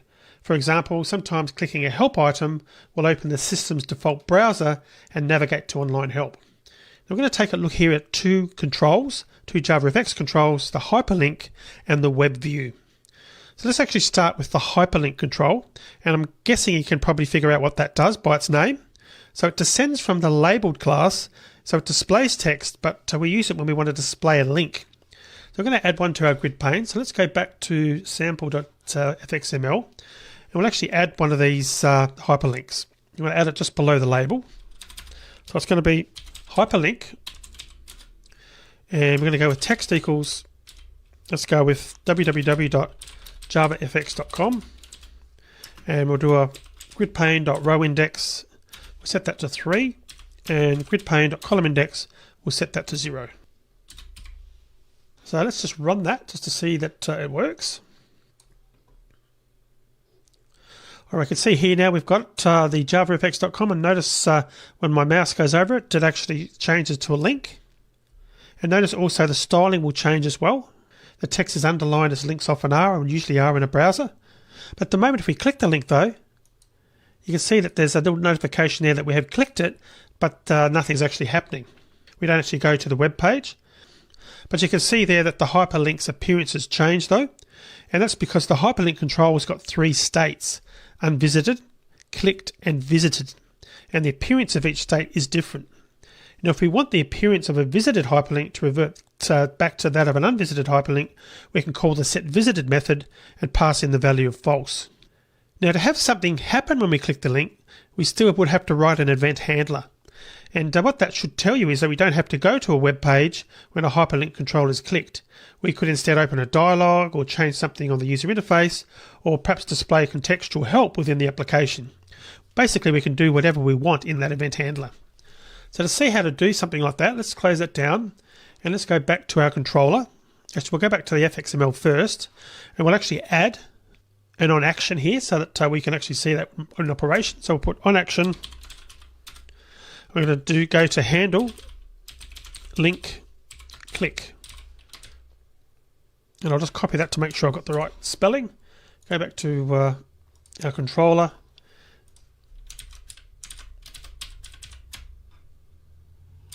Okay, and back here, we're going to annotate it to our method, FXML, and a public void, our method name, handle, link, click, and then we're going to system it out to println just to say the link was clicked, just to confirm that it is actually doing something. All right, let's just try running that. Click on the link this time, and you can see that our event handler is showing us that the link was clicked. So what do we actually want to do here? Well, we want to show the web page located at www.javafx.com. We can do this in 2 ways. So we could open the system's default browser, or alternatively, we can actually add a web view controller to our user interface and display the contents of the web page within the web view. So let's actually first view the web page by opening the system's default browser. So I'll go back and change the code for that.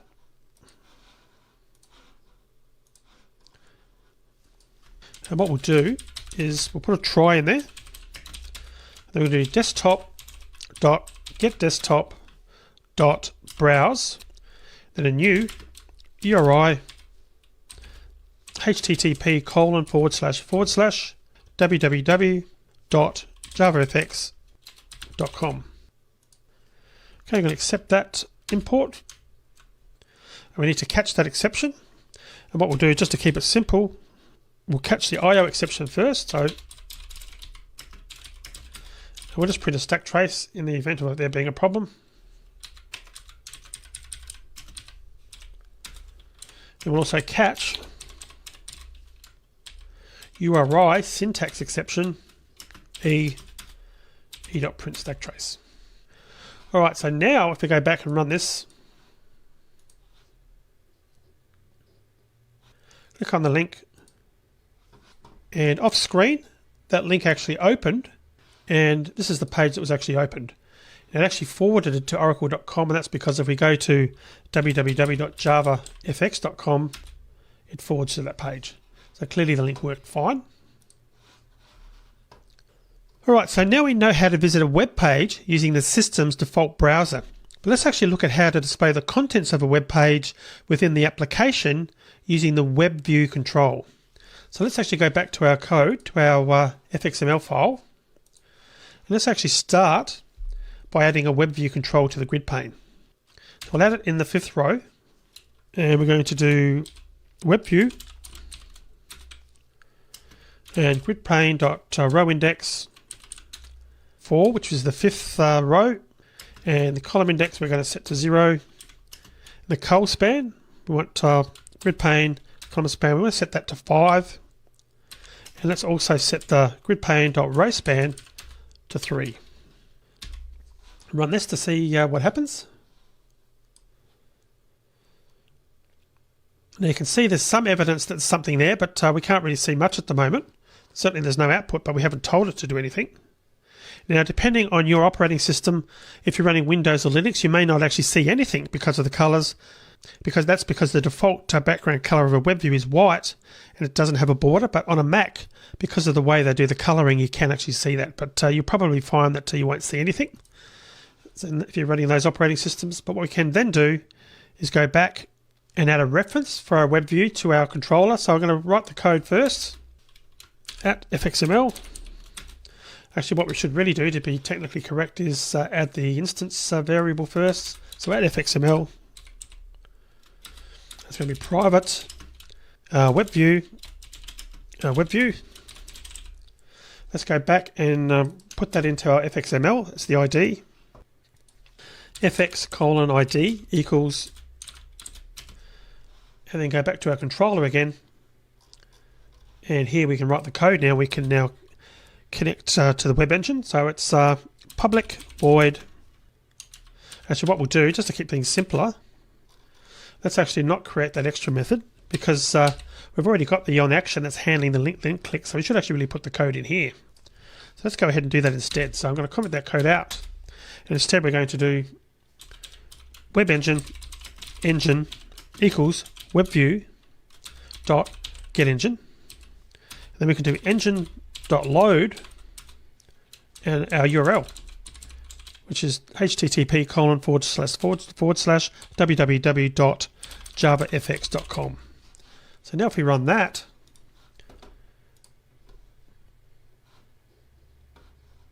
click on the link, you can see it's trying to load, and obviously we can expand it out a little bit further, but we've actually got now a workable link, and we can actually navigate as we would normally do a regular browser, which is pretty cool. All right, I'll just close that down. So that web engine is the powerhouse that drives the display of the web page, and we can actually do a lot with it. It gives us access to the web page's document model, and we can even use that to execute JavaScript. And what I suggest you do if you're interested in that is refer to the documentation for web engine, and I'll just bring that up on the screen. Very useful to check that out and find out more about that. All right, so that actually concludes our tour of a few more JavaFX features. Now, obviously, I still haven't covered everything possible that JavaFX has to offer because it's so comprehensive, but I think you'll agree we've covered a lot of the basics and then some. So moving on, in the next video, we're going to make a start on checking out Scene Builder. Now, to date, what we've done is we've focused on using FXML and creating that manually, but what Scene Builder does is it allows you to use sort of a drag and drop principle to create screen design, which is obviously going to be a lot easier than knowing FXML. So let's start looking at that in the next video.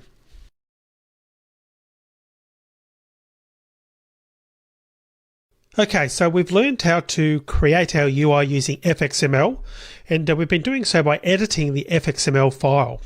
Now, instead of writing the FXML ourselves, we could have used the JavaFX Scene Builder tool. Now, Scene Builder is a GUI builder, graphical user interface builder. Now, we can actually use it to build our user interface by dragging and dropping JavaFX controls and containers onto a content area. Scene Builder then generates the FXML code for us. And it's written using JavaFX, so it's an example of a complex JavaFX application. Now at this point you might be wondering why we've spent so much time learning how to code FXML when we could have really just used a tool like Scene Builder instead. Well, GUI builders can be wonderful tools that do make our life easier, but when using any tool that generates code, it's really important to learn how to write the code yourself first.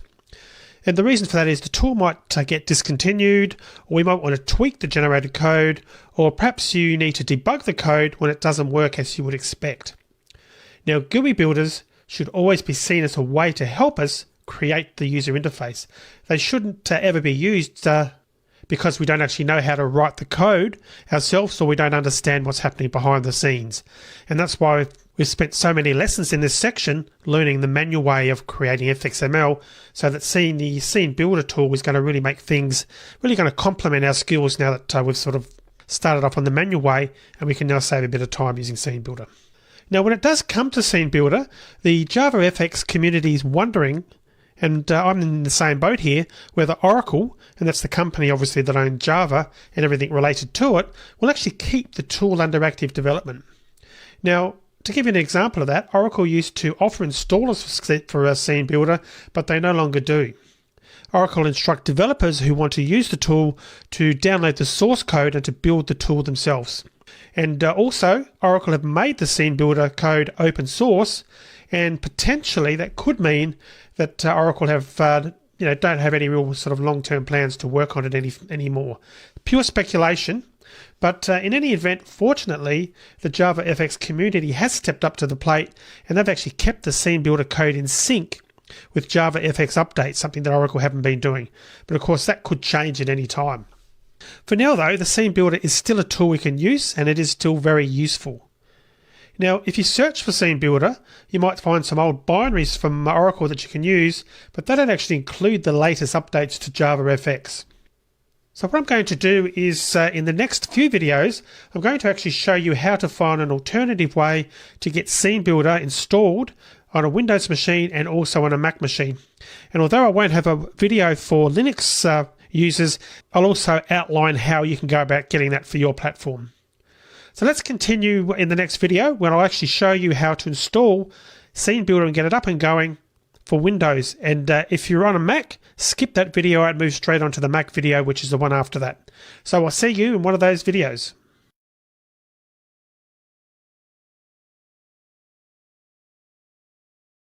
Alright, so as I alluded to at the end of the previous video, if you actually started searching for Scene Builder, you might actually find some old binaries from Oracle that you can install and use, but I don't recommend that because they don't include the latest updates to JavaFX. So fortunately though, a company called Gluon has taken the lead in keeping Scene Builder up to date, and what's more, they actually provide installers as well. So that's where we're going to go to get Scene Builder. So we're going to go to the website www.gluon.com/open-source/scene-builder. And just a reminder that this is the Windows video and showing you how to install it for Windows. If you're on a Mac, refer to the next video, or actually show you how to do the same as we're about to do on Windows, but on a Mac. And just as we scroll down this page a little bit and have a look, we can see that we've got various installers here, and Linux users, even though I haven't got a separate Linux video, you can actually choose one of these options here to download the relevant version for your platform. But in this case, I'm going to be installing it on Windows. The other thing you'll need to know is whether you're running a 32 or 64-bit version of Windows. If you're unsure, go back and check the installation of Java video right in section 1 of this course, because I actually show you in that particular video how to actually check whether you're running a 32 or 64-bit version. I happen to know that I'm running a 64-bit, so this is the version I'm going to choose, the X64, which stands for 64-bit. So I'm going to download that version, and you would download that version if you're running 64-bit, and obviously the other version, the X86, if you're running 32-bit.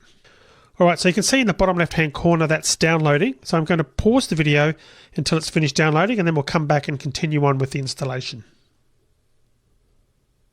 Okay, so we can see the download is completed, so I'm going to run the installer now by clicking it. And obviously you'll never get to the folder as it started if your browser doesn't support the clicking of a download like my browser does. We'll give that a moment to start. Okay, so I'm going to click on install. And notice the folder it's saving it to, C uses Tim App Data Local Scene Builder. We will need to know that folder later in this video. Now, once it's finished installing, you can see it's automatically loaded the tool. And I think I clicked that twice there. This is why the second install of Scene Builder started. So I'm going to cancel out of that one. And the first time you load it, it actually asks for your email address. You don't need to register that unless you want to keep in touch. Click on cancel. Now this is the standalone version of Scene Builder. So from the head there, we're going to be able to construct and set up FXML screens. But the really cool feature here is that we can actually configure IntelliJ to use the Scene Builder. And it means that we can then access Scene Builder from within IntelliJ. And I think that's a far more intuitive way to use it. So for that reason, I'm actually going to close this down here. And I'm also going to close down the browser. And I'm going to make sure IntelliJ is started. And what we now need to do is point IntelliJ to the location of Scene Builder that has been installed on our system. So to do that, we're going to click on Configure, click on Settings. And come down here to Languages and Frameworks, click on that. I'm going to select JavaFX by clicking it. And what we need to do now is basically put in or select the path where Scene Builder is installed. So I'm going to click on the ellipse there. And if you recall, I said the folder that it was saved to is in the users folder, whatever your username is, and then it will be under App Data. Now you might find that you can't see files because the hidden files are actually selected. So that's the case. Come up here and click on Show Hidden Files and Directories. And when I do that, I can now see App Data, and I can click on Local, and Scene Builder is the folder that we actually want. There's Scene Builder. And actually what we want is we want to open that, and we want to select scenebuilder.exe. So I'm going to click on OK there, and that actually puts Scene Builder in that path, and that gives IntelliJ the method of the way to actually open up Scene Builder from within IntelliJ. Last thing to do then is to click on OK. And at that point, we've now configured IntelliJ so that we can start using Scene Builder within IntelliJ for our JavaFX projects. So that's it. So we've completed the installation now. So unless you've got a Mac, skip the next video and skip on instead to the video after that, where we actually start using Scene Builder within IntelliJ. So I'll see you in that next video. It's break time. Do you like this video? Don't forget to subscribe to get new videos. Share this video to open new premium videos and ebooks. We'll be a Starfreelancer.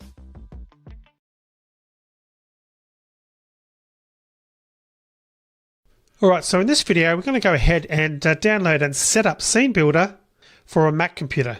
And as part of this process, we're actually also going to configure it so that it actually works in IntelliJ as well. So let's make a start on that. Now, firstly, as I mentioned in the previous video, when we talked about Scene Builder for the first time, you might find some old binaries if you search for Scene Builder online from Oracle, but don't actually use those because they don't actually include the latest updates to JavaFX. Now, there's a company called Gluon, and they've taken the lead in keeping Scene Builder up to date, and they actually provide installers for most platforms. So that's what we're going to do or where we're going to go to get Scene Builder working. So I'll paste the link into the browser, and we'll go to gluonhq.com, and we'll get to their Scene Builder page. And you can see here is the page about Scene Builder, and if we scroll down and have a look, notice that there's installation files for most platforms, including Linux. Well, this is a Mac video, so we're going to go ahead and download the Mac version. Now, fortunately, it's not too large. It's about under 80 megabytes, so it won't take too long to download. So I'm going to pause the video and we'll come back once the download's finished. Alright, so the download is completed, so I'm going to open the DMG file that was downloaded and agree to the license. And we're going to do the installation by just dragging it over the Scene Builder into our applications. And you can see that we've now got Scene Builder in there. Alright, so that's all we need to do to install it. Pretty straightforward. And I'm just going to eject that now that we've finished. Eject the installer. And I'm going to close down the Finder. And Actually, what we can do before I go into the installation on IntelliJ, or in IntelliJ, we'll just run this and just to have a look at it. We'll open up Scene Builder that we've just installed. And this is actually the tool that's installed. I'm going to cancel that for now. And you can see that we've got a basic scene builder. And I'm not going to go into this in detail here because we're going to do that in a future video within IntelliJ.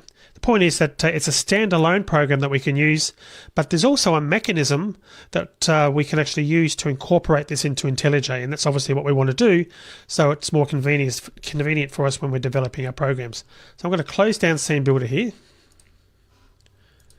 and quit out of it, and I'm going to swing over to IntelliJ. And with IntelliJ open, I'm going to come up here and click on Configure and select Preferences. I'm going to come over here to click on Languages and Frameworks, and I'm going to select Java FX. Then what we need to do is specify the path to Scene Builder, and that's the program that we've just installed. So I'm going to click on the ellipse over here, and the path that we want will actually be Applications, and we come down and select Scene Builder. Scene Builder, click OK, and then we click on OK again to save that. And that's actually it. So we've now installed Scene Builder on our computer, and we've also configured IntelliJ so that it's actually good to go and we can use Scene Builder within IntelliJ. So it's time to now move on to the next video, and in that video we're actually going to start using IntelliJ with Scene Builder. So I'll see you in the next video.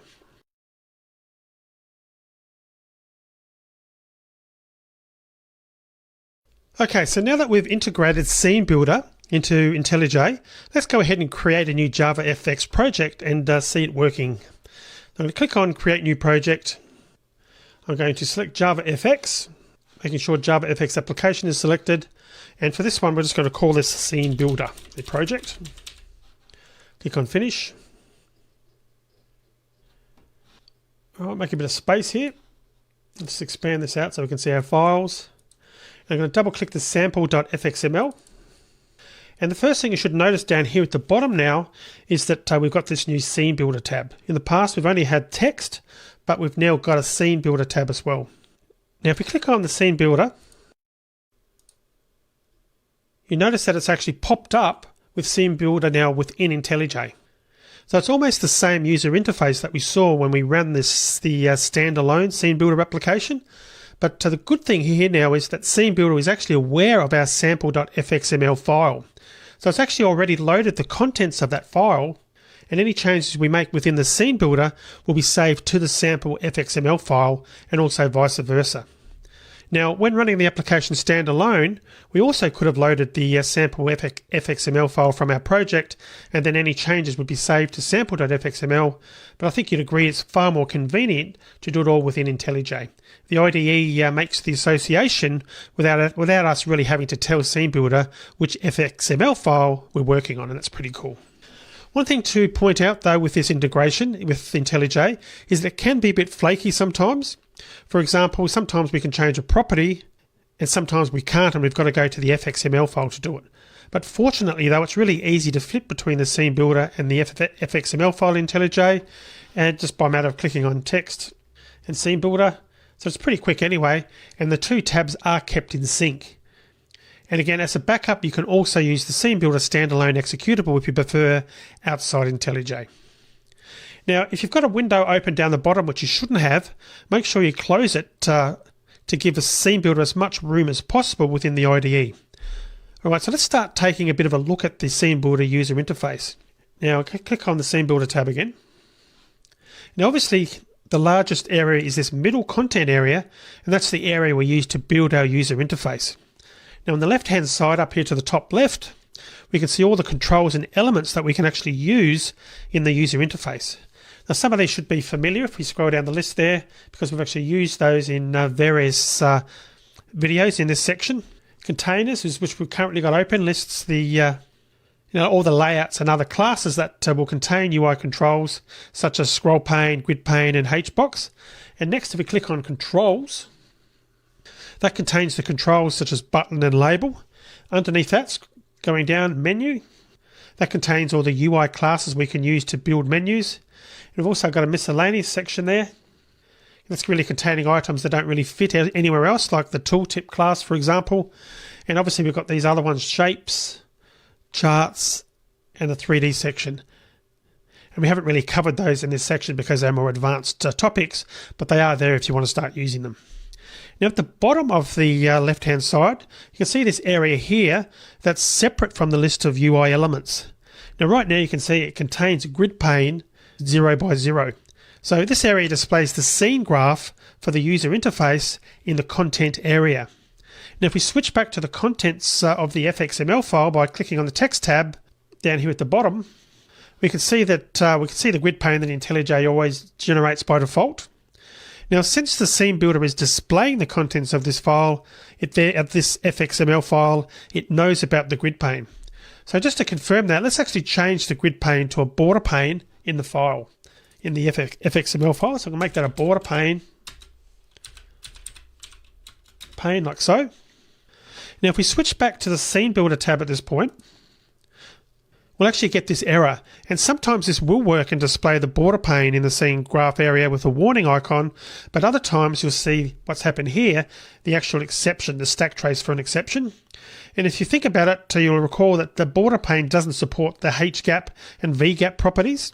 So when the scene builder tries to load the changes we made to the FXML file, it's actually failing and we're getting that exception. So if we go back to the FXML file, and if we remove the HGAP and the VGAP properties from the border pane, as well as the alignment, delete those all out, because obviously those three aren't supported by border pane, and in fact IntelliJ was telling us by highlighting them in red that was the case. But now that we've done that, if we switch back to the scene builder, you'll notice now that we see the scene builder user interface, and we'll see that the scene graph down here to the left-hand bottom of the screen now displays the border pane and all its positions. So let's actually switch our layout back to the grid pane. Go back to text again. I'm just going to undo those changes. Go back to how it was by default before making any of those changes. There's our grid pane again. And you go back to scene builder again, and you can see we can see the grid pane showing again in the scene graph area. All right, so at this point, let's now select the grid pane in the scene graph area by clicking on it. Now, when we do so, you probably saw that the area on the right-hand side of the content area displays the properties we can actually set on the grid pane. Now, in my case, and maybe in your case, you may have to adjust the screen so you can actually read all the various properties in their names. So I'm just going to expand it out so I can read it all. That's probably enough to see what we need to see there. And in terms of the contents on this right-hand pane, which we'll call the settings pane, we've got what's actually going to show up will depend on whatever's selected in the scene graph. Now, it's actually divided into three areas. So under properties, the first component here will find the various properties that don't actually affect how the controls are laid out within the pane. For example, you can see the grid lines visible property doesn't alter the positioning of the controls within the grid pane. Now the layout section, which you can get access to by clicking on over here and opening that up, well, that's got all the properties that do affect the positioning of the controls, and it's here that we can find the HGAP and the VGAP properties. And the final section down here, which I'll click, is the code section, and that's where we can actually assign an FX ID and also associate event handlers within the user interface element. All right, so that's a bit of a whirlwind tour of the basics of Scene Builder. So I'm going to finish the video here. In the next video, we're going to start actually generating something and creating a bit of a layout just to see how the tools work. So let's start working on that in the next video.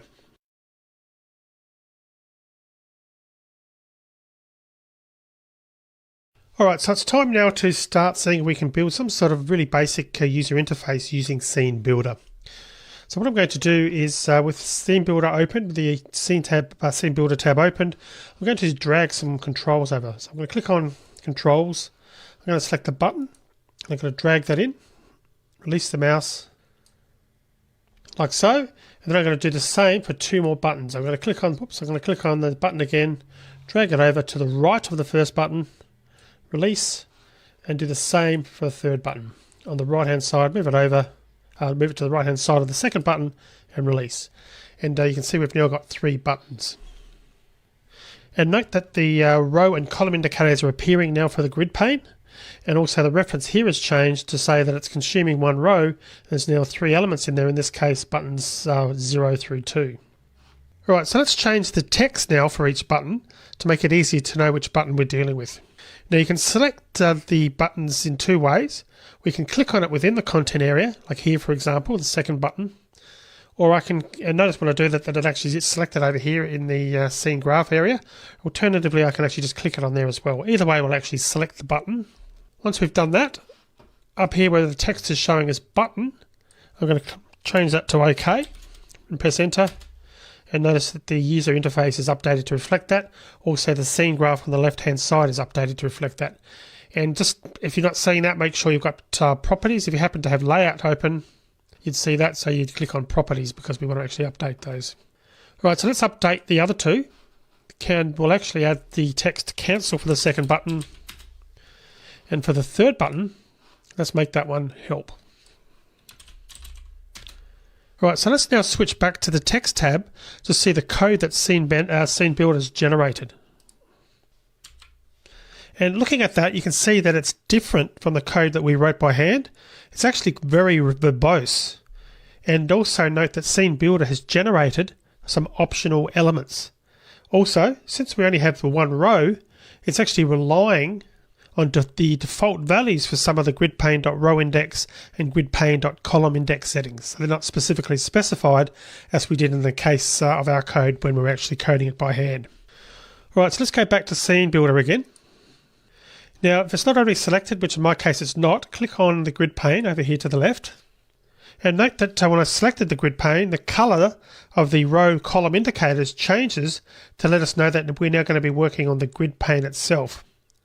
And so what I can then do is click on this button over here to the left, the row 0 indicator, which is to the left of the OK button. If I click on that, you see that the settings area displays the row constraints for that row. And if I click on the 0 tab above the button, notice how the column constraints are now showing in the settings pane on the right hand side. So if we want to change the row or column constraints, that's how you actually get to them. Alright, so let's see what happens now if we add a label above the buttons. So what I'm going to do is open this controls, and I'm going to put a label, I'm going to grab a label, and I'm going to place it above the OK button. So I'm just going to drag it over and place it above the OK button somewhere. So you can see that when I've done that, the row index for the buttons has now been updated. The buttons are now in the second row, this one down here, at row index 1. Alright, so with the label selected, which I'm going to click here, again I could have clicked it over here to the left hand side, I'm going to change its properties, or select this, display its properties, and change the text. I'm going to call that my label instead. And that's reflected now, as you can see on screen. And if we go back to our text and take a look, notice that the FMX generated by the Scene Builder, as we noticed before, is still relying on default values. So the default value for gridpane.rowIndex and gridpane.columnIndex is 0. And there's no, obviously, row index or column index specified for that label. Now, Scene Builder doesn't generate these properties for the label because it's at position 0, 0. It also doesn't generate the column index for the OK button because it's at column 0. So unfortunately, this makes the FXML more difficult to read because we have to fill in the blanks ourselves. Generally speaking, it's better to spell out all the properties, and we obviously have been doing that, and I've been showing you how to do that when we've been writing the FXML ourselves. But in the case of Scene Builder, it's using those default properties. Alright, so let's go back to Scene Builder again. Now notice the scene graph area lists all the controls we added on the left hand side here. Now to see what the grid pane UI would look when we run, we just have to click on an empty part of the content area to remove the row column indices. In my case, just going back to the screen, reset it, and it's actually showing. So this is basically a representation at the moment of what it would look like if we actually run it. Now since the label is wider than the OK button, there's now more space between the buttons.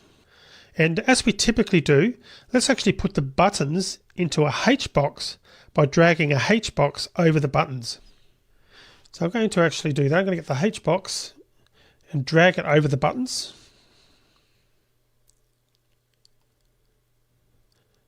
Noting that I'm just selecting that area there, releasing. But you can see at the moment the H box hasn't wrapped the buttons. So instead it's actually added itself, as you can see over here in the scene pane, and we can see on screen at row index 1, column index 1. And just to confirm that, we can go back to the text view and see that it's added itself at column index 1, row index 1. Now that isn't what we want. We want the HBox to go into row index 1, column index 0, and we want the buttons added to the HBox rather than added directly to the grid pane. So let's go back to the scene builder. And what we're going to do is right click the HBox over here in the scene graph and select delete to remove it. And that's now deleted. All right, so how do we actually achieve this? How do we actually get those buttons wrapped within a HBox? Well, there's two ways to do this. So we can actually select all three buttons in the scene graph area, and we can select the three by clicking on the first button, holding down Shift, and selecting the third one, and that's actually going to highlight the three of them. Or I can also individually click on my Command key to select them, and you could use a Control key for Windows or Linux. So basically you want to select the three that way. And the other way of doing it would be I've just deselected those, is just to select them here, same principle, holding a Command because I'm on a Mac, and you do a similar thing with Control key on Windows or Linux to select the three buttons. At this point we've now got the three buttons selected in the scene graph and in the content area, as you can see. And we then actually hover over that, right click over here in the scene graph. We actually want to select wrap in, and then we're going to choose HBox. So we come ahead and do that, HBox. When we did that, you can see that the layout got screwed up. And if we switch back to the text view and have a look, you can see that everything's been placed in a single row. So the point I'm going to make here to you is that Scene Builder isn't perfect. All right, so let's go back to the Scene Builder though, see if we can fix this. But do notice over here now that I can click on the plus, and the three buttons are certainly in the HBox, but again, we've got this display issue. So how do we actually go about fixing that? Well, we're going to select the HBox over here in the scene graph, and we need to set its row index and column index properties. So what we need to do is come over here and click on Layout. And you can see the row index and column index, if I just make that a little bit wider, are both set to 0 at the moment. So we're going to set the row index here to 1. Press Enter. And we can see now that the UI will look the way that we want it to look. And now when we look at the scene graph area, you can see that the HBox over here has been expanded to show the buttons and collapse to hide the buttons. So we can also do that if we want to expand or hide them. And again, the main thing is that the interface, if I click something somewhere outside of our controls, we can see that we've got our three buttons showing nicely, and they're actually in the HBox. Now, one caution here, if you did decide at this point, okay, I don't want these buttons in a HBox, if you thought that you'd actually could just come over here, click on the HBox, right click and select delete, which I'm not going to do now, that would actually delete the container and the three buttons, which you probably definitely wouldn't want to do. Now, there is also undo capabilities here, and so I was going to show you that by actually clicking it and then selecting undo, but unfortunately the Mac version undo seems to be broken, because every time I do that, IntelliJ seems to lock up and go a little bit weird. So I'm not going to try and do the undo, but you could actually try doing that and see whether it works. Just right click, click on delete, and once you've done that, you could do a Command Z to undo on a Mac, or it's Control Z on a Windows or Linux machine, or come up here and click on undo. But again, I'm not going to do that now because on my Mac it seems to hang. Bottom line here is that if you're deleting container that's got embedded controls, you are going to delete everything if you selected it. So be very careful when you're selecting that. So how do you remove them? Well, if you want to actually remove them out of the HBox, instead what you do is you click on the HBox, you right click, and you click on Unwrap, and that would actually take them out. So I can do that now, and you can see that's actually removed them from the HBox. The HBox has disappeared completely from our layout. All right, so in this case, though, I actually wanted it back. So let's actually fix this up first. We can go back and change our buttons, which are now actually in the wrong row. So I'm going to just change these back to 1. Then we'll just add the HBox back. And actually what I should probably have been doing there is changing the column indexes too. So I'll do that to column 2 for the third button. For the second button, I'll change that to column index 1. All right, so we've got our interface back how we had it again, and obviously we've got these spacing issues which we're going to be addressing in the next video, but we can go back and add our HBox again, come back here, we can add it, And obviously that's still not how we want it. At the moment it's not wrapping, so I'm just going to delete that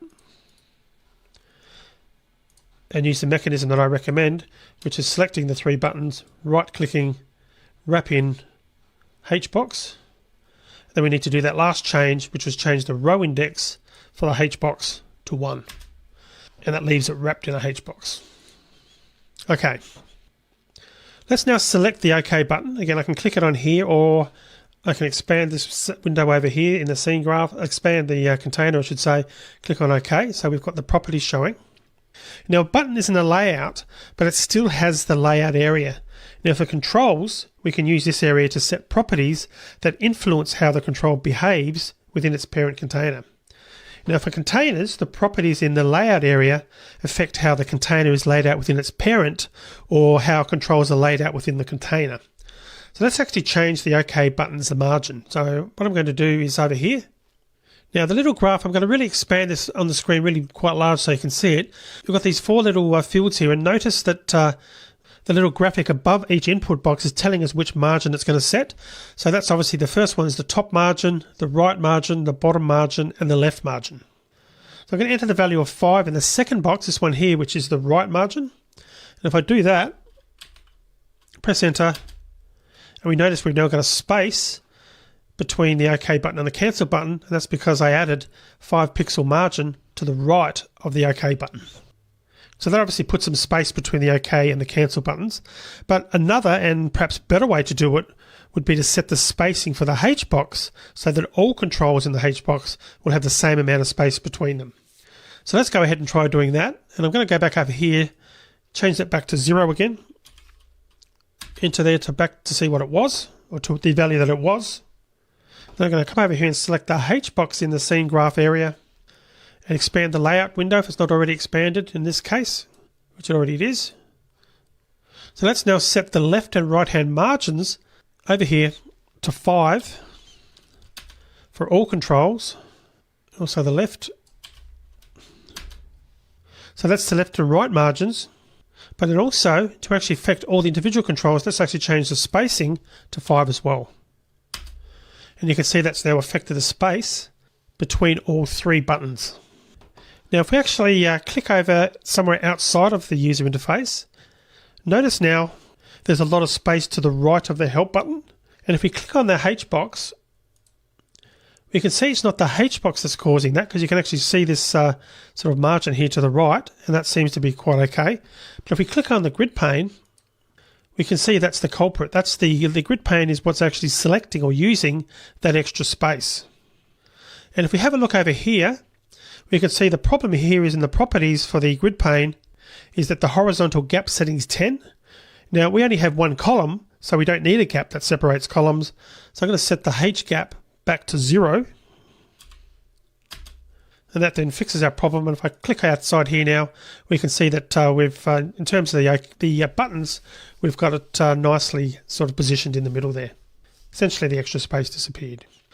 So at a simple level, that's really all there is to building a UI using Scene Builder. You drag components from the left-hand side into the content area, then we set their properties on the right-hand side, and then we can select the component we want to work with by clicking on its content area or in the scene graph area. Now, we usually select containers in the scene graph area. When we want to run the application, we run it in the usual way by clicking on the run button. So over here, I can just right click. I could have actually just run it over here as well. Run.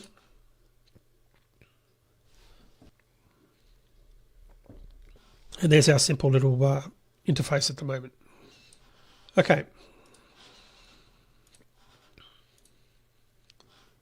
The other, what I find annoying little thing that this Scene Builder does, if we click on Controls, we go back to say the text and go back to Scene Builder, it seems to lose the focus of where we're at, and you've got to re-expand to get access to the particular controls you want again. But I'll be talking about using the standalone Scene Builder in a future video, probably in the next video, depending on how long that takes to go through some of the other things I want to show you. Bottom line, though, is that it's still a very useful tool. So let's end the video here now. In the next video, we're going to have a look at this code menu. We haven't really talked it, or we've talked a little bit about it, but we haven't done anything with it. So let's start working with that in the next video.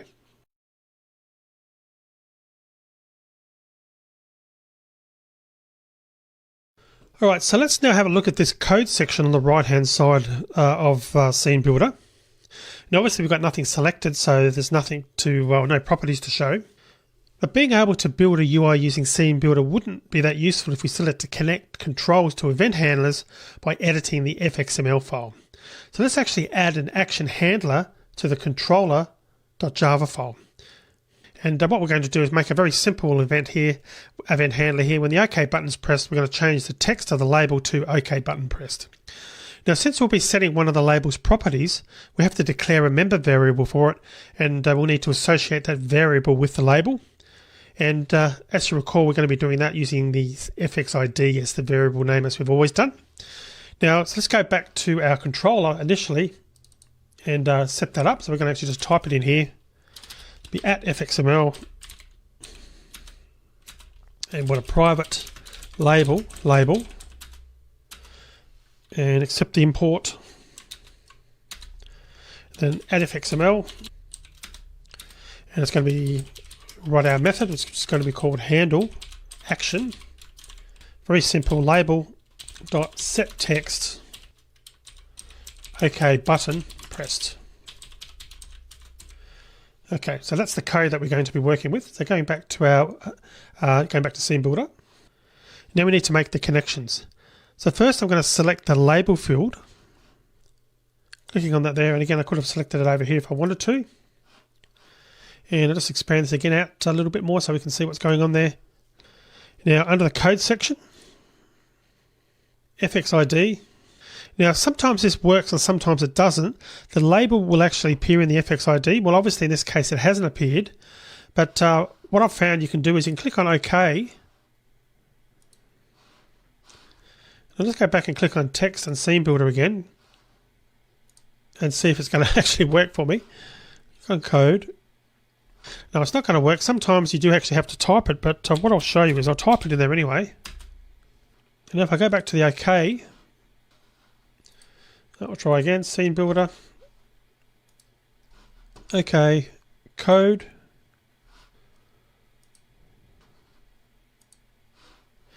so we've got the label, the ID working successfully there. What it should be doing is actually showing the drop downs, and it seems to be a little bit inconsistent in that it doesn't always show this. Let's make sure the controller is still correct. We've still got the code in there. Obviously that hasn't been used yet, but the associations there is now there. You can see that the code is now bolded, so that part's working. But what we should be able to do is select from a drop down, but I'm just going to type it in for now. Handle action.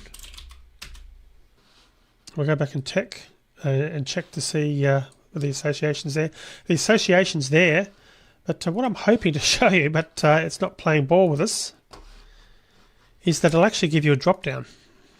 What it should be doing is actually giving us a drop down here where we can actually select the various options, but it's not actually doing it for now. But what you should get, and what I've found does work, I've certainly had it working before, is that when you select a particular control, you'll actually get it's smart enough. It gives you a drop down list of all the action or the event handlers that it finds, and you can actually just select either the ID or the event handler you want to use by a drop down. But obviously for whatever reason that's not working. Maybe it's a Mac bug, although as I said I did get it working earlier. So bottom line is if it's not coming up for you automatically, you may have to type in the label here. But in this case what I've done now is with the OK button, I've set the handle action method, assigned that to the onAction event handler. So what that means is we should be able to run this. So click on OK now. Click on OK. And obviously we've got the code working in that it's actually fired up the event handler. Right, so I'm just going to stop that. There we go. Now this is what I wanted to show you. Perhaps it needed a compilation. This is really what I was trying to show you there. There's a drop down there, and you've got multiple event handlers that would actually find them for us. And likewise with the label, what that should do, that's still not going to play ball with us. There's a drop down that will actually pop up here as well, and we would have been able to select the ID via a drop down list. I'll just try deleting that out of interest, updating that and see if that'll work for us. No, that's not the right drop down. So I'll just put it back in again. All right, long-winded way of showing you how that works, but the bottom line is that we can use that code part of the settings area to associate event handlers and set IDs, etc., as we would normally have done manually in the code. All right, so that's how we wire the controls to action handlers and fields using the scene builder. And then just to confirm, we saw that before, but both the label and the method are obviously now enabled and linked. And just the other thing, which you probably picked up anyway, but just to confirm, when we select a control and we've got the code part of the settings area open, when we select a different one, it actually changes to give you only the options that are appropriate for that particular control, only the sort of action handlers that are appropriate, which is pretty cool as well. All right, so let's move on now and talk about style controls with CSS when using the scene builder. Now, there's a couple of ways of doing this. The first way is to create a style sheet and associate that with a container or control. So let's start by doing that in IntelliJ. And you've seen how to do that previously. I'm going to right-click the package, click on New, select File, and we'll call this one styles.css. And let's just create a simple style here. It would be dot button. And we're going to do -fx -background -color, and we'll set that to green. And let's also go with an FX font size 16 pixels. All right, simple one there. Save that and we'll go back to our layout, that scene builder. And obviously nothing's changed yet. And obviously we need to associate what we've just created, the style sheet, to our layout. So we're going to select the grid pane, and in the properties section, just want to expand this out a little bit so we can see it. We've got this option here for style sheets. So I've got this plus button which I'm going to press, but unfortunately the integration with the IDE is poor here, at least in the version that I'm checking. So when I click on that, we don't get a list of style sheets for this project. In fact, we've got to navigate to that project to actually be able to select that style sheet. So I'm going to go into that folder.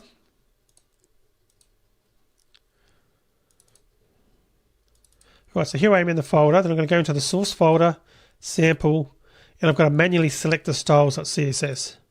Once I do that, you can see straight away that the style has taken effect. And over here on the right-hand side, we're using the style sheet, styles.css. So what you can also do there now, you can remove that if you wanted to. But the other thing you can also do is you can actually have multiple style sheets. You can add a second one if you wanted to. And we can open the style sheet, but that actually opens it outside IntelliJ in whatever editor is associated with CSS files in our system. So it won't flip to the file within IntelliJ. Again, poor integration in this particular area. All right, so let's go back to the CSS file in IntelliJ. Let's change the green to blue. And flipping back to Scene Builder, notice how it's still green, nothing's changed.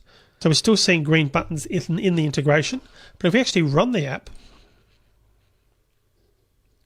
we do actually get the blue buttons, albeit ones that are very, very hard to read. So clearly when we run the app, it's actually looking at the updated style sheet and making those appropriate changes. But unfortunately, in terms of Scene Builder, it's not actually sort of rereading that file again. Again, poor integration. And if you're finding that when you change this, if you're following along and you found that these buttons started, you can't sort of read all the text on them, you can actually resize these things. And literally you can just hover your mouse over there. You notice when I do that, I can make the buttons bigger or smaller. So I can come over here if I wanted to, expand it or make it smaller as appropriate to resize. So that's how you can do your resizing. And you can resize there, or you could click on grid pane and do it that way by grabbing the sides of each button and resizing it as appropriate. All right, so anyway, the bottom line here is in terms of CSS, the integration isn't great within IntelliJ. Okay, it's pretty well non-existent. If we want to use CSS to style our controls, my suggestion is to use Scene Builder in standalone mode, which will be more convenient. And I'm going to actually show you how to do that a little bit later. For now, though, in addition to associating a style sheet with a container or controls, we can actually also set styles by typing them into the style area. And I'll show you where I mean. I'm going to click on OK. We're going to just put a style on that individual OK button.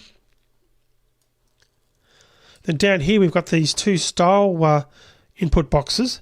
In there what I can do is I can type in -fx -text fill, and I can type white in the second one, press enter, and you can see how we've put an individual style for the OK button.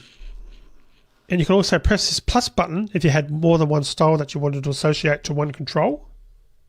The other thing is, if you look at the top of the screen here now, notice it's got CSS.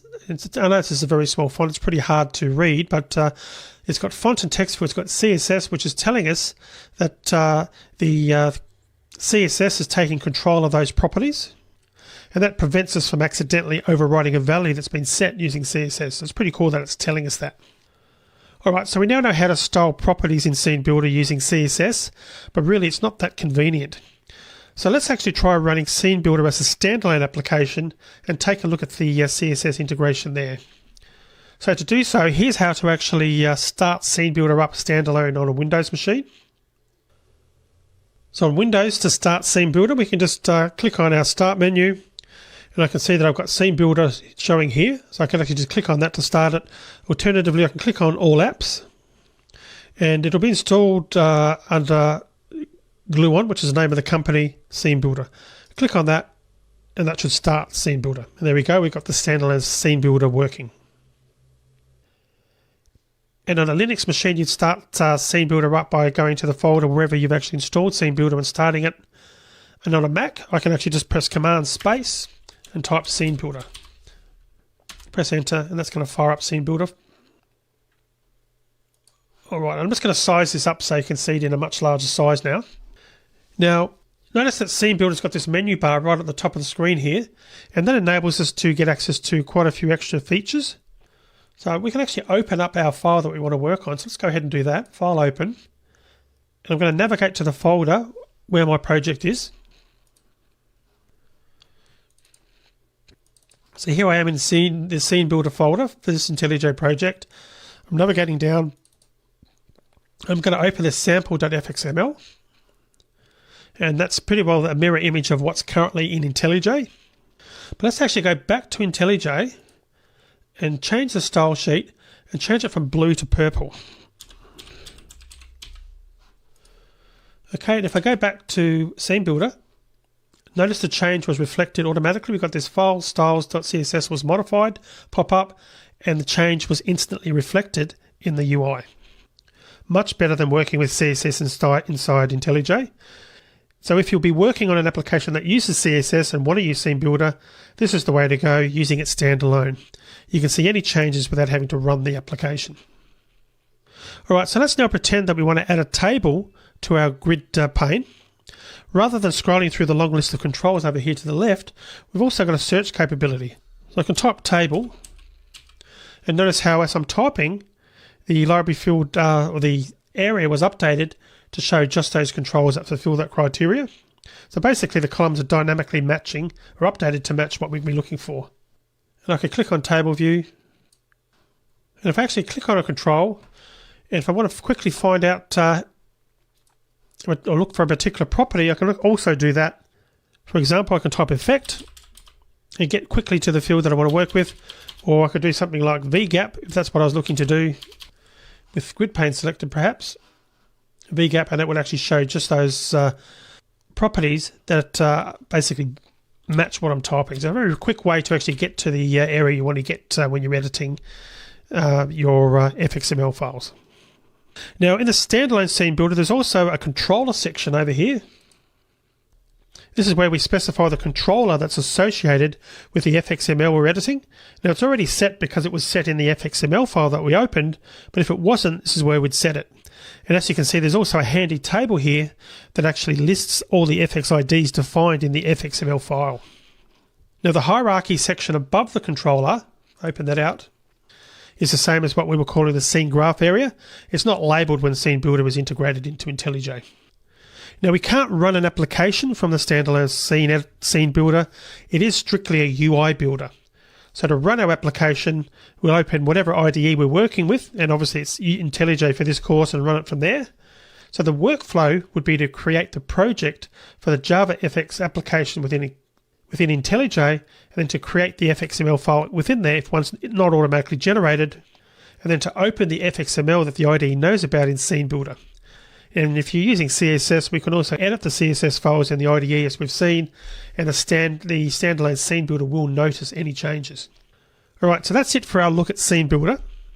We can use Scene Builder to build the UI for our applications. It can also be used to quickly prototype our user interface. And if we're writing the FXML by hand and we're not sure how to change a property or how to position a control where we want it, I suggest you use Scene Builder for that and then look at the FXML that it generates.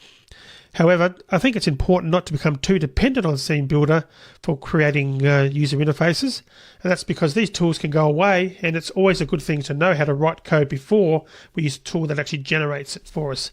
So we're basically here with a tool that's currently working, combining the best of both worlds. We've still got the capability of editing the FXML if we want, but we can use Scene Builder to actually sort of shortcut our user interface creations. So while the integration with IntelliJ can be convenient, if you plan to use Scene Builder a lot, I'd actually say use the standalone version, and because it's got more features, and it's especially true as you saw if we're using CSS. Also keep in mind that there are other IDEs. For example, NetBeans also integrates with Scene Builder, so you might want to check that out to see if the integration is any better. And it's actually free, and there's actually a Stack Overflow answer here that explains how to do it, which I'll just quickly bring up on the screen.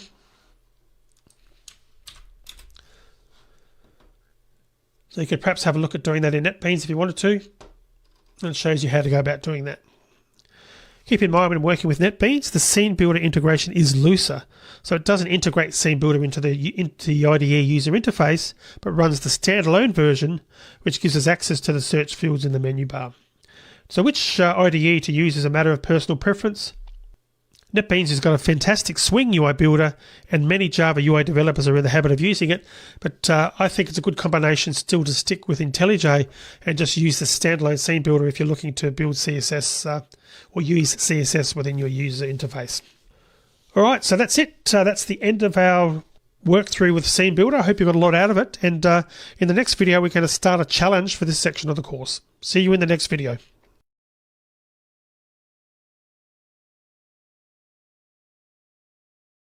Alright, so it's time for a JavaFX challenge. So for this challenge, you're going to create a simple contacts application that has a single main window. Now, the application will allow the user to add a contact, to edit a contact, as well as deleting a contact. And the idea is to display the contacts using the table view control. Now, we didn't cover table view in the lectures, but you did learn everything you need to know to use one. And here's what the finished application will look like. Now, there'll be a single contacts menu that contains add, edit, and delete items. Now, you'll want to be able to load and store the contacts, which isn't a specific JavaFX topic we've covered in this section. So what I've done is provide a contact data class that contains a quick and dirty way to load and store contacts using XML. Now, you don't need to understand that code, and also I don't recommend you change it. It doesn't do any verification, so when we add and edit a contact, all the values must be provided for the code to work. So if you leave a value out, the code will throw an exception when you try to read the values into the application.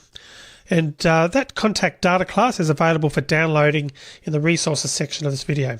So the point is to not worry so much about the code that is dealing with the XML. We're focusing on JavaFX in this particular challenge. We'll actually have to add code to the contact data class to complete the challenge. But what I've done is I've put comments that indicate where your code should go, bearing in mind you don't want to change the code that deals with the XML side of things. A few hints here for you. Number one, in addition to the contact data class, you'll need a contact class to store individual contacts. For each contact, the idea is to store the first name, the last name, phone number, and notes. And hint number two, to get data binding to work with the table view, you'll want to store the contact information as simple string property fields. And third hint, the to-do list application that we worked on in an earlier lecture in this section covers pretty well 90% of what you'll need to complete this challenge. So a combination of going back over that if appropriate and doing a bit of Google researching for things like table view and data binding, etc., specific to table view, you should be able to get through this challenge. So that's it. That's the challenge. See how you go with it. Pause the video, and when you've got your challenge finished, come back and we'll go through one solution that I've come up with. So I'll see you when you get back. All right, so let's go through one solution to this challenge. And again, I've made this point previously, but I want to make it again. Your code doesn't have to match the solution that I've come up with. My way is just one way of doing it. If your application works using data binding, then you've done well and completed the challenge. All right, so let's start off by creating a new project. So I'm going to click on Create New Project. I'm going to select Java FX. And for this one, I'm going to call this one My Contacts. And finish. All right, so let's just expand things out and get started. So the first thing we'll actually do, we're going to change the title of the main window. So I'll come back over here to our main method. And it's got Hello World. Let's actually change that to be My Contacts. Let's also change the width of the window or the size of the window to be 600 by 400.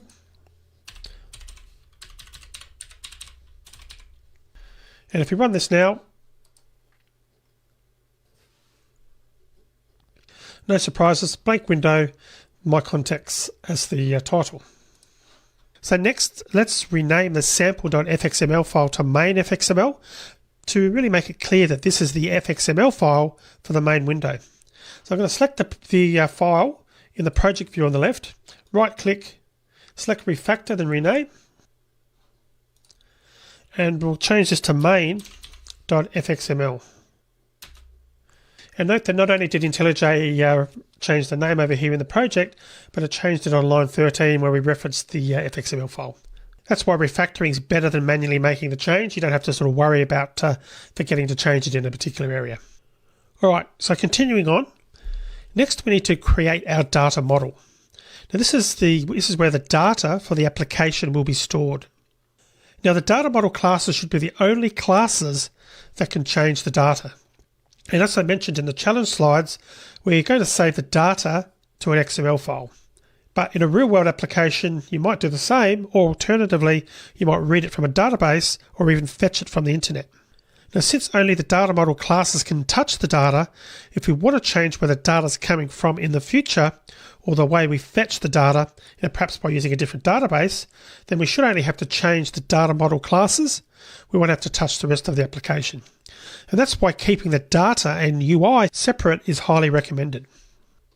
So let's create a new package called data model. So I'm going to come over here to sample, right click, new, select new package, and we'll call this one data model. And by the way, if you didn't create a new package for this when you wrote your challenge code, that's fine. Your code isn't wrong.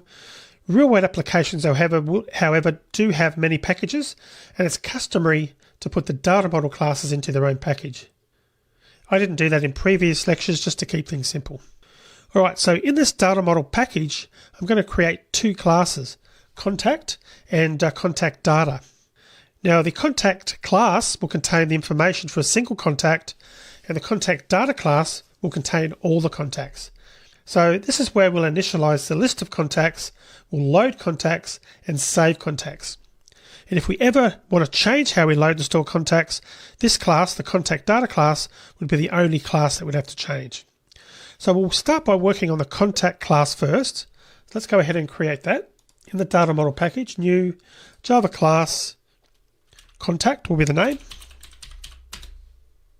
And I'll just go to full screen so we've got plenty of space here.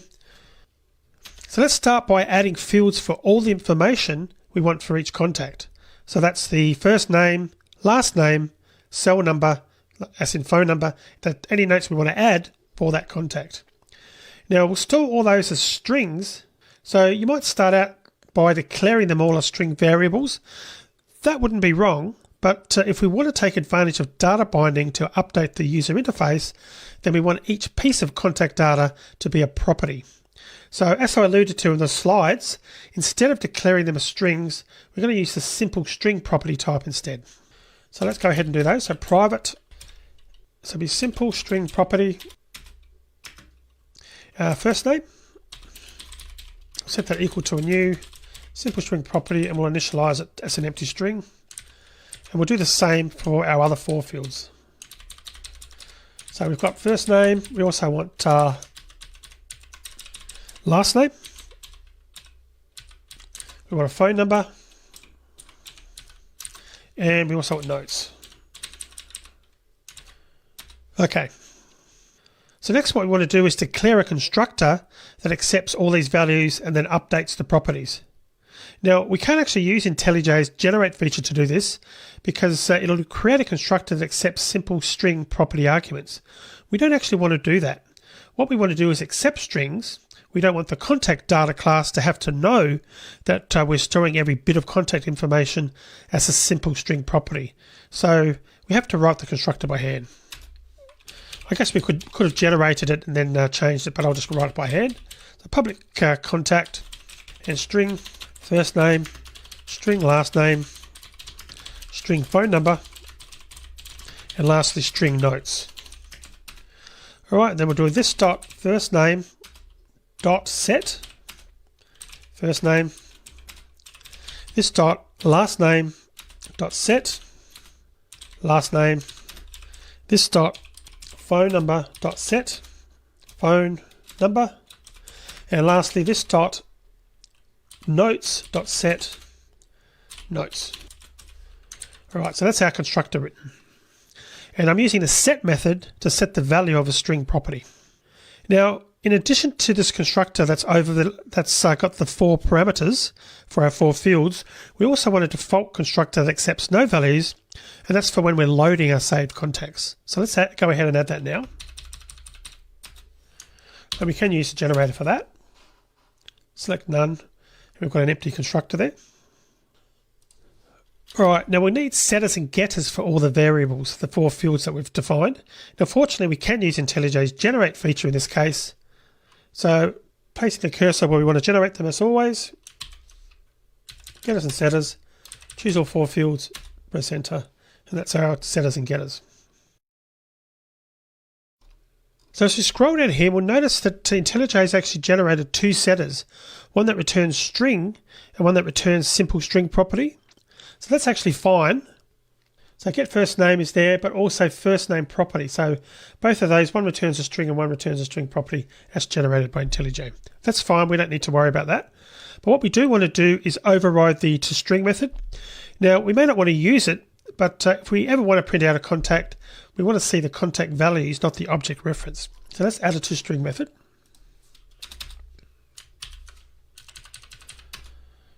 And we'll just use the 4 fields and just use the default that actually is generated by IntelliJ, which is fine. So I'm going to leave that under default, but you may have not overridden that method at all, or you may have overridden it and returned the data differently. That's okay. That isn't part of the challenge solution, but it's just something that I would typically recommend to do. All right, so next we're going to work on our contact data class, which will hold all our contacts. Now, if you recall that I gave you access to that file and mentioned in the challenge that's available in the resources section of this video, so I'm just going to copy and paste that in now. But what I'll do first, obviously, is create the class. So in the Data Model package, Java class we're creating is contact data. All right, so I'm just going to paste this code in.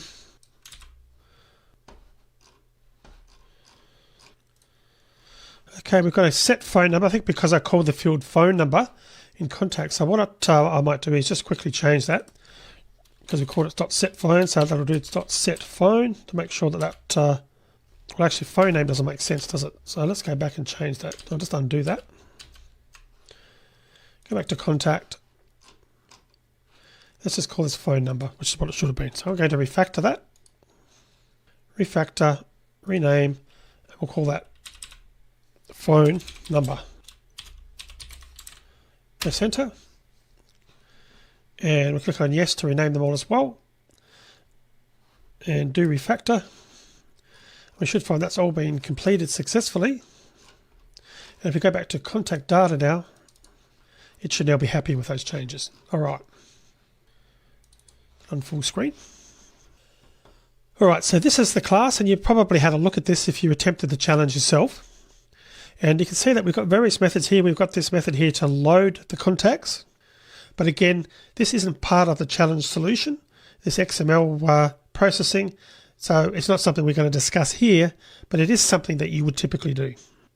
And again, note that you can change where the contacts are stored though by updating the contacts underscore file constant up here on line 24. So change that to the name of the file.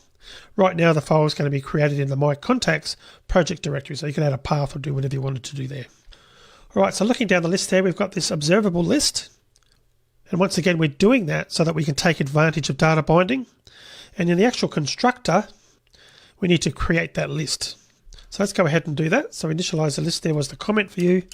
So we're going to change that to be contacts equals fx collections dot observable array list to initialize it. And just as a reminder, remember that when working with data that will display in the JavaFX UI, I always recommend to use the JavaFX version of any lists that you create. We did discuss that in detail in this section, the reasons for that. In this case, we're creating the list by calling the observable array list method from the fx collections class. All right, just before we finish this video, we'll need some methods for getting the contacts, adding a contact, and also deleting a contact. This is where we're going to be putting that code here. So I'm going to delete that comment out now. So we're going to put firstly the method to get them, be public observable list. It's going to be observable list of contact is what we're going to be returning. Contact records, get contacts. We just need to return contacts in that case. The next one is to add a contact. It's going to be public void add contact, and we're going to pass a contact object, contact item, and it's going to be contacts.add item, and finally public void delete contact, much the same, and then it gets passed as an argument the contact we want to delete, in this case contacts.remove item. All right, so we've made good progress, and these methods are obviously self-explanatory. They should be pretty straightforward at this point in the course. So in addition to the code that I've provided for loading and storing the data from XML, this is all we really need in the contact data class. At this point, our data model classes are complete. So in the next video, we'll start work on the user interface. See you in the next video.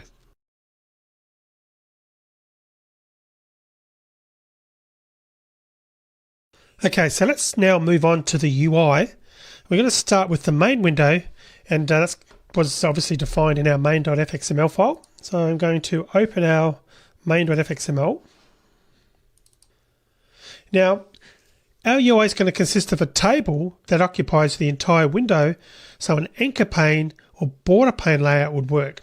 So let's actually use a border pane since it's simpler to use, and we've also worked with it before. And we're going to change grid pane to border pane. So let's start by deleting some of these unused imports. And actually we'll delete grid pane because we're about to change that to a border pane. Oops, it added it again automatically. So I'll change it to border pane. And then remove the import. And we need to remove these properties that are inappropriate for a border pane. So I've just got the basic border pane, defined now. Okay. Now, since the table, as I mentioned, will occupy the entire window, let's add it to the center position. So I'm going to add that. So I'm going to do a center.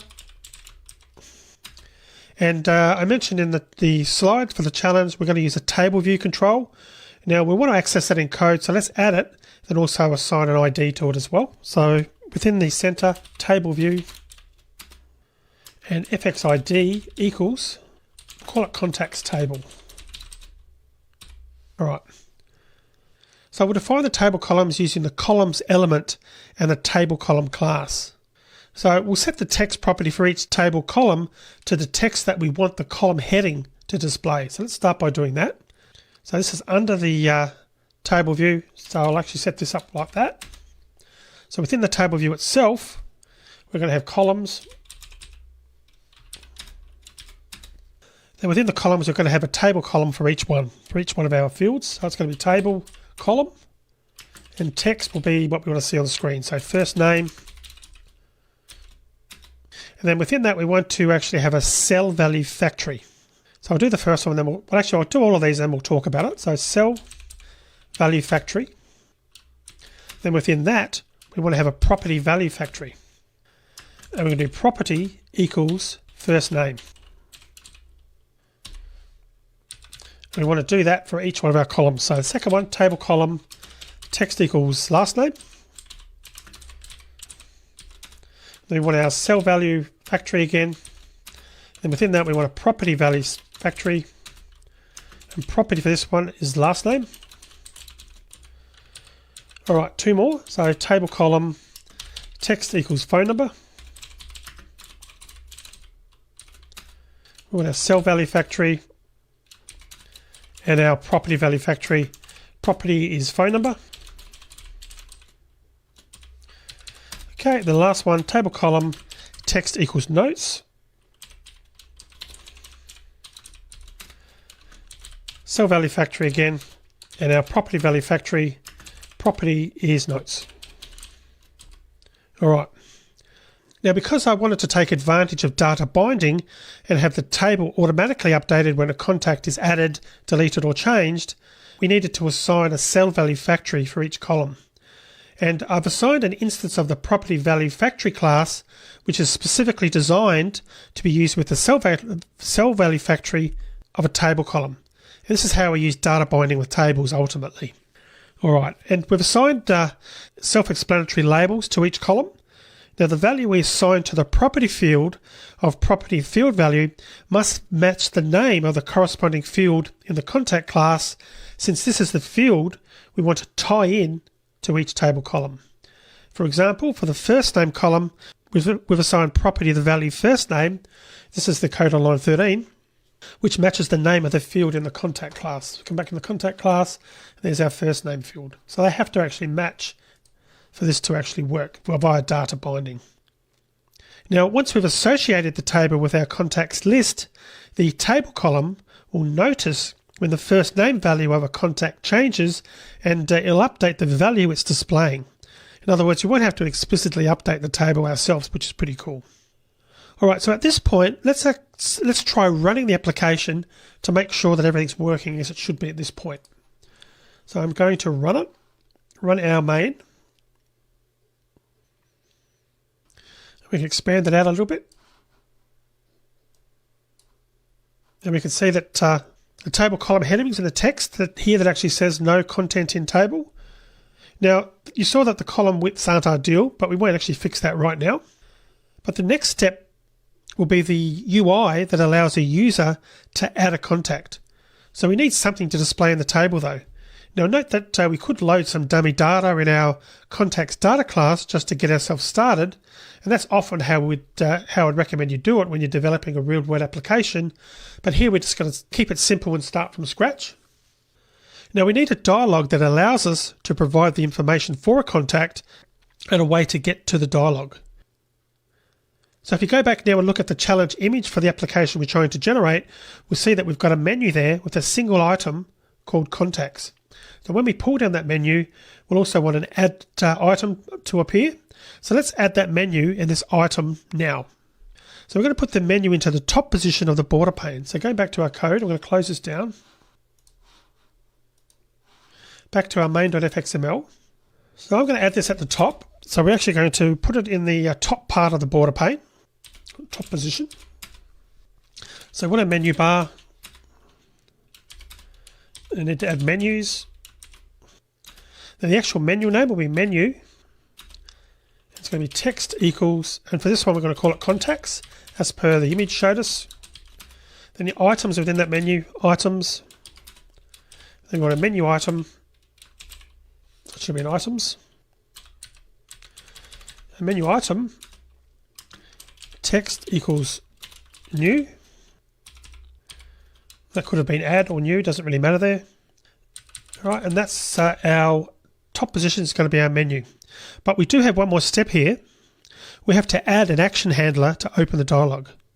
So let's do that, and we'll add it here.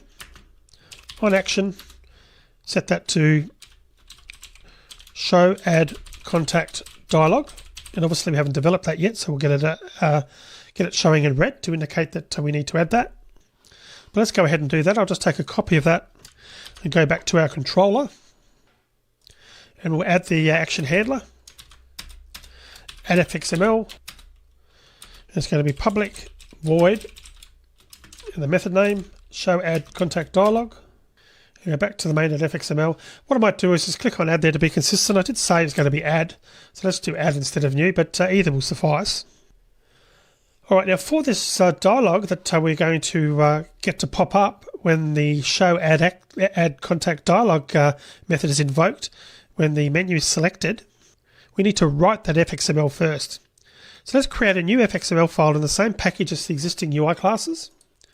So I'm just going to, because the main.fxml is in there, I'm just going to add it in the same place here under sample, new file, and we'll call this one contact dialog.fxml. So for this one, we're going to be using a dialog pane, so that's going to be the root layout. Now we also have to create a controller for the dialog, but we'll do that shortly. Let's just add the dialog first. So it's going to be dialog pane fx controller equals, and we're going to call this one sample dot, let's call it contact controller, and we'll need to write that class shortly. So I'm just going to take a copy of that so we can add the class. And we also need to add some an XML namespace, XML ns :fx equals, and by default that should be http://javafx.com/fxml. Okay, that should be our dialog. So let's create that controller as I mentioned as well, and that'll also be in the sample package. Right click, new Java class, and add our contact controller. And if we go back now to our contact dialog.fxml, it's now happy that we've got the controller associated. All right, so firstly, with this dialog, we need to add some instructions for the user in the header text area. So let's start by adding that. So header text, and we'll put in, or the instructions will be fill in the information for the new contact. Pretty straightforward. All right, now below that, we need several labels and fields all lined up nicely. So what we're going to do in that content is we're going to add a grid pane for the dialog pane's content area. So we'll start with content.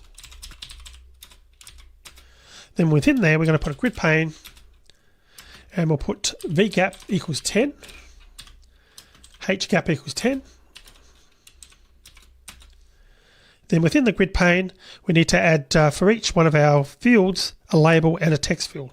So firstly, the first one will be label, text equals first name, and that'll be grid pane dot row index. We'll start on 0, and grid pane column index will be 0 as well. Then we want a text field, so text field. This one we're going to add an ID because ultimately we're going to be needing that. We'll call this first name field. The row index will still be 0, but the column index we want to be 1, so it appears to the right of our label. Like so. So that's our first field. Then we need to do the same for the remaining 3 fields. So what I'm going to do is just copy and paste those. I want to put a space between each of them so it's a bit more easier to see the difference, and we'll change the various fields. So firstly, last name will be the next one. This one's going to be at row index 1, and the text field is going to be row index 1. This will be last name field. All right, next one's going to be phone number. Phone number. And that's going to be row index 2 for this one, and 2 for the text field as well. And we'll call this one phone number field. Phone number. Okay, and then the last one is going to be notes. So notes and that's going to be row index 3 for both. And I don't need to change the column index for either because, of course, the default ones that we set up for the original first name field will be fine. And this field name, we'll call this a notes field.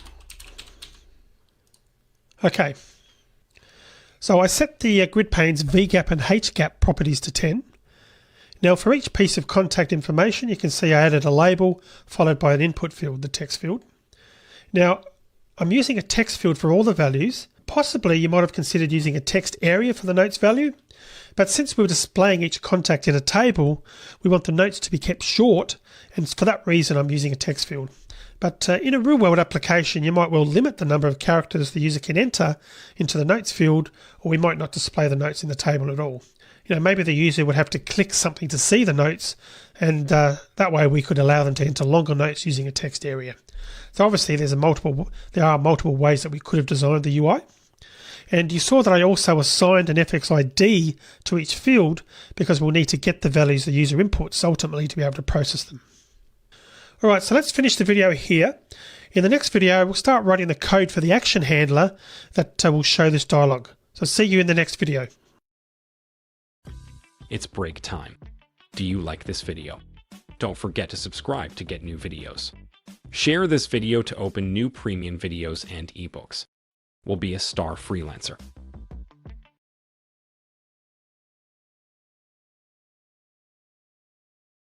Okay, so now we can write the code for the action handler for our contact dialog FXML.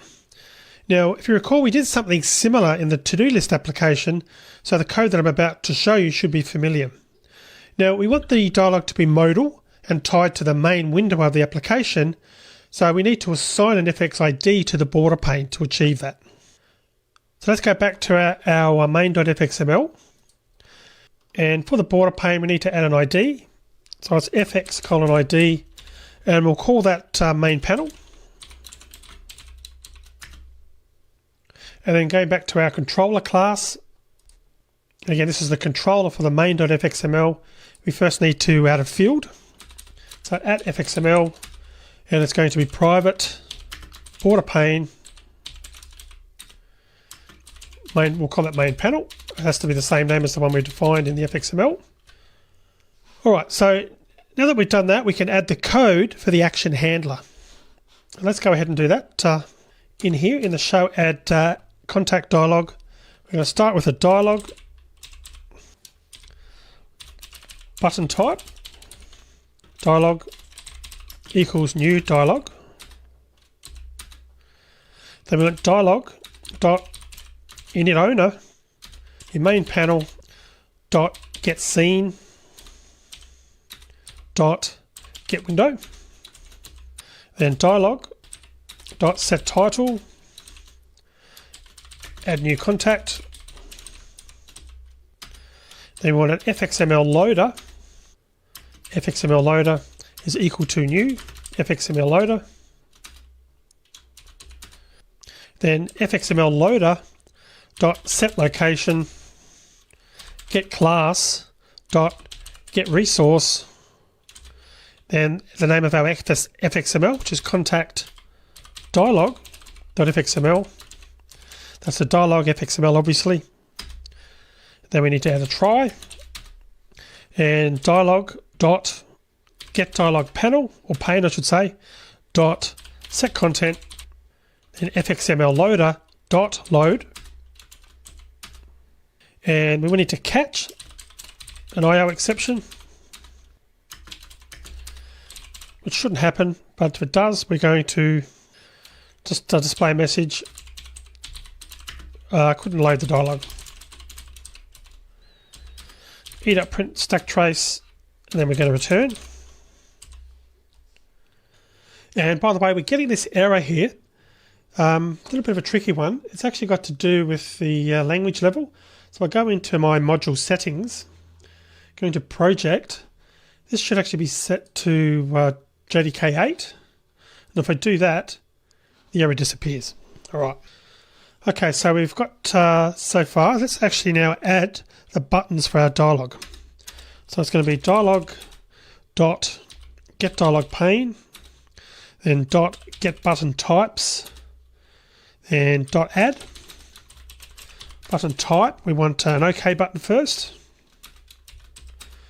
And then we also want a cancel button. So get dialog pane dot get button types again, dot add button type dot cancel this time. So there are two buttons for our dialog. And then the result, we want an optional button type. Result is equal to dialog dot show and wait. So it's modal, we want to actually wait. And if result dot is present and result dot get is equal to button type dot OK. And then we're going to do some processing. All right, so let's go through what we've just added here. So I started by creating a dialog instance and assigning the main window as its parent. And I assigned the parent on line 20. And we're getting that parent from the border pane. And I've then set the dialog title. And I've then loaded the fxml and set the dialog's content to what we've defined in the fxml file, the contact dialog.fxml. And then I added the OK and cancel buttons, and then we actually opened the dialog on line 36. And I've added the if statement that will check when the user presses OK or cancel. And if they pressed OK, then we'll want to process the information they've provided and add the new contact to our contacts list. Before we do that though, let's actually just run the application just to make sure that this part of the code is working.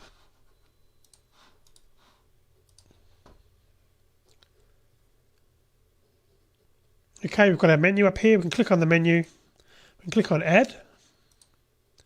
And there's our little dialog pane that's popped up. So obviously that's working. We can see the fields that are in the dialog. I can click on cancel to close that down. So that's good. We can continue on. All right, so what do we actually want to do with the information that the user provides from that dialog box?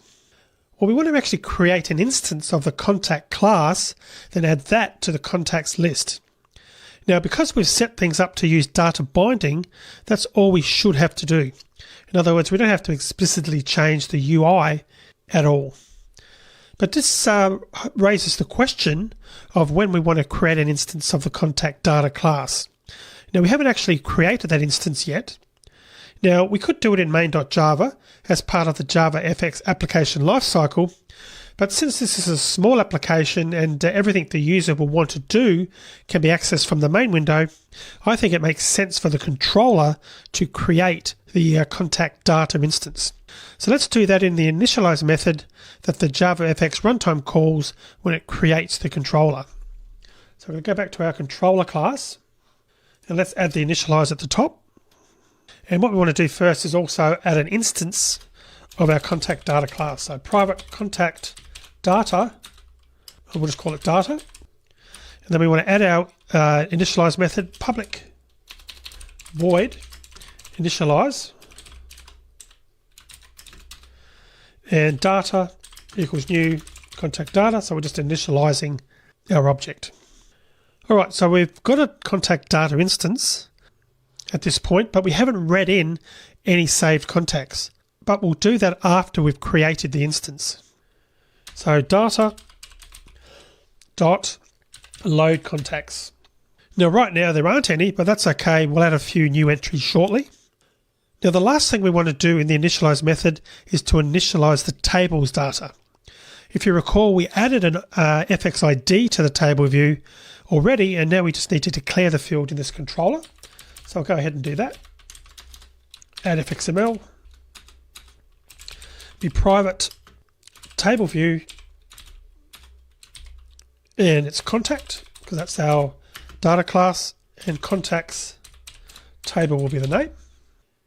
Now that we've done that, we can initialize the table view in the initialize method. So we do that below the load contacts, and we do that with contact table or contacts table dot set items data dot get contacts. All right, so this is a good point in our program to run it again to make sure things are still working.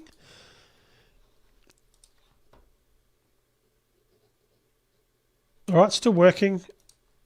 Obviously the dialog box is still working. We're not getting any errors or exceptions. And obviously there's no saved records, so we're seeing exactly as we saw the last time we ran it. So I'm just going to close that down. All right, so now we can work on handling a new contact. Now we need the information that's been entered by the user, but at the moment that isn't accessible from the main controller. Now we have to get the information using the content controller and provide a way for the main controller to get the new contact. So let's add a get new contact method to the contact controller, and it's going to gather the information provided by the user, create a new contact instance, and then return the instance to the caller. So I'll go to our contract controller class. We need to add our fields first. So private text field, making sure I use a JavaFX one. First name field. Obviously need to annotate it. Private text field, last name field.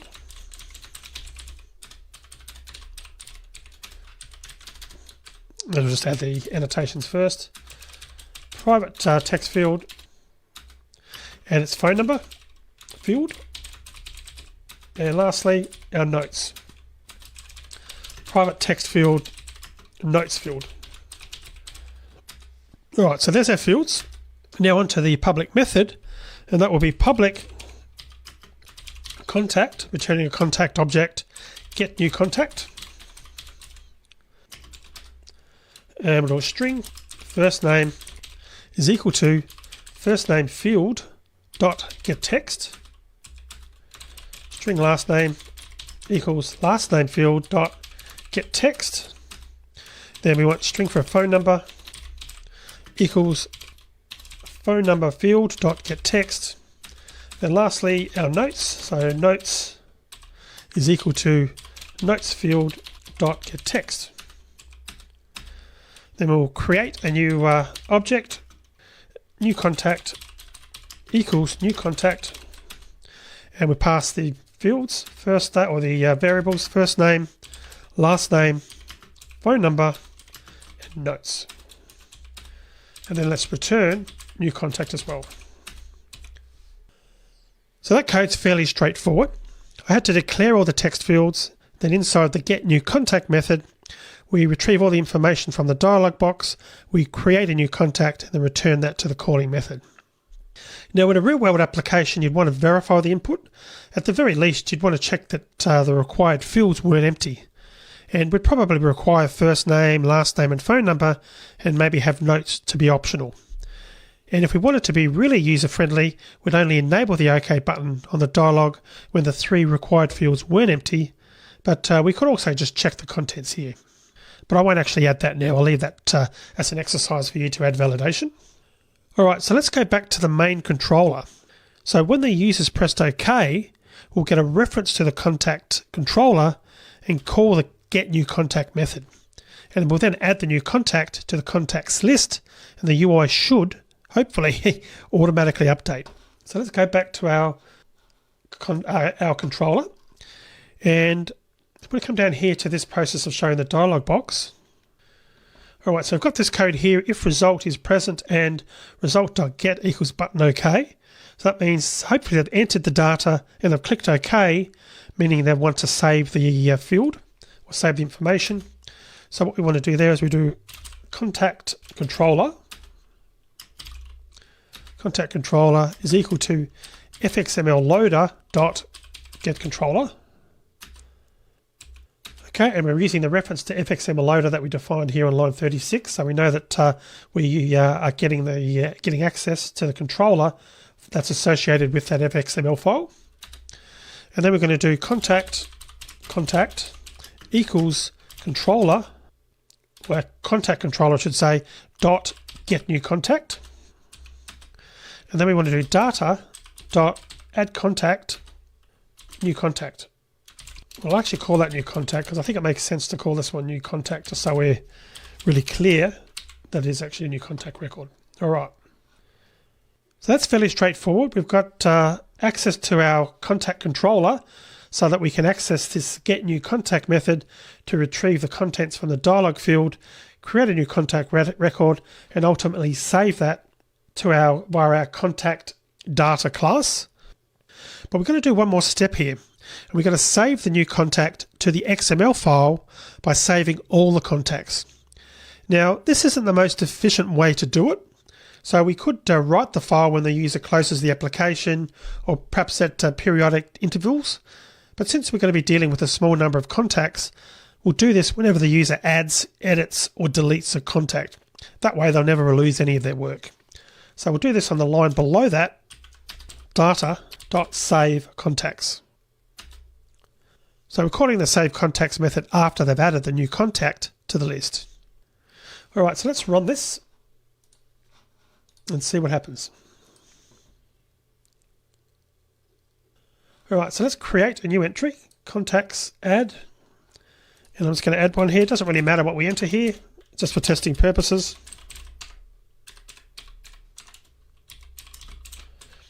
Click on OK, and we can see the contact appear in the table. And just to confirm this, let's close the application and run it again to see whether our contact is loaded. Run it again. And success. So you can see we've now got our contact successfully been loaded from the XML file when the application restarts. All right, so let's add 3 more contacts just so there's a few more there to work with. So contacts add.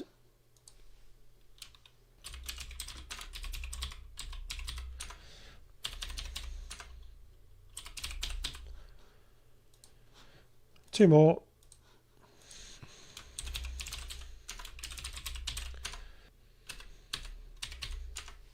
No notes for that one.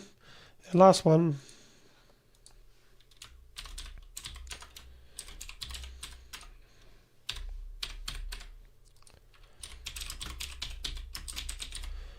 Okay, so I've got 4 entries there now. Now, if you did make a mistake and you wanted to change things, you could actually make a change to the contacts.xml file, because at the moment we haven't got a way in the application to edit anything. So I can close that down, and we can double click this contacts.xml, which should be appearing in the project pane.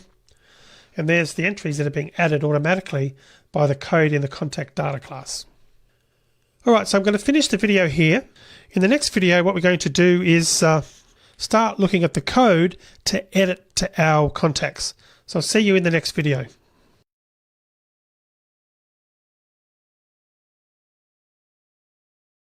All right, so now that we can add contacts, let's go ahead and add the code to edit a contact. So the first thing we'll need to do is to add an edit item to our contact menu. So I'm going to look at the contact dialog to do that. And let's add an entry in our menu. So I said contact dialog, but of course the menu is in our main.fxml. So we want to add it here as another menu item below the add. So we're going to come along here and put items again. And then we're going to put a menu item within there. So menu item, the text for this one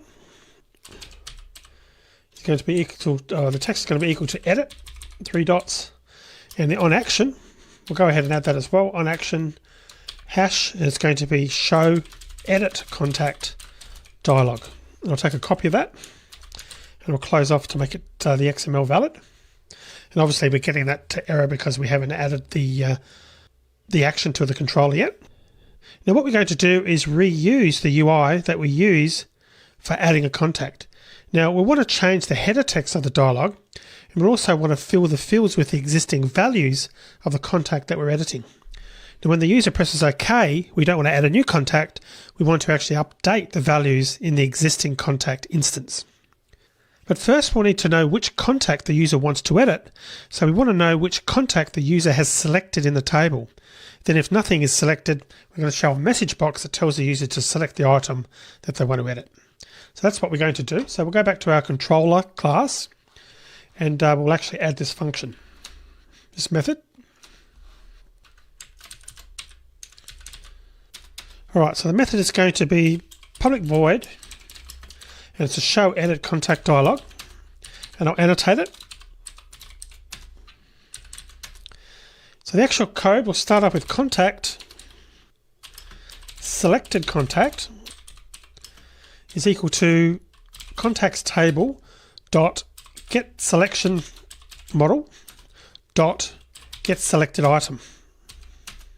Then we want to check to see whether it's null. If selected contact is equal to null, then we're going to actually create an alert. So alert equals new alert, and the type of alert will be alert, and we use a dot information. So alert type dot information. So we'll set a title for this alert dot set title, and we'll put no contact selected, and we'll set the header text to null. Alert dot set header text to null, and the set content text, alert.set content text, we'll set that to please select the content you want to edit. Select the contact you want to edit. And then we'll do a show and wait, alert.show and wait. And after that, we'll return. Alright, so we get the selected item from the table. If it's null, it means meaning that nothing's selected. We're going to show this alert that we've just coded up and then return. Now, alerts can have a header text or can have header text just like dialogues, but we don't need it, and that's why I've set it to null. So let's run this and try it out. And obviously to check this code, we'll need to run it without actually selecting an item from the table. And we've actually got an error here, so let's check out what I've done wrong there. Okay, so I don't think it's anything to do with the code that we've changed. It's items, that's correct there. That looks fine to me. And we go back to our controller. That looks okay to me. Just look at our data again, our contacts.xml. And that's the problem. You remember that I didn't add anything for notes, but we haven't got any validation, and we're assuming that all the fields will actually have some information in them. So I'm suspecting if I change this to some notes by editing the XML directly, and then go back and run this again, we should find that it works. So that was my bad for actually not putting any data in there. There we go. So it's actually working again. All right, so let's go and do what I was going to originally do, and clicking on contacts and click on edit to see whether that dialog box pops up that we just created. The alert, I should say. No contact selected. Please select the content you want to edit. And just confirming if I then select one and click on edit again, we don't get the pop-up this time because we've actually got a selected contact. All right, so that's working well. All right, so we've got the code, obviously, if we go back to our controller, in the case of the selected contact being null, so in other words, if there wasn't a selected contact. So let's now write the code in a situation where there was a valid one selected. So we're going to start down here. And what we're going to do is create that dialog so that we can pop up the dialog containing the fields and enable the user to edit. So I'm going to start by typing dialog button type, and dialog equals new dialog. Next we want to do dialog.init owner again, and it's going to be main panel dot get scene dot get window. All right, let's set the title, dialog.set title, and it's going to be edit contact, the title for our dialog box. All right, we'll go through and set up our FXML loader again. So it's FXML loader, and we'll call that XFML loader is equal to new FXML loader, and then we want to do FXML loader dot set location, and like we did before, get class dot get resource, and it's going to be the same resource contact dialog dot FXML. So we're reusing the same FXML code. We need to do a try there so that we can actually set the content. So dialog dot set or get dialog pane dot set content. Set content, and it'll be the FXML loader dot load. And we want to catch IO exception E, and it's going to be we'll do a printout. Couldn't load the dialog, and we'll print out the stack trace, and we'll return. Now, interesting enough, IntelliJ is smart enough to figure out that we've got some duplicated code in this file. So we could have made a method or done this in some other way, but I'll leave that for now. We know that this code is duplicated from the code that we added up here. when we're working on the show add contact, but I'll just leave that for now for simplicity as we go through. All right, so again, we'll just add the rest of the code. So dialog dot get dialog pane dot get button types dot add. Same deal, we'll do a button type dot OK, and we want to do a cancel as well. Cancel. And we want our contact controller. Contact controller is equal to fxml loader dot get controller. And then we want to call that method. So controller, contact controller I should say, dot edit contact, selected contact. And we haven't written that method yet, in case you're wondering why we're getting an error. And let's actually work on the result. So optional button type result equals dialog dot show and wait, because it's a modal dialog. And if the result dot is present and result dot get is equal to the OK button, so button type dot OK, then we're going to do a controller, which will be contact controller dot update contact selected contact, and then we'll also do a data dot save contacts. All right, so I'm only going to touch on the changes from the add method, and most of these occur after we've added the buttons to the dialog. So first I'm setting the title of the dialog to edit contact, line 74. Now second, rather than getting a reference to the contact controller when the user presses OK, I'm actually getting it up front because we want the contact controller to populate the dialog values with the existing value for the contact. To do so, I'm calling the edit contact method, which we're going to be adding to the contact controller in a minute. And third and last, if the user presses OK, we call the update contact method from the contact controller again, and we'll be adding that method shortly as well. All right, so let's go back to the contact controller and add those methods. So the first one,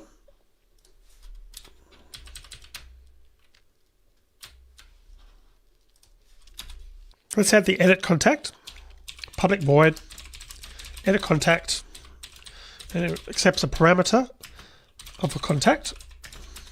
And for this one, we want to do first name field dot set text contact dot get first name.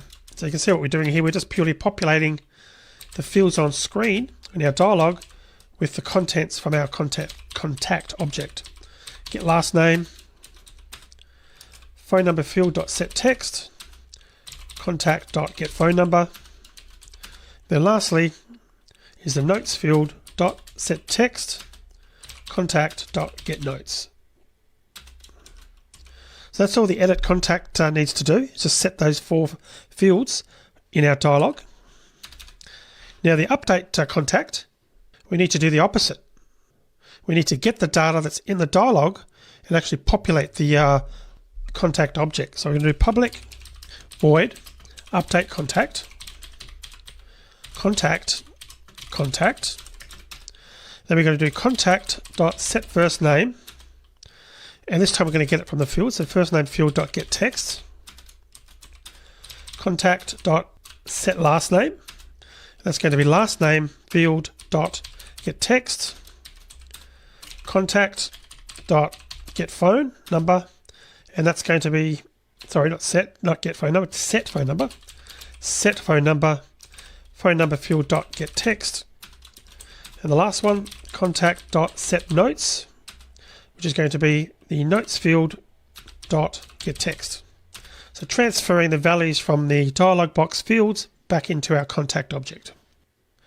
Now once again, we would normally be doing some verification in a real web application, but I am keeping things really simple here. All right, so we now go back to our controller again, the main controller. Those errors disappear, and the other thing to note here is that we're saving the contacts to the file after the edit, just as we're doing when we add a new record. All right, so let's actually try running this just to see whether it works. So I'm going to run this.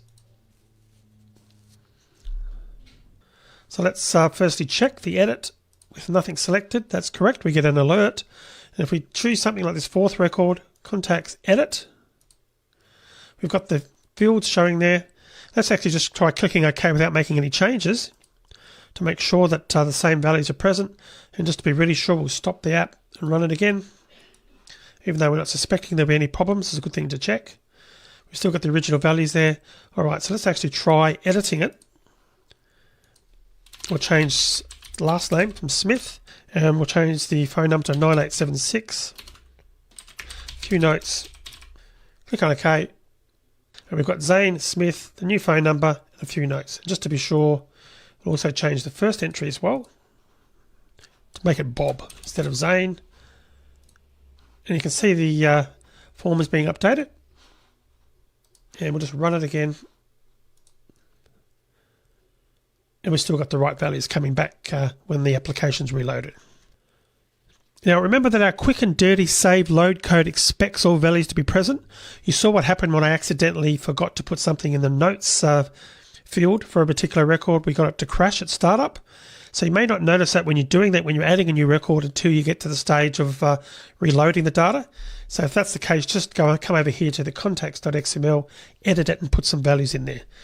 And obviously in a real world application, you wouldn't allow that to happen. You'd want to make sure that you've got the ability to enter null values or have some sort of verification or validation to avoid that. All right, so I'm going to finish the video here now. We're just about done. In the next video, what we're going to do is go ahead and add the code to delete a contact. And then there's a few little minor things we'll do in terms of resizing and so forth for the table. So I'll see you in the next video.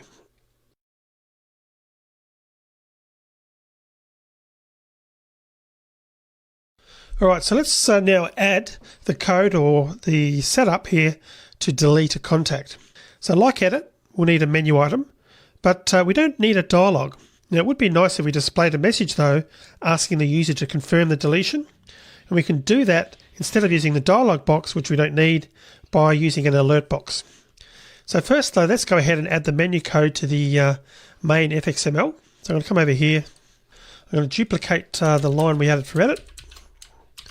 Copy and paste that, and we'll change that to delete. Then the delete method, we're going to change the name of that to be, or the on action I should say, will be delete contact. Okay, and I'll take a copy of that.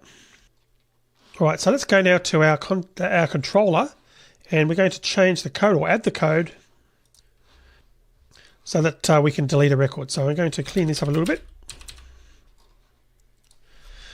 And the code is going to be public void delete contact. So we still want to get the current item because that's going to be the record that we're going to delete. So contact selected contact is equal to contacts table dot get selection model dot get selected item. Then we need to do the same test if selected contact is equal to null. Then we want to display an alert. So alert is equal to new alert, and we're going to go for a information message again. So it's alert type.information, set the title. It's going to be alert.set title. This time it's going to be no contact selected. Here we need to set the header text, so alert.set header text. As we did last time, set that to null. And set the content text to our meaningful message. So set content text to please select the contact you want to delete.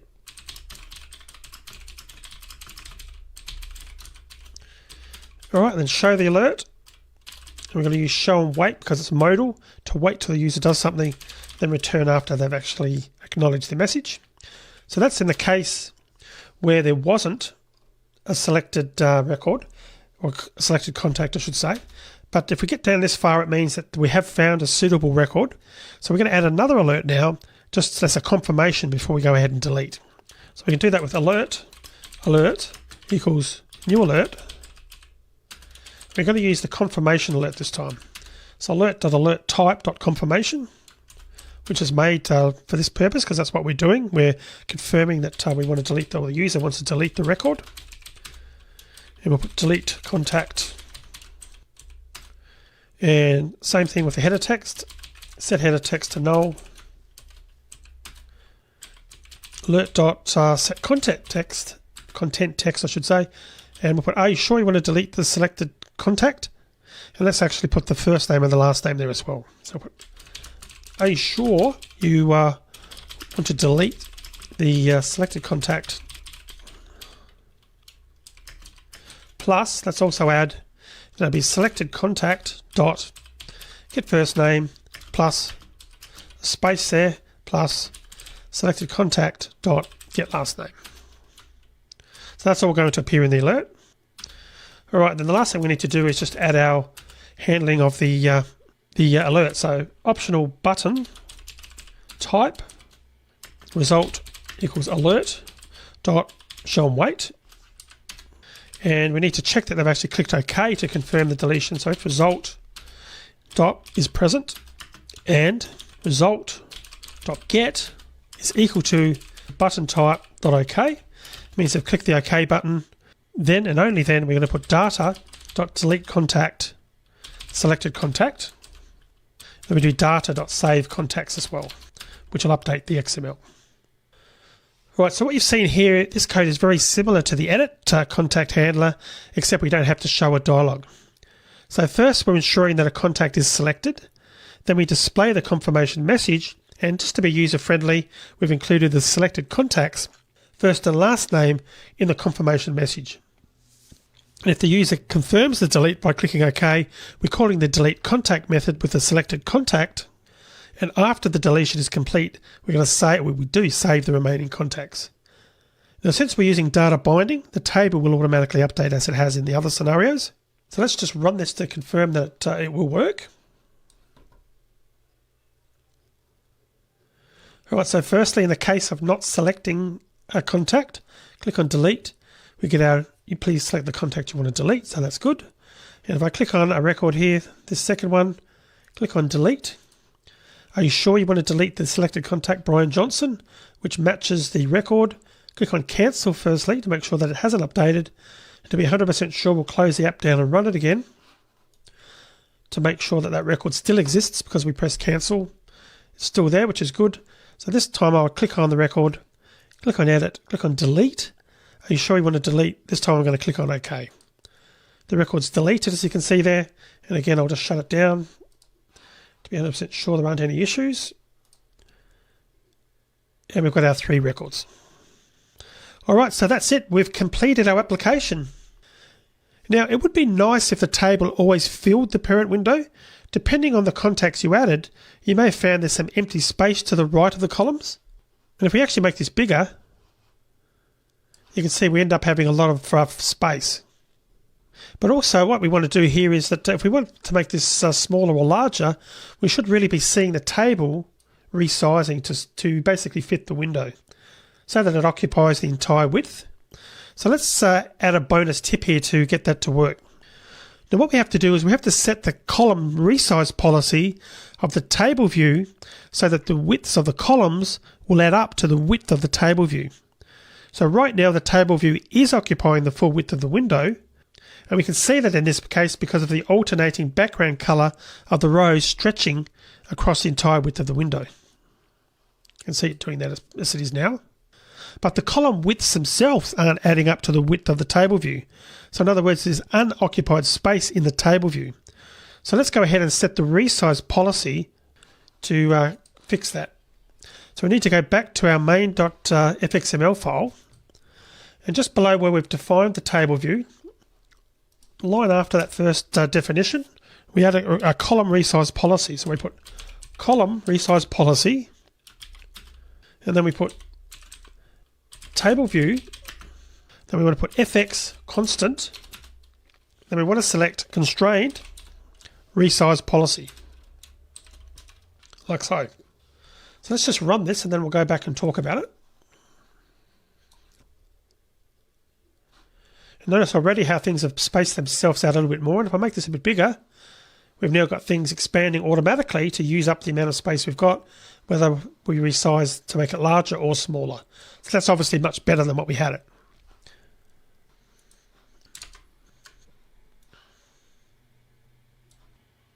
So there are some other things you could certainly do to enhance this application. An example of a few things, you could firstly allow the user to add more input about each contact, or you could add the code to verify user input, which would probably be something that I would highly recommend. You could look at adding cell factories to differentiate contacts in some way, for example, business versus personal, etc. Allow the user to add a photo of each contact. Perhaps you could add a toolbar. And if you're really feeling adventurous, maybe add error handling code to the load store methods so that the user doesn't have to provide any notes for a contact. And again, you saw what happened when I didn't provide notes. In the previous video, I managed to actually crash the application. So the application could be enhanced in, literally any way you could think of. But you do now know enough about JavaFX to learn and use what we didn't cover. So I hope you've enjoyed this tour of JavaFX and the topics and videos that we've worked through in this section, and that you now have some solid understanding of how to use JavaFX to create Java applications with rich user interfaces. So let's move on now to the next section of this course.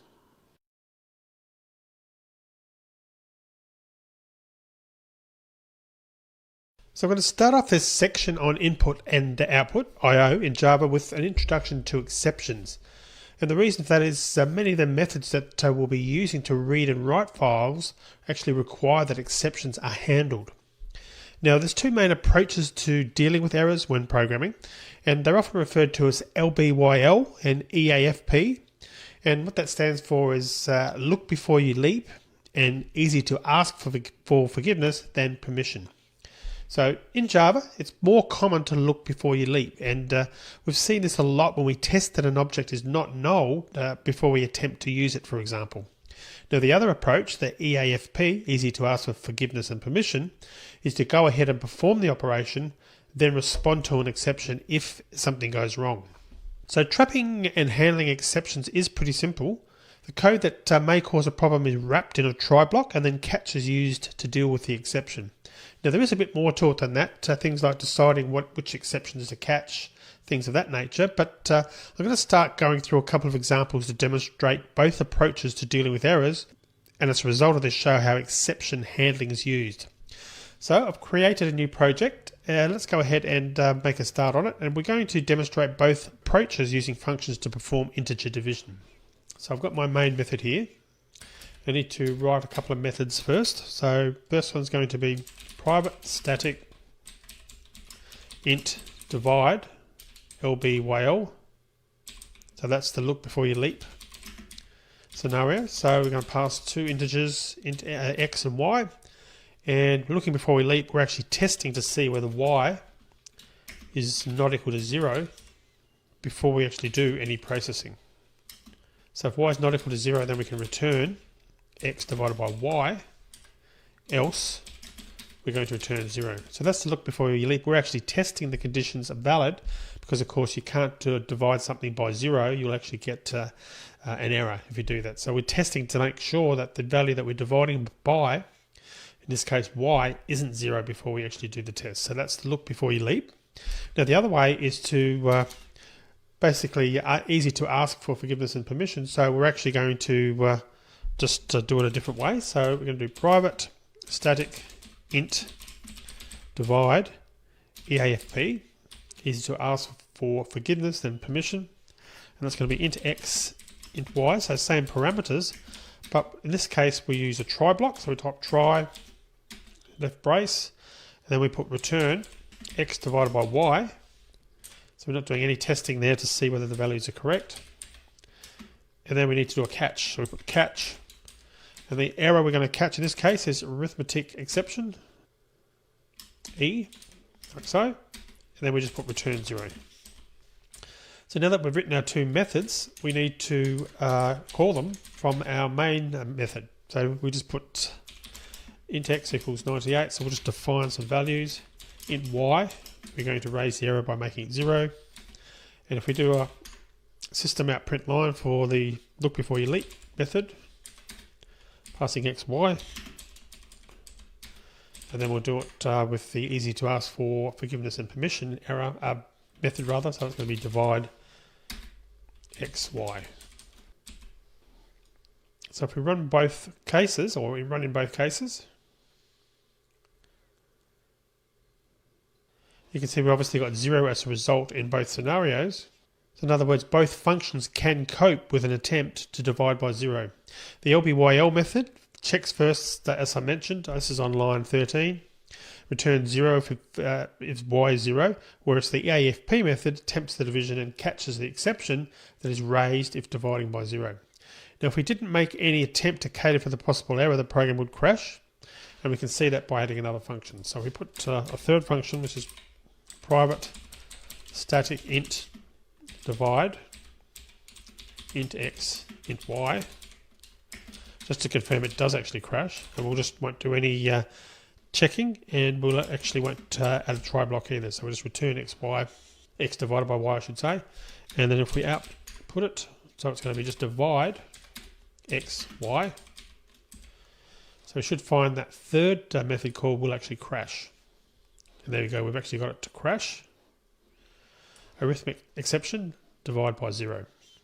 So there's a lot of debate that is still going on about which method is better, but the simple answer is that really they're both better, because each approach has got its own advantages that are more suited to certain situations.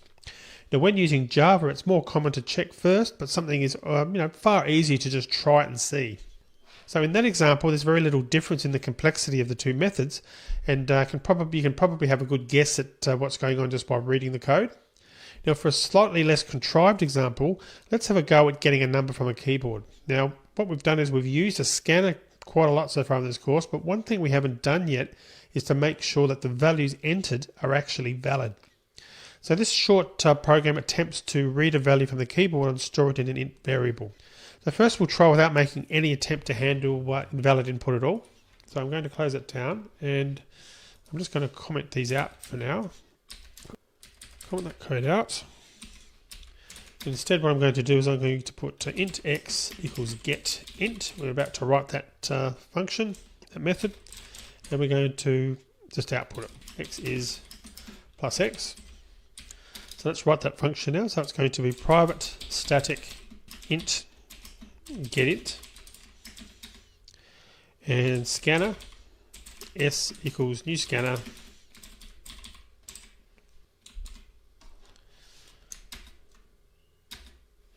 and it's going to be system.in, of course, which we've always done in this course, system.in, and we're just going to return s.nextInt to return the next integer or the integer that's been typed. So if we run this, and it's waiting for input, we didn't put a message on the screen to ask what we're wanting the user to type, but in this case we'll just enter a number like 45, x is 45. So that works okay, no problems. But if we change this and run it, and put in Tim was here, we get an exception, input mismatch exception. You can see that showing there at the top. And the attempt to use next int on invalid input results is the reason that we're actually getting that error, and that's because the program doesn't handle the exception. So to cope with that, we can read the input into a string instead, and then check each character in the string to make sure they're all digits before attempting to parse the input into an integer. So we're going to create a getInt LBYL method and call that on line 13 instead. So let's close that down, and let's write this method. Down here we'll put private static int get int, look before you leap, LBYL, and let's rewrite it. So it's going to be scanner s equals new scanner system.in, and boolean is valid is equal to true. Then we'll print out a message this time letting the user know what we want. So please enter an integer. String input equals s.next, so we're going to capture a string, and then we're going to put for int I equals 0, I less than input.length. So we're going to go through the entire string that's been accepted from the keyboard. Then on the next line we're going to check to see whether it's valid. So if not character is digit, so is the digit at a specified position, and position will be input dot char at I. So basically for each element in the string, each character we're testing to make sure it's actually a number, And if we find one that isn't, so we've got the not there, if not character dot is digit, we're setting is valid to false, and we're breaking out of the loop. And then if we got a valid answer, if the answer was valid, in other words, we've checked that all the digits were there, we can return integer dot parseInt. We know that that's going to work now. It's not going to come up with an error because we've determined that they're all digits. We can return it that way. And if it wasn't valid, it's going to fall out of that condition. We're going to return 0. So now if we just test that this actually works, and we'll put get int lbyl, run that, enter an integer, so we can put something like 565, x is 565. That still works, but of course the other example did as well. And changing this to Tim, x is 0. So you can see what's happened there. We've basically gone through and checked to see that there are digits throughout the entire string that we've retrieved from the scanner. And if there was one that wasn't a digit, so in other words it's going to be an invalid number, we're just returning 0. So you can see that, I mean, that's just one way of doing it, but there's quite a bit of code there to actually confirm that that was, the input was invalid. So quite a bit of code to add. So we can write using an exception handler, probably a lot less code. So we can do something along these lines. Private static int get int EAFP, and that's going to be scanner s equals new scanner, and that'll be system.in. Then we're going to put same thing, asking the user to type a number. So please enter an integer, like so, and then we can just put a try. Let's try doing it by capturing any errors. So we put return.s.nextInt and catch input match exception e return 0.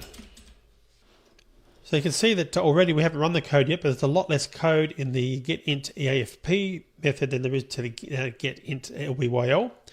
And just to be clear here with the try catch, I think you've probably got the hang of this now anyway, but when we do a try, if there isn't an error, the code that is in between the try block, or this try block, this code in here, any code that's in that block is executed if it's successful. So it'll continue executing. You could process many lines of code if you wanted to there. But so long as there's no exception that's raised, the code's going to continue processing, and then it will bypass the catch and fall through to the next line. But if there is an error, if an exception is raised, processing stops immediately and goes to whatever the code is in the catch block. So in this case, it's just going to return 0. So let's just run that and just confirm that it does work. Get into EAFP. So if we run that, same deal, enter a number, that's still valid, but an invalid number, Fred, x is 0. So you can see that there are scenarios, depending on what you're trying to achieve, where it can be more efficient. I think, well, certainly we can't dispute the fact there's less code in the getInt EAFP method compared to the getInt lbyl.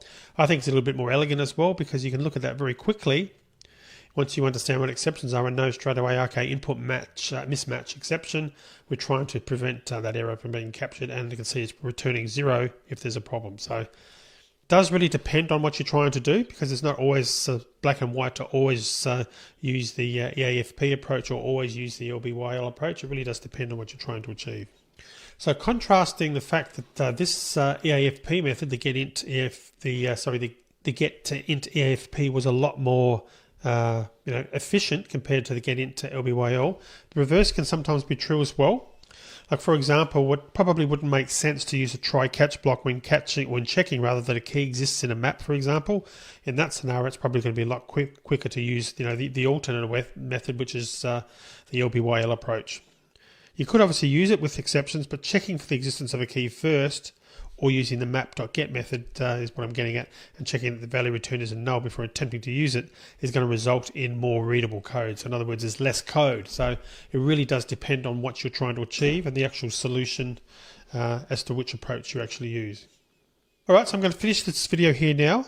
In the next video, we're going to continue on and we're going to start looking at some other types of exceptions and actually clarify exactly what an exception is and talk about runtime exceptions and general exceptions and the like. So, as always, see you in the next video.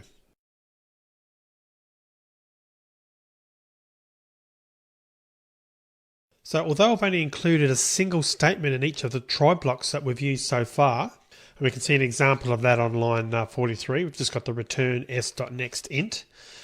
You can actually wrap many lines of code in a try, and similarly, the catch block can contain as much code as you need to handle the exception, including attempting to recover from it if that's appropriate for that particular bit of code. But let's take a step back and answer the question, what is an exception? Now, the Java documentation defines an exception as an event which occurs during the execution of a program that disrupts the normal flow of the program's instructions. So I guess that could be summarized more simply as something went wrong somewhere, which is possibly a more useful definition because it leads more naturally to two very important questions. A, what went wrong? And B, what can we do about it? So exception and runtime exception are classes defined in java.lang, and the different types of exceptions that can be called as subclasses of one of these two exceptions. So normally, when catching an exception, you'd specify which subclass of exception to catch. And we saw that earlier with this code on line 43 when we caught the input mismatch exception with the invalid integer. So now we could just catch exception, but it's really a good idea to be more specific and catch a specific exception rather than just generalizing catching, sort of do a catch-all catch, so to speak, with exception. So in other words, we could have changed the code to just be that, and that would work fine, but it's very generic and we're not being specific enough. And it can be useful to actually be specific, and you'll see I'll be talking more about that a little bit later on. So the type of exception thrown answers the question what went wrong. So that's the other reason, one good reason to use that. And you can see on line 45, we know at a glance, oh, okay, there was an input mismatch, and that's because the exception has been named to really make us understand the type of error that's been encountered in the program. So when our code got an input mismatch exception, we can then decide what to do about it. So as it happened, the code didn't do very much. Any invalid input just resulted in 0 being returned. Now this could be a reasonable response in some situations, but in others, the calling method might need to know that there was a problem rather than effectively being told that the user entered the number 0, which is what we did here. So to let the calling method know there was a problem, the code could have thrown the exception. And what that means is passing the exception back to the calling method. So once again, these things are probably best explained with examples. So far we've created a method to perform division and another method to get the number from the user. So by putting them both in the same program, we can look at how exceptions propagate up the call stack. And I'll also explain what that means, what call stack actually means as well. Now we don't need the LBYL code, and we'll start without handling any exceptions just so we can see how Java handles things. The main method is going to call divide, which will call getInt twice to get the two numbers x and y. So this is getting a bit messy. So what I might do is just create another bit of, or another Java class, and we'll do it in there. So we'll put a new one in. I'm just going to call this example. And let's just type this in. We need a public static void main, PSVM tab. And we want to int result equals divide, which we're going to write that method. And we want to print out the result. Pretty simple, as you can see. And that method is going to be private static int divide. And int x equals getInt, which we're about to write as well. Int y equals getInt.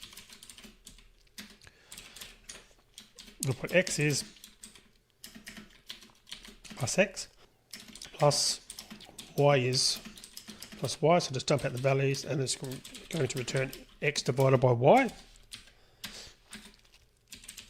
And private static int getInt scanner s equals new scanner, and it's going to be system.in as normal to accept input from the keyboard, and we print out a message so the user knows what to do. Please enter an integer, then return this .nextInt, pretty simple program there. So we'll run it first just to make sure that it works.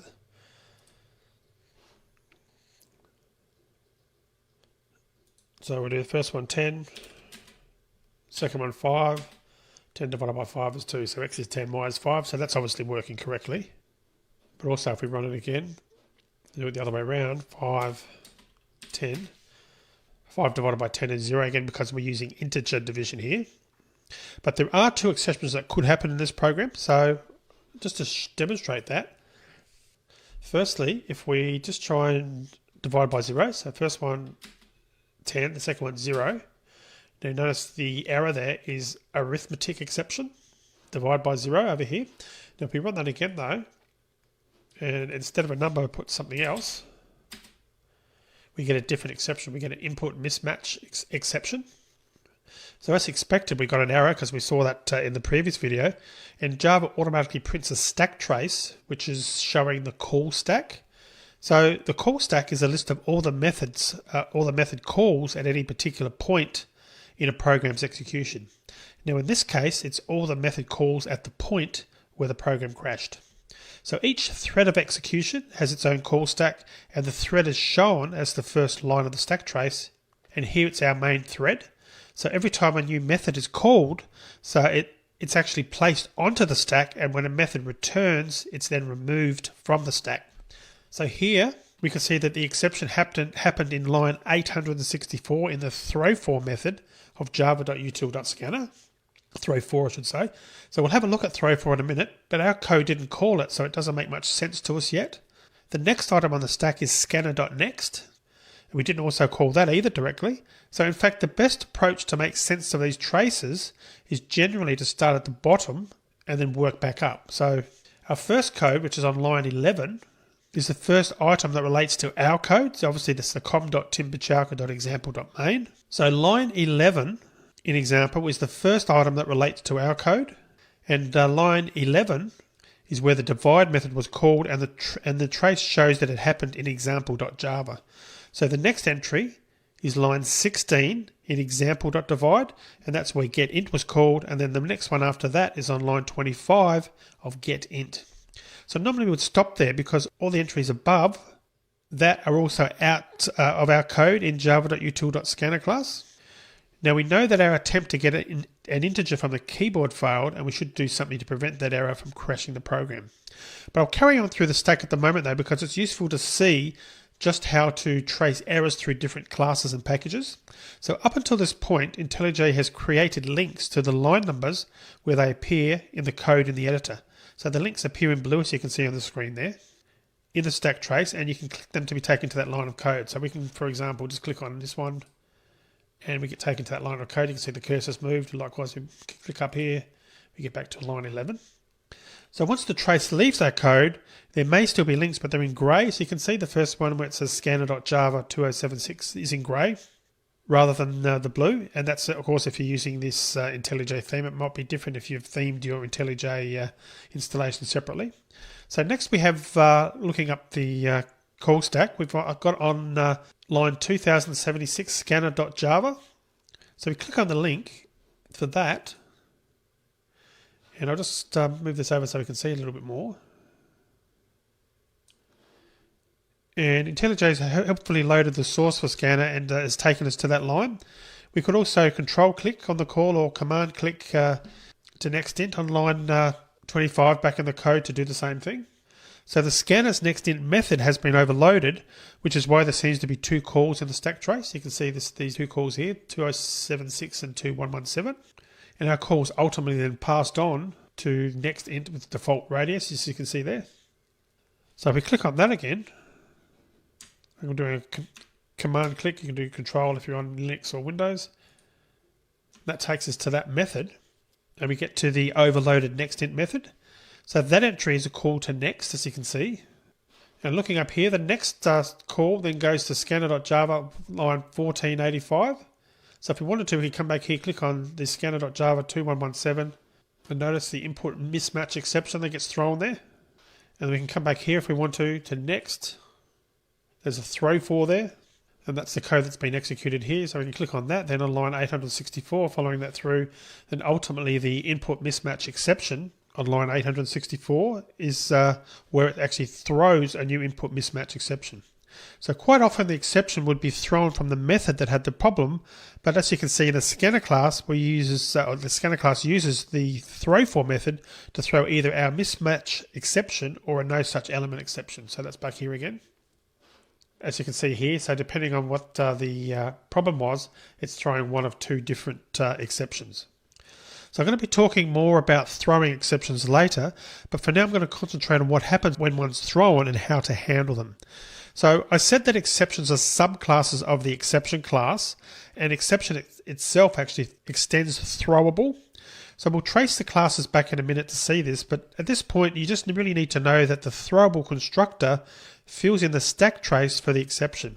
So line 864 that you can see on the screen now for scanner.java creates a new input mismatch exception object that contains the current stack trace. So when the exception itself is thrown, the Java runtime then looks to see what can handle it. So it does that by working back up the call stack. Each method on the stack gets the exception, and if it doesn't handle it, then the exception gets passed on to the previous method on the stack, and so on. So the exception is said to propagate up the call stack, and it keeps getting passed to the calling methods until there's one that actually can handle that exception. So looking at the way the stack trace is printed, it might actually make more sense to talk about propagating down the call stack, but stacks tend to be implemented growing downwards, so we talk about going back up the stack. But eventually, if nothing handles the exception, then the main Java entry point just prints the stack trace and the Java runtime terminates, and that's what actually happened here to the right-hand side of the screen. So in a minute, we're going to modify the program to catch the exception, but first let's continue backtracking to see the exception class hierarchy. So from line 864 of the scanner class, we're going to click on input mismatch exception. So I'm doing command click, but do control click if necessary. Click on that. And you see we're now in the input mismatch exception constructor. And as classes go here, you can see it's pretty basic. There's two constructors and each one just delegates immediately to the super. But if we control click on super, and we get to the base class, no such element exception, it's just a sparse. And in fact, exception objects are generally like this. The subclasses exist to provide more granularity so that code can check for different types of errors by catching the subclasses. So we saw no such element exception before. It's the other exception that the throw for method could throw. So input mismatch exception extends no such element exception and exists purely to allow the exception handler to differentiate between the scanner running out of input and the input being invalid. So we can cause a no such element exception in our program, but this video is getting a little bit long, so we'll start looking at doing that in the next video. It's break time. Do you like this video? Don't forget to subscribe to get new videos. Share this video to open new premium videos and ebooks. We'll be a star freelancer.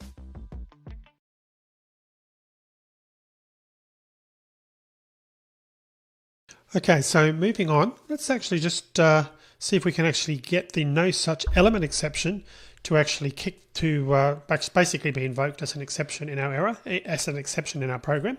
So first, if we run the program, we enter something invalid. We obviously get the input mismatch exception, but that's not the error. This is the one we actually want is no such element exception. So how do we do that? Well, let's just try running it again. And instead of typing in something that we know isn't a number, there's another command you can type. You can press Control-D on a PC or a Linux machine while you're in the run window, or on a Mac I've got to press Command-D, and when I do that, that's going to actually send the ASCII EOT, end of transmission character, to the program, and that abruptly terminates any input. So if we just do that to confirm it works, you can see the Command-D has been shown even though I pressed, actually I'll just run that again so it's clear what's happening. And if you just look at the green little output, that when I actually click on that, I'm pressing Command-D, but again, you do Control-D on a Windows or a Linux machine. You notice send EOF via Command-D, and it's Control+D for Windows Linux was actually sent through. But the point is we've now got the no such element exception thrown because of that. So by subclassing the no such element exception, the creators of the scanner class allowed programs finer control over how they respond to the exception. So we've got multiple exceptions actually happening here.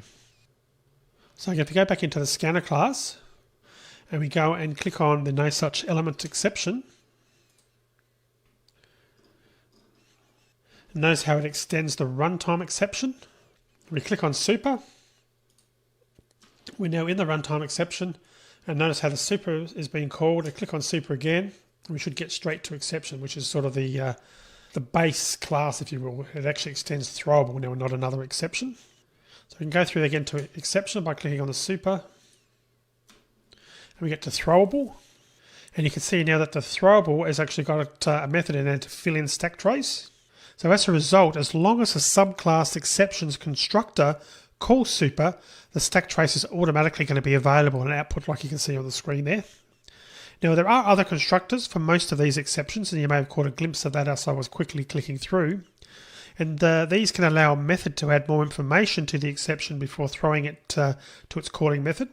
But I'm really getting ahead of myself here, so let's just go back and modify the program to start catching the exceptions and look at the options we have for dealing with them. So I'm going to close this run window down, and we'll close down throwable for now. We don't really need half of these. I'm going to close all these other ones down that are part of Java and just get back to our code. There we go. So we're back in our example.java now. So let's look at our getInt method. So starting at this lowest level of the program, the getInt method can get an exception when there's no more input available or when the input doesn't represent a valid integer. Now we could catch the exception, but if we did, what would we do with it? And generally speaking, there's no point catching an exception unless your code can do something sensible with it as a result. And here there's really no action that can be taken if there's more input available. So catching the no such element exception is therefore really a waste of time in this method. The only really sensible thing to do with it is to allow it to propagate to the calling method, and that would happen automatically if we don't catch it.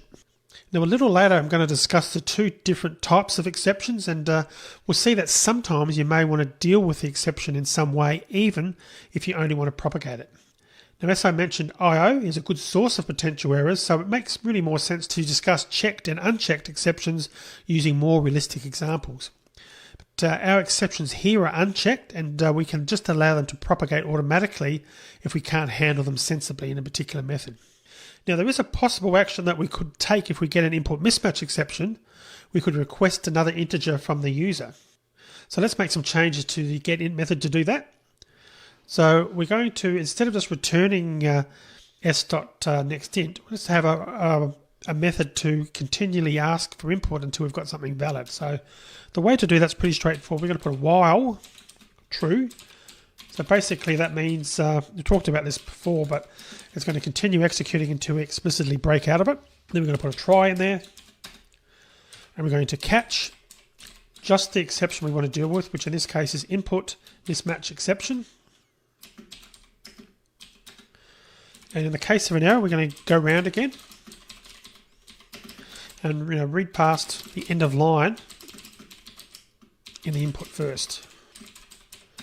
So we need to do an s.nextLine, which we've talked about in previous videos, to basically read past the end of the line so that we can actually start fresh again. And then we're going to put a message, please enter a number using only the digits 0 through 9, or 029, probably better, like so. And then in the try block itself, we'll put our return code in there. So obviously that's going to be invoked, the code on line 28, if it's valid. If they have typed a number in, and the code from line 30 through line 32 is only going to be invoked and used if there was actually an error. So let's run that first and check that it does work. Okay, and you can see on lines 17 and 18 it's asking for two integers, so we're going to enter the first one correctly, second one correctly. X is 123, Y is 124, so that's working out okay. And if we check it again, put something invalid in, ABC. It's continually asking, now we entered something valid, 100. And again, that's working quite nicely. Put 50 in there. The answer is ultimately 2. So bear in mind that I'm explaining about exception handling here, but it is very difficult to be able to guarantee an exception. Now, dividing by 0 and the scanner.nextInt methods are two ways I can be sure of generating an error, which is why I'm actually using them in this example. But this new getInt method is very wrong for several reasons. So please do not use this as an example of how to get input from a user in a real program. Later examples are going to do that much better. And just to confirm, if we run it one more time, we've seen what happens with valid and invalid input. I can do the Command D, which is Control D on PC running Windows or Linux. We can exit, we get the no such element exception, and note how that wasn't trapped with our exception here because we've only caught the input mismatch exception and we've put some code in for that automatically, but the no such element exception wasn't caught and it went back up the chain as we talked about before. And the reason we did that, we decided to be left for the calling method to handle that error rather than actually handle it in the getInt class itself. Now the calling method is divide, and as well as receiving an exception from getInt, it can also get one by attempting division by 0. So once again, there's really nothing sensible that this method could do with either exception. Because if a method can't perform the function that it's supposed to perform, then the only thing it can realistically do is inform its caller about the error. So the first attempt earlier returned 0, but if this was part of, say, an aircraft navigation system and it returned 0 when it really meant the starboard engine is on fire and my sensor is burnt out, you can see that the consequences could be quite serious. But in this case, we are looking at exceptions, so I'm going to press on. So let's really annoy the user at this point by attempting to catch the no such element exception and insisting that they enter a number. So the first attempt to this could be something along these lines. Let's look at the divide method again. I'm going to add a try, and we'll put the first X call in there like so, and we'll add a catch, no such element exception, E X equals getInt, and leaving the rest as it is on line 23 to 25. Now this is very common when adding a try block to code, because you can see now that X has suddenly become undeclared on line 21 and 24. It happens because a try block is the same as any other Java block as far as scope is concerned. So what we'd really need to do is declare X outside of the try. So we need to come up here and put int X, and then get rid of the redeclaration of X and just leave it like so. And by removing that, it's then going to be valid. So if we run this, firstly checking that it works correctly for the valid inputs, then running it again, and this time if I try and exit with my Command D, we've noticed it's still crashed.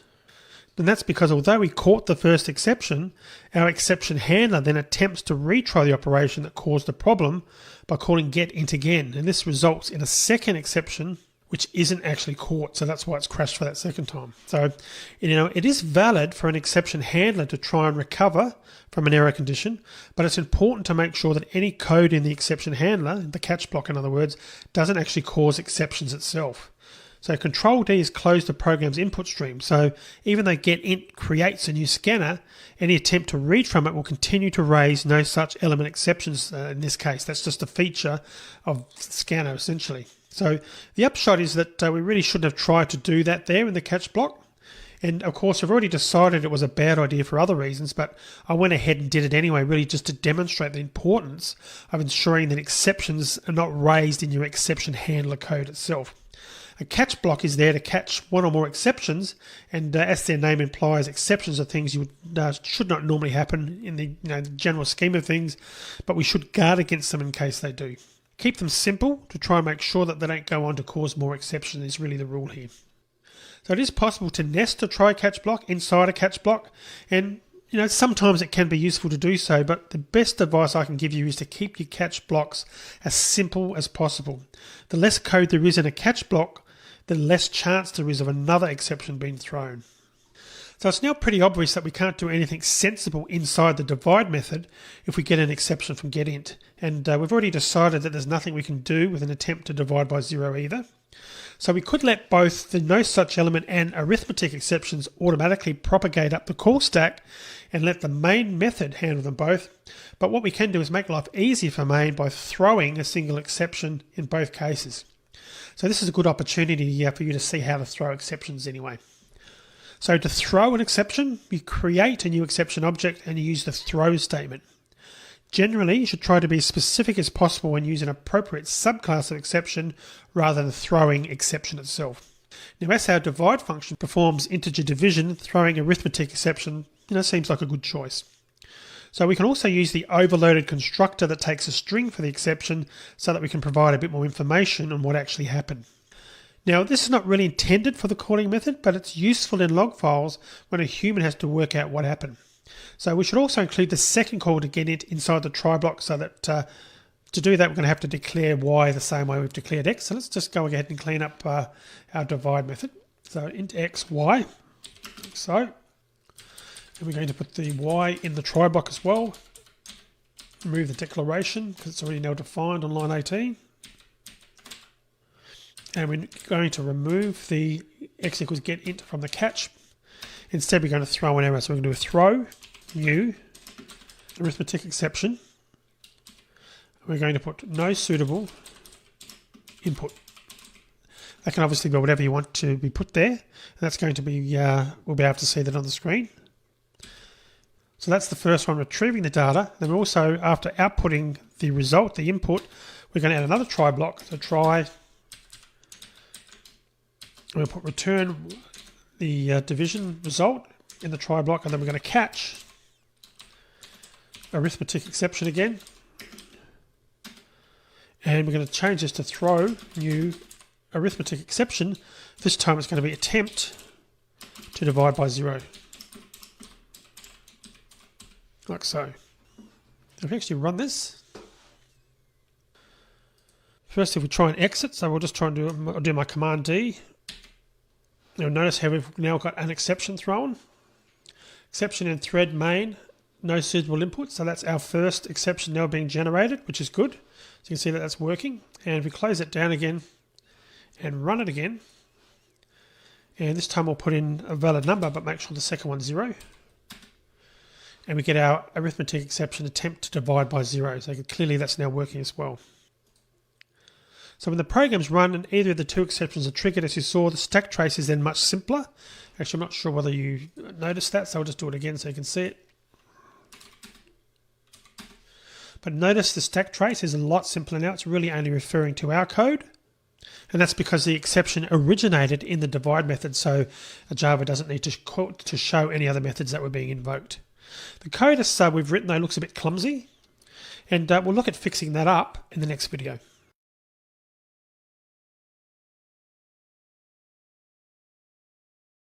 So continuing on with exceptions, so I mentioned at the end of the last program we're going to look at modifying the divide method because the code is a little bit clumsy right now.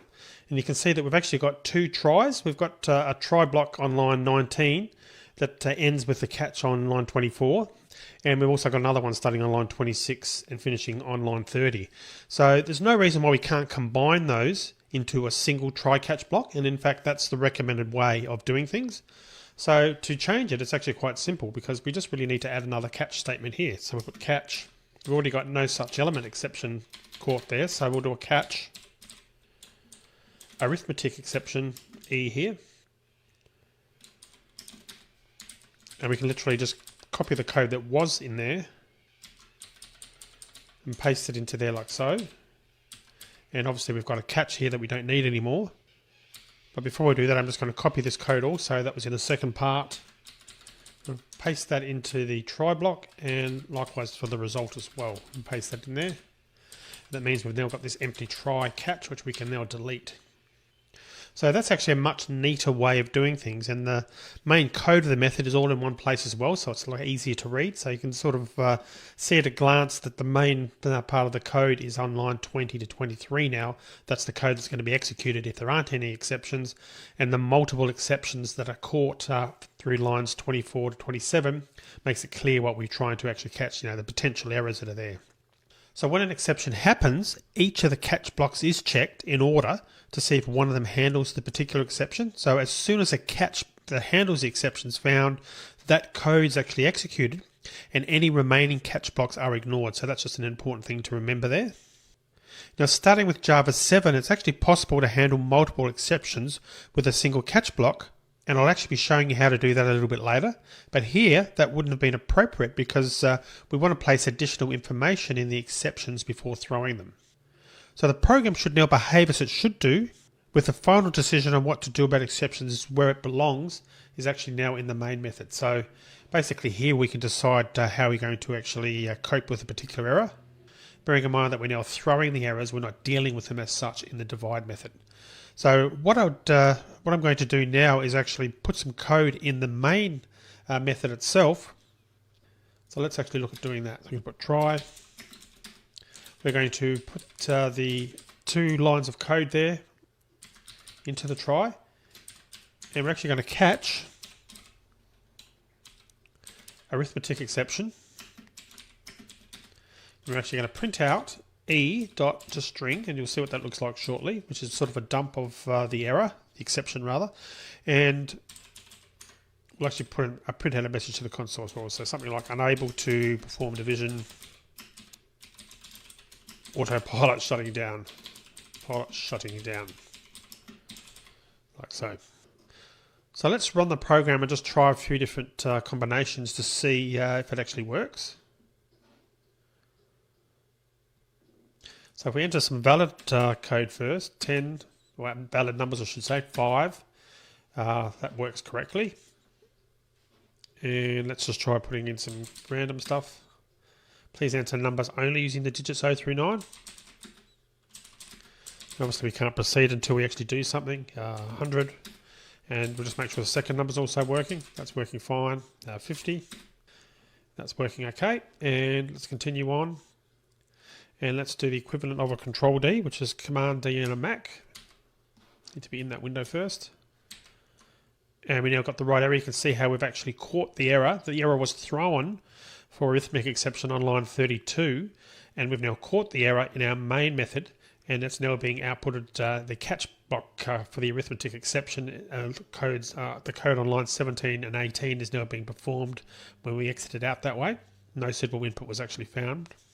So that's actually correct. So now that's pretty well all there is to exceptions. So I haven't mentioned the differences between checked and unchecked exceptions, and I will be doing that later. But that's certainly enough to be getting on with what we come to look at in this section, which of course is input-output operations. Now you will get some more practice with exceptions in the next few videos, and because we'll be using real numbers and performing operations that actually throw exceptions, we won't end up with such a contrived example that we've actually got here. So, but it has served, this example, to introduce the concept of exceptions and how we can handle and throw them though, and even if the use of them to this extent has been a little bit over the top. And in fact, you wouldn't probably bother catching the exceptions in the divide method in a real world application.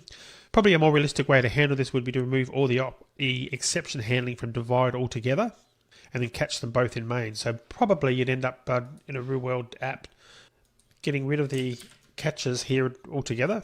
So just basically having the 4 lines of code. I'm just going to comment them out now so that they're there if you need to download the source code.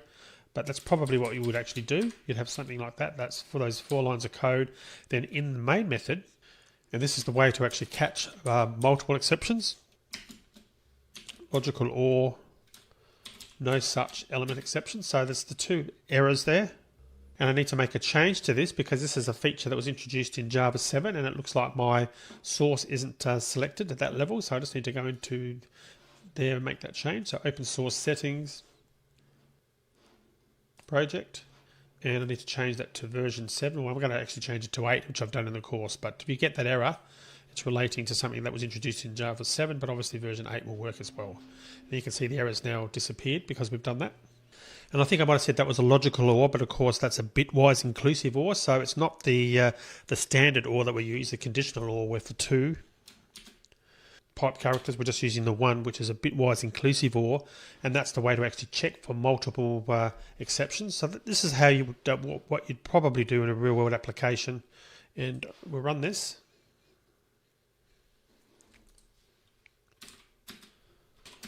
Still obviously works. But if we put in some invalid input, do my Command D, no such element exception, so that's still being caught as you can see, but likewise, if we put some invalid number in, we're still getting that coming back because we're putting in some invalid number in.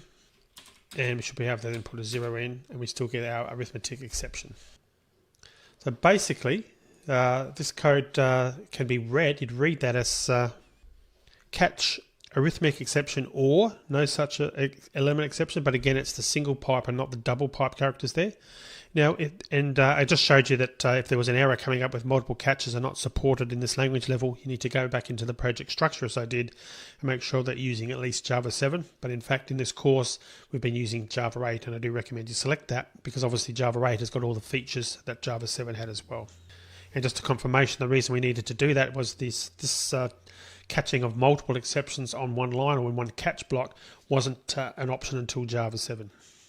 Alright, so now that you've seen the basics of catching exceptions, it's really time to move on to I/O in Java. So when dealing with input and output, there's so many things that can go wrong, and so we'll have plenty of opportunities to examine exception handling in much more detail. So I'll see you in the next video.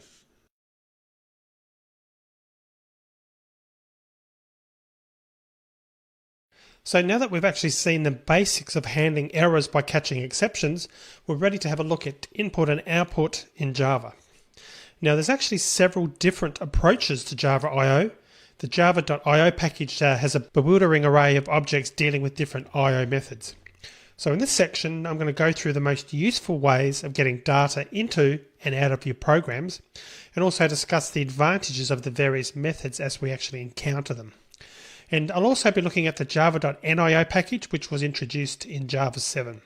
Now, what do I mean by input? Well, input involves reading data from a source, and output involves writing it to some destination. Now, quite often, the source and destination will be files on the computer's disk drives, but they can also be network connections and pipes, as well as the computer's keyboard and screen. In actual fact, we've already used the scanner quite often to read input from the keyboard. So strictly speaking, we aren't reading from the keyboard though, we're actually reading from system.in. Now that distinction may not mean much just yet, but it will make sense as we progress through this topic. Also in this section, I want to discuss dealing with disk files and directories. And the reason is that quite often you'll want to make a new directory to store your data or to present the user with a list of files to choose from. And the file class provides methods for doing things like that. Now, there's also quite a lot of jargon and theory involved in I/O, but rather than spending a lot of time just talking, I'm going to actually introduce it as we work through the various examples. Now, there are some basics that I'll have to cover first though, so here goes. Now, I/O can be performed using either byte or character data, and the methods used are pretty much the same for each. It's just the actual classes used that will vary. So when reading and writing character data, the data is in a readable format and you can open the resulting files. If it is files that are being read or written in a text editor, and you can probably make sense of it. But binary data, on the other hand, involves writing bytes that will not look very meaningful if you open the files in a normal text editor. So which type should you use really depends on what the data represents. And if you were creating a report file to be imported into a spreadsheet, you'd probably choose a character stream. And similarly, character should probably be the correct type for writing XML or JSON data. But when storing your program's variables or classes, it may be more appropriate to use a binary format. It really just does depend what you're trying to achieve. Now, another distinction that needs to be made between serial or sequential files and random access files. Now, sequential access can be thought of as a stream of data that arrives at your program or is sent out from it in a defined order, with each piece of data following in sequence. Now, random access, on the other hand, only really applies to files and allows you to jump about the file or within the file, retrieving or overwriting any data in any location within that file that you choose. So this is more like how a database program would work, with some sort of index showing, where a particular record is within the file, so that it can be read without having to be read through, the thousands of earlier records first, for example. So I compared sequential data to a stream, and in fact Java uses various stream objects to deal with it. And to see this in action, we'll need to have some data to use. So I'm going to use the location data from the adventure game example that we modified for the challenge in lecture 108 of section 13. Now, if you didn't complete the challenge, then download the source code from the resources section for that video, and then we'll make some changes and we'll create a file to store the game's locations. So if we're going to read the location data from a file, then it really makes sense to create a separate class to deal with that and to keep details of that implementation out of our main program. Now the program currently works though, so unless there's a good reason to make a lot of changes, we should probably really try and keep everything the same as much as possible. Now because the main program uses a map to store the locations, one approach is to create a locations class that implements the map interface. So what we'll do first is we're going to create a new class called locations, and we're going to implement a map based on the location. And it'll need a hash map to actually store the locations, and then it's going to use the code generator to actually generate all the the various abstract methods that it needs to do. And we can use IntelliJ to do that. So go and grab the location or grab the files from the lecture 8 of section 13, because we'll need that in order to proceed. So I'm going to pause the video now, come back when you've got that, and we'll actually continue. So what I'm going to do now is import the locations class and also the main class from that project, the one that I talked about earlier. So to do that, I'm going to actually delete the main class because we're going to be importing it. So I'm going to delete that. And then I'm going to swing over to the folder where I actually downloaded the source code from that lecture, again, section 13, which was lecture 108. So we go back and have a look at that. I've got this downloaded and I'm going to unzip that.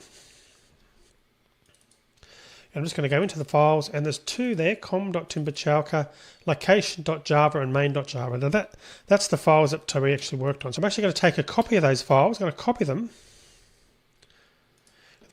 So now that I've copied those, I'm going to actually go back into the project. I'm going to right click it and click on Reveal in Finder. You have a similar option if you're on under Windows or Linux. And I'm going to go into that folder, which in this case I've called it Input Output, into the source folder. I'm going to go into my package, whatever I've called it, and I'm going to paste those files in there.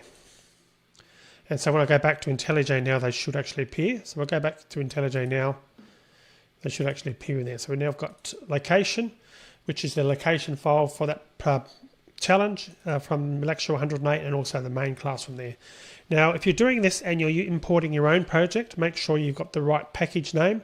You might have to fiddle around a little bit to get the right package, but in my case, the com.timberchalka was the package used for the original challenge and also for this file, for this project, so consequently things worked fine.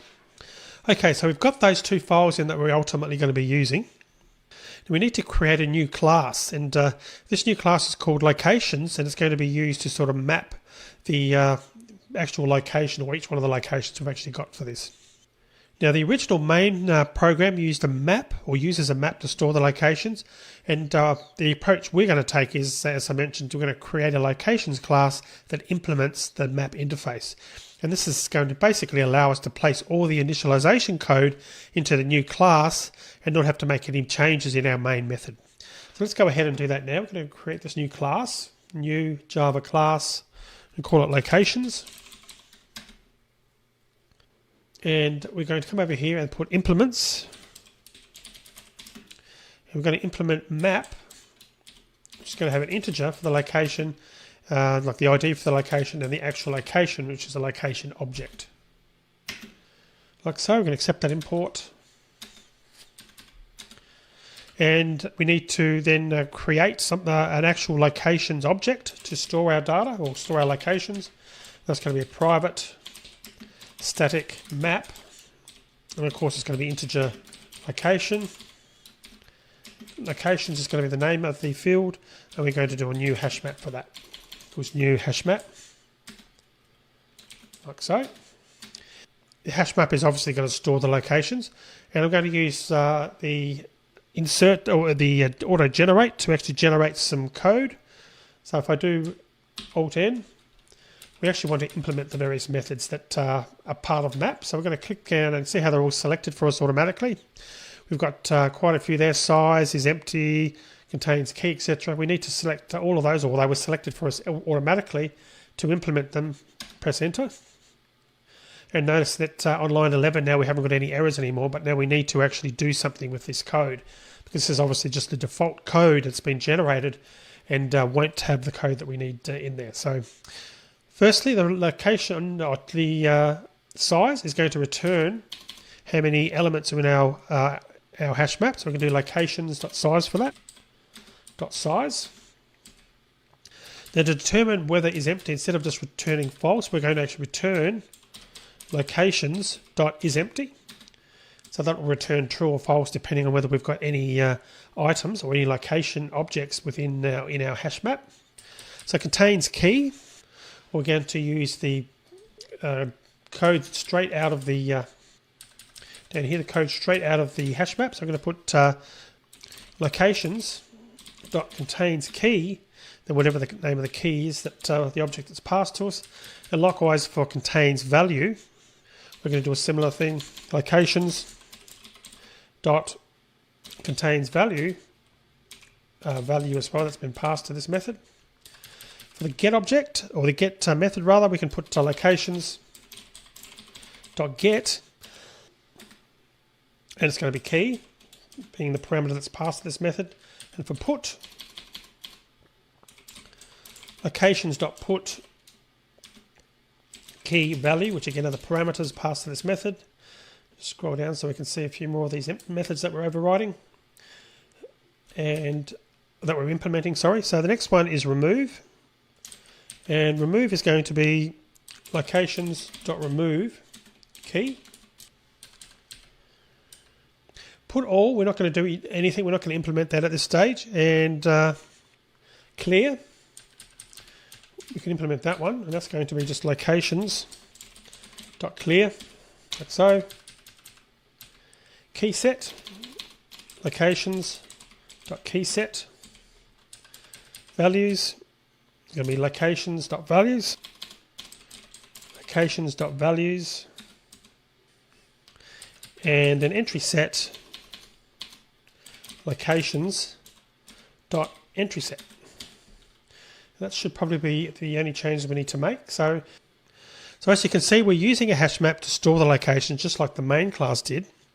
And all the methods that we have to implement really just delegate to the corresponding methods of the hash map, as I mentioned. We aren't going to use all of them, but when implementing an interface, of course, we have to implement all the abstract methods of that interface. And there wasn't that many anyway, and it didn't really take a lot to set them up. But it's really worth the effort to encapsulate the location data like this by doing it this way. So, what we've just created is a class that now pretty much behaves just like a map, but which we can customize to load its contents from an external source, a disk file in this case. So we can now swing over to the main class and start replacing the locations map with our new class. Let's go ahead and do that. So in here. So firstly now on line 8, we've got a reference there to creating a new hash map. Well, we can actually change that to a locations object now. So let's go ahead and do that. So that's going to be locations equals new locations, like so, the new class we just created earlier in this video. And of course that needs to be static as well, so I'll make that a static. So now that we've actually done that, we need to remove a single bit of code, and scrolling down, I think it's on line, the code that's on line 60. And originally I put that line in to demonstrate the problems with exposing our exits to an external class, but we don't actually need that anymore, so we're going to get rid of that just to keep things tidy. So I'm just going to remove that line. And now if we look at our class, we should find that we've pretty well managed to slot in our changes to our new class, and it seems to be like working fine. Well, certainly there's no compilation errors, which we're off to a good start anyway. So that's really all the changes we need to make to main. So now we can actually cut out all the code that initializes the locations and paste them into the new locations class. So let's go ahead and do that. So I'm going to start on lines 21 here. This is the code that we use to create these locations. And copy right down to the end of that. That's right down here, I think was the last one there. Locations. I'm going to cut that, clean that up, and go back to our locations class. And we're about to paste that in there, but there's really there only needs to be a single instance of the location data for the game. So it doesn't really make much sense to allow multiple instances of the locations class to each have their own copy of the data. Now we saw in the lecture about the static keyword that there's only one copy of static data that is shared amongst all class instances. So here it actually makes sense to keep this location data static. And I also discussed static initialization blocks, and this is actually a good time to actually use one. So let's create that static initialization block in this locations class. So I'm going to go ahead and do that. So let me actually put that in there. So static. I'm going to paste in all that initialization code into here, like so. And just as a reminder, the static initialization block will be executed once, and that's when the locations class is loaded. And the class has a hash map field called locations that you can see on the screen there. And that's also static, so there's really only one copy of that shared by, however many instances of the locations class that are created. Now actually there's no real reason to create more than one locations object, but as we can't make the interface method static, we have to allow at least one instance to be created, and of course once you do that you can't guarantee that someone else won't create more than one of them. Now there are ways to ensure that only a single instance of the class can be created. The singleton design pattern is probably the simplest here, but we'll look at that later in the course. But for this application, making the data static and ensuring it's only initialized once is actually fine, and using the static initialization block confirms that actually is the case. So let's actually just run this now just to make sure that it did work as it did before. Run this. I'll make a bit of space here so we can actually see what's going on. We're standing at the end, I can go north, you're in a forest, south, east, west, quit, and that's all working nicely. So the main class really doesn't care that it's now using a locations class rather than a hash map that it used to use, because we've implemented the map interface in all the required methods. So I'm going to end the video here now, but in the next video we're going to take this to the next level, and we're going to actually start looking at getting this data into a file and reading from the file rather than the way that we're using it now, which as you can see here on lines 15 and sort of going down, we're actually hard coding. So let's look at doing that in the next video.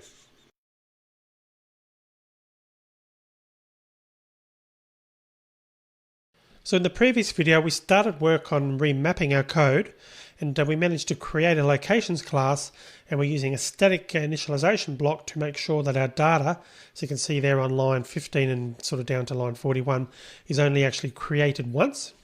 And again, we've taken the functionality out of the main class in terms of creating our locations and put it into this locations class. But it really would make more sense to read from a file rather than hard coding this in Java like this. And look, there's only a few locations in this sample, but the full game's actually got 140 locations, and the exits connecting them together are actually quite complex. So storing that information in a file is a better solution. So the first step we need here to do this is to write the data out to a file. Now the code in the static initialization blocks is executed when the class is loaded, and that means that all the data is going to be available by the time we're able to execute any methods in the class. As a result, that means that we can create a method, a main method, to write out the locations and exits data to files. Now, one of the simplest ways to do that is using a file writer object. So let's give that a go. So in the locations class itself, I'm going to create a static method, a main method, as we've done before, PSVM, press tab. And let's start by writing some code. So it can be file writer, lock file equals null, and I'll import that, accept that import. Lock file is equal to new file writer. I've got a typo there that I'll fix shortly, and we'll just call the text file locations.txt, and I'll fix this so it's lock file. And we'll look at that error shortly. So for locations.values, we're going to do lockfile.write, and we do location.getLocationID plus a comma plus location.getDescription. Then at the end of the for, we're going to put lockfile.close. So the code here, and again we are going to fix those errors shortly, the code at the moment is quite simple. So it creates a file writer object, passes the file name as a parameter to the constructor, then uses the write method to write data to a file. Then of course once all the data has been written to a file, the file is closed, as you can see on line 21. Now that last step is actually very important, and failing to close streams can really cause problems such as resource leaks and locked files. So if an output file is not closed, then the data can become corrupted or the file remain locked so that no other process is able to use it. In actual fact, it's so important that Java 7 has introduced a much neater way of dealing with streams to ensure that they're actually correctly closed, and we'll actually be getting to that and using that soon. For now though, we need to understand why there actually are errors in the code. So each line that involves our file writer is showing the same error, and if I just hover over it, unhandled exception java.io.io exception. So I mentioned that there's two categories of exceptions in Java, checked and unchecked exceptions. They work in actually the same way, exactly the same way. The difference is that you can't ignore checked exceptions. So IO exception is a checked exception. So in other words, our code is not allowed to just ignore it. So we really have to deal with it in some way. And until we do, the program's not even going to compile. So now we know how to handle exceptions. We could just catch the exception, which will fix the problem. So let's start by doing that. So we're just going to create a try block after the file writer variable is initialized for the first time. Try. I'm going to put all the code that's in there that we've created to write the data in the try block. Then we'll have a catch, IO exception, E, and perhaps we'll put a message there to say something like in catch block, and e.print stack trace, which ultimately is going to show our stack trace, the error on the screen. So that actually fixes the error, and for now, and the program will actually run now. So we're going to have to right-click this time to make sure we're actually running the locations.main and not running the other main.java in the actual main class. So we're actually running the main method within our locations.java. So running that. Notice now that locations.txt has been created, and we can open it in Java, in IntelliJ rather, to actually examine the contents. And if I just close down this window so we can see a bit more, you notice that there's got a location ID, a comma, and then the actual description. Then it continues on. We've got another location ID, another comma, and another description, and so on and so forth. So that's pretty much all there is to writing data to a stream. One thing I didn't do, which I should really fix now before we go too much further, is I should actually have an end of line character. So where I actually wrote the code here after the get description, we really want to go and put an end of line. So I'm going to add a plus \n as well. And run that again. That should overwrite the existing file that we've got and make it a little bit easier to look at. So now that that's finished executing, close that down, and we'll have a look at our locations.txt file, and there you go. It's a lot easier to read this time. Location ID, comma, and then the actual description. Then it moves to a new line, and then we go and we can see the other locations there. So that's it. That's pretty much all there is to writing data to a stream. The stream is opened, in this case, by passing a file name to the file writer's constructor, as you can see on line 19. The data is then written on line 21 using the for loop to go through each location that we've got, and then the stream is closed on line 23. Now there is a problem with this code though, and we have to add a little bit more complexity. So the problem is that the error in the loop that writes the data will cause the catch block to be entered, skipping over the call to the close method. So in other words, you can see on line 21, if we had some error there, it's going to skip this line 23, which means the file isn't going to be closed, and it's going to skip straight to the catch block on line 25, which we may not want. And ordinarily, when dealing with files, we wouldn't want to skip leaving a file open like that, even if there was an error. So basically, as a result, the file is not going to be handled, or properly closed, I should say. So to handle situations like this, when there's some cleanup code that absolutely must be executed, no matter what, the Java exception handling mechanism also has a finally block. And if there's an exception raised in the try block, the code in the catch block for that exception will be executed, but then, regardless of what happened, the finally block is also executed. So you can be certain by using the finally block that code in there is always going to be executed, as long as the JVM itself doesn't crash, which of course is very unlikely. So a try block itself must have either have a catch or a finally block. It need not have both, but it must have at least one or the other. So in fact, soon I'm going to be removing the catch block, and so we can just have try and finally, and that's actually quite common when actually dealing with IO operations. So a better way to code this then would be to call the close method in a finally block. Let's have a look at doing that. So under the catch, we can put finally, and put a message to indicate what's going on. And we'll put in finally block so we actually know what's going on. And we'll remove this close that's on line 23 and put that into the code on line 28. But that then introduces another error, and if we hover over that error and have a look, we've got a Java IO exception error. So unfortunately, close itself also throws an IO exception. So we once again get an unhandled exception error, and then we have to wrap the call to close in its own try catch block. So we want to be very careful not to cause more exceptions in the try block. So we'll also check that the lock file variable is not null before attempting to call its close method. So let's go ahead and do that. So we're going to add a try here. Well, the catch is going to be IO exception again. And then we're going to, with the IO close, we're going to put in the try block. And what we'll do here is just to make sure that we're not going to potentially have other problems, we're going to put a test here just to make sure the lock file, if lock file is not equal to null, then and only then are we going to try and close it.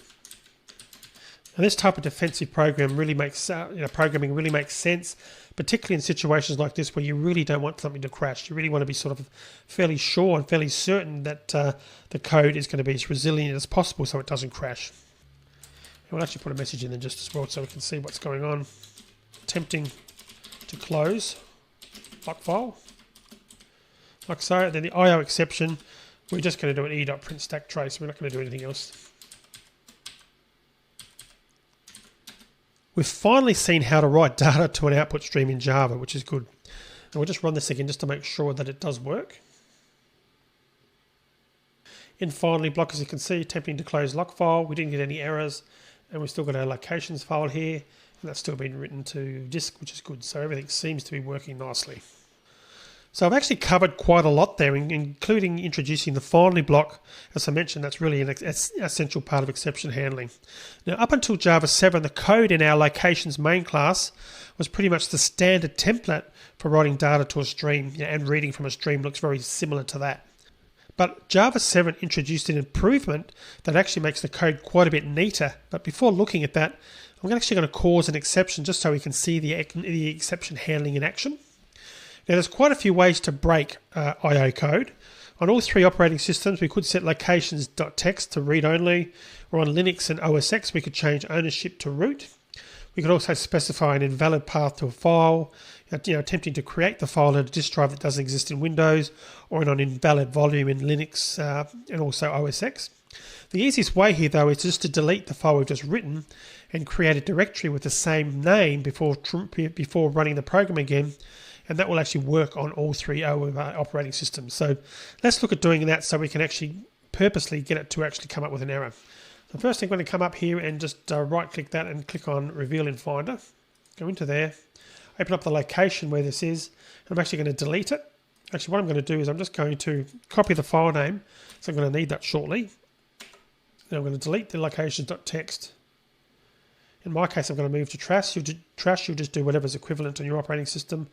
And just to make this a little bit weird, we're going to click on File, New Folder, and you'll do this similar thing for your operating system and call the folder locations.txt. So in this case, OS X is saying, are you sure you're wanting to make the folder.txt? So it sort of recognizes that that's a problem. So I'm going to click on Add because we do want it to be a TXT file. We want it to be exactly the same. And it is actually a folder, as you can see. So you want to make sure when you're creating this on Windows or Linux that you actually are creating a folder and not just another file. So I've definitely created a folder, as you can see there. So now when we run the program, we should actually get an error because, of course, it won't be able to create a file because there's already a folder there with the same name. So I'm going to run that. And yes, we did actually manage to get an error. And you can see there it actually tells us quite clearly java.io.file.found exception, locations.txt is a directory. So you may get something similar. You should get something very similar on your operating system if you're not running Mac OS X. The bottom line here is it's actually telling us that it can't create the file. And you can see that it was in the catch block and it also went to the finally block as well. So obviously both our bits of code were actually triggered when it came up with an error. So you might be wondering, well, why is the file not found exception, why is that being caught when we've actually only looked for IO exception in our code? Well, the reason for that is file not found exception is actually a subclass of IO exception. And as a result, it's caught by our catch block, and we can see the messages you can see in the run window to the right-hand side in catch block printed. And of course, we can also see the final block code as well, which I mentioned. Now, you may see the message from the finally block appear before the stack trace rather than after it, but that's really a result of the way that the stack trace is generated. The finally block is executed after catch. Now, you may also see the message from the catch block in amongst the stack trace, but the program's output will be printed in the order it happens, but the stack trace will appear when it's good and ready, basically. So notice here that there's no attempt to close the file, because remember we had this message here attempting to close location file or lock file. That doesn't appear anywhere, so that actually wasn't attempted. And the reason that it wasn't attempted was because the lock file was set to null on line 19. Then we've got this code on line 21 trying to create a new object that failed, so therefore lock file was still null, and then consequently we didn't try and close a file that of course was never created in the first place. So you can see why it can be very useful to have this code here to test for null before trying to actually do something. Because of course if we hadn't have done that, we would have got a null pointer exception because the lock file wasn't a valid object.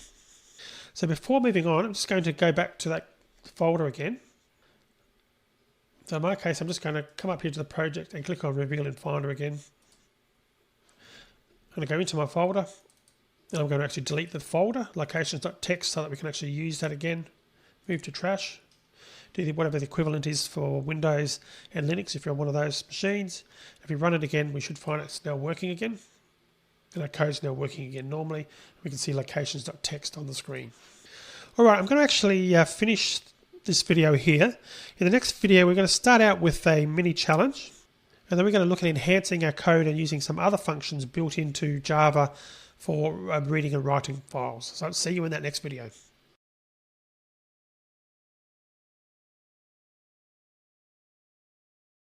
Okay, so it's now time just for a mini challenge. We have another challenge that will be coming up in a later video. But for this one now, looking at the code, why did I actually declare lock file at the start of the method? That's the code that's on line 19. Why did I declare it there instead of actually, say, coming into here on line 21 and doing something like file writer, lock file equals new file writer, and actually doing it there? And obviously we've got an error here because we've already defined it. But what's the reason that I chose to put it in here on line 19 instead of actually doing it within the try block? So have a think about that, and if you know the reason, well, when you've figured out the reason, come back and unpause the video, and I'll show you or tell you what it was. So pause the video now. Okay, so did you figure out why we wanted to do that? Well, the reason we had to do that was that try, catch, and finally blocks introduce new scope. So a file writer declared inside the try block would not be available in the finally block. So if I actually deleted this code on line 19, we find suddenly we get errors on line 30 and 33, and that's because try is a block of, in its own right, and the finally and the catch are also their own blocks, and consequently any variables you define in a given block aren't available to another block or inside another block. So that's why we did it that way, to get that to overcome that, and we did it outside basically the first block. Now you might be looking at this code and thinking there's quite a lot of code in that method to write out our data, and most of it's concerned with catching the exceptions that the file writer might actually throw. So I mentioned in the videos on exceptions in this section that there really isn't much point catching an exception unless you're going to do something about it or with it. And all this code is doing at the moment is printing out a stack trace. So what we're going to do is we're going to use very similar code to read the data back in when the game starts. And if the game data can't be loaded, then the rest of the game isn't going to work very well. So there's really not much that can be done when a file can't be opened. So the best thing we can do here in that situation is to send the exception back to the calling program and alert the program, or the user I should say, to the error. Now I actually said at the start of the program that Java insists that we handle checked exceptions, but there are two ways to handle them. Now as we saw, doing nothing wasn't an option, but the alternative to catching them is to throw them back up the call stack. Obviously, as this main method is the entry point for this part of the program, we don't actually have any calling code that can handle the exception, but the idea of throwing the exception instead of catching it is very useful. So we're going to have a look at now at how to do that. Now the Java documentation uses the term catch or specify for dealing with checked exceptions, and this means that the method must either catch the exception or specify that it's going to throw it or that it throws it. Now often it'll make more sense to specify rather than catch, so we're going to do that with our main method. So let's actually have a look at doing that now. So what we do is we come into our main method and we adjust this, and at the end, after the arguments and after the closing bracket, we type throws IO exception. So we're basically specifying that the main method throws that exception, and now that we've actually done that, the caller knows that an exception can be thrown from this method, and because IO exception is a checked exception, the caller then must either catch the exception or also specify that it's going to throw it. So we'll actually, at that point now, we can also remove this part of the try catch block, because we're not actually dealing with the IO exception as such anymore. We're actually just throwing the error. We'll leave the finally block in because we still want to actually process the correct closing of the file. So we can close that one, but we can also close the second one as well, because again, we're throwing the IO exception. So I'll come down here and get rid of that one as well. And actually, I should have left the brace in there. So close the try off, and again, we've got no catch. And as a result, we can actually change our block now to remove the try altogether, because we're throwing that exception. So you can see the code's been made easier now, because if there is an IO exception that's thrown in the finally block, it is actually going to be thrown back to the, or thrown up the call stack, because of the reference we made on line 18 with throws IO exception. So we still do want that finally clause, because we do want to actually test to see whether we're closing it properly, and if we've got a lock file reference, we do want to actually try and close it, so that's why I'm leaving that finally clause in there.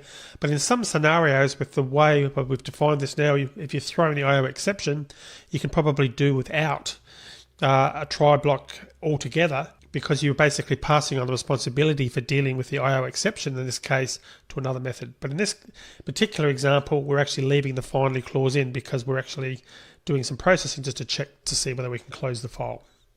All right, so let's actually delete locations text again. So I'm going to delete that. I'm going to delete it before we're going to break it yet again. So click on OK. Click on Do Refactor, which will delete it. Okay, you can see there that IntelliJ was smart enough to know that that file was being referenced on line 21, but we removed it, so that's fine.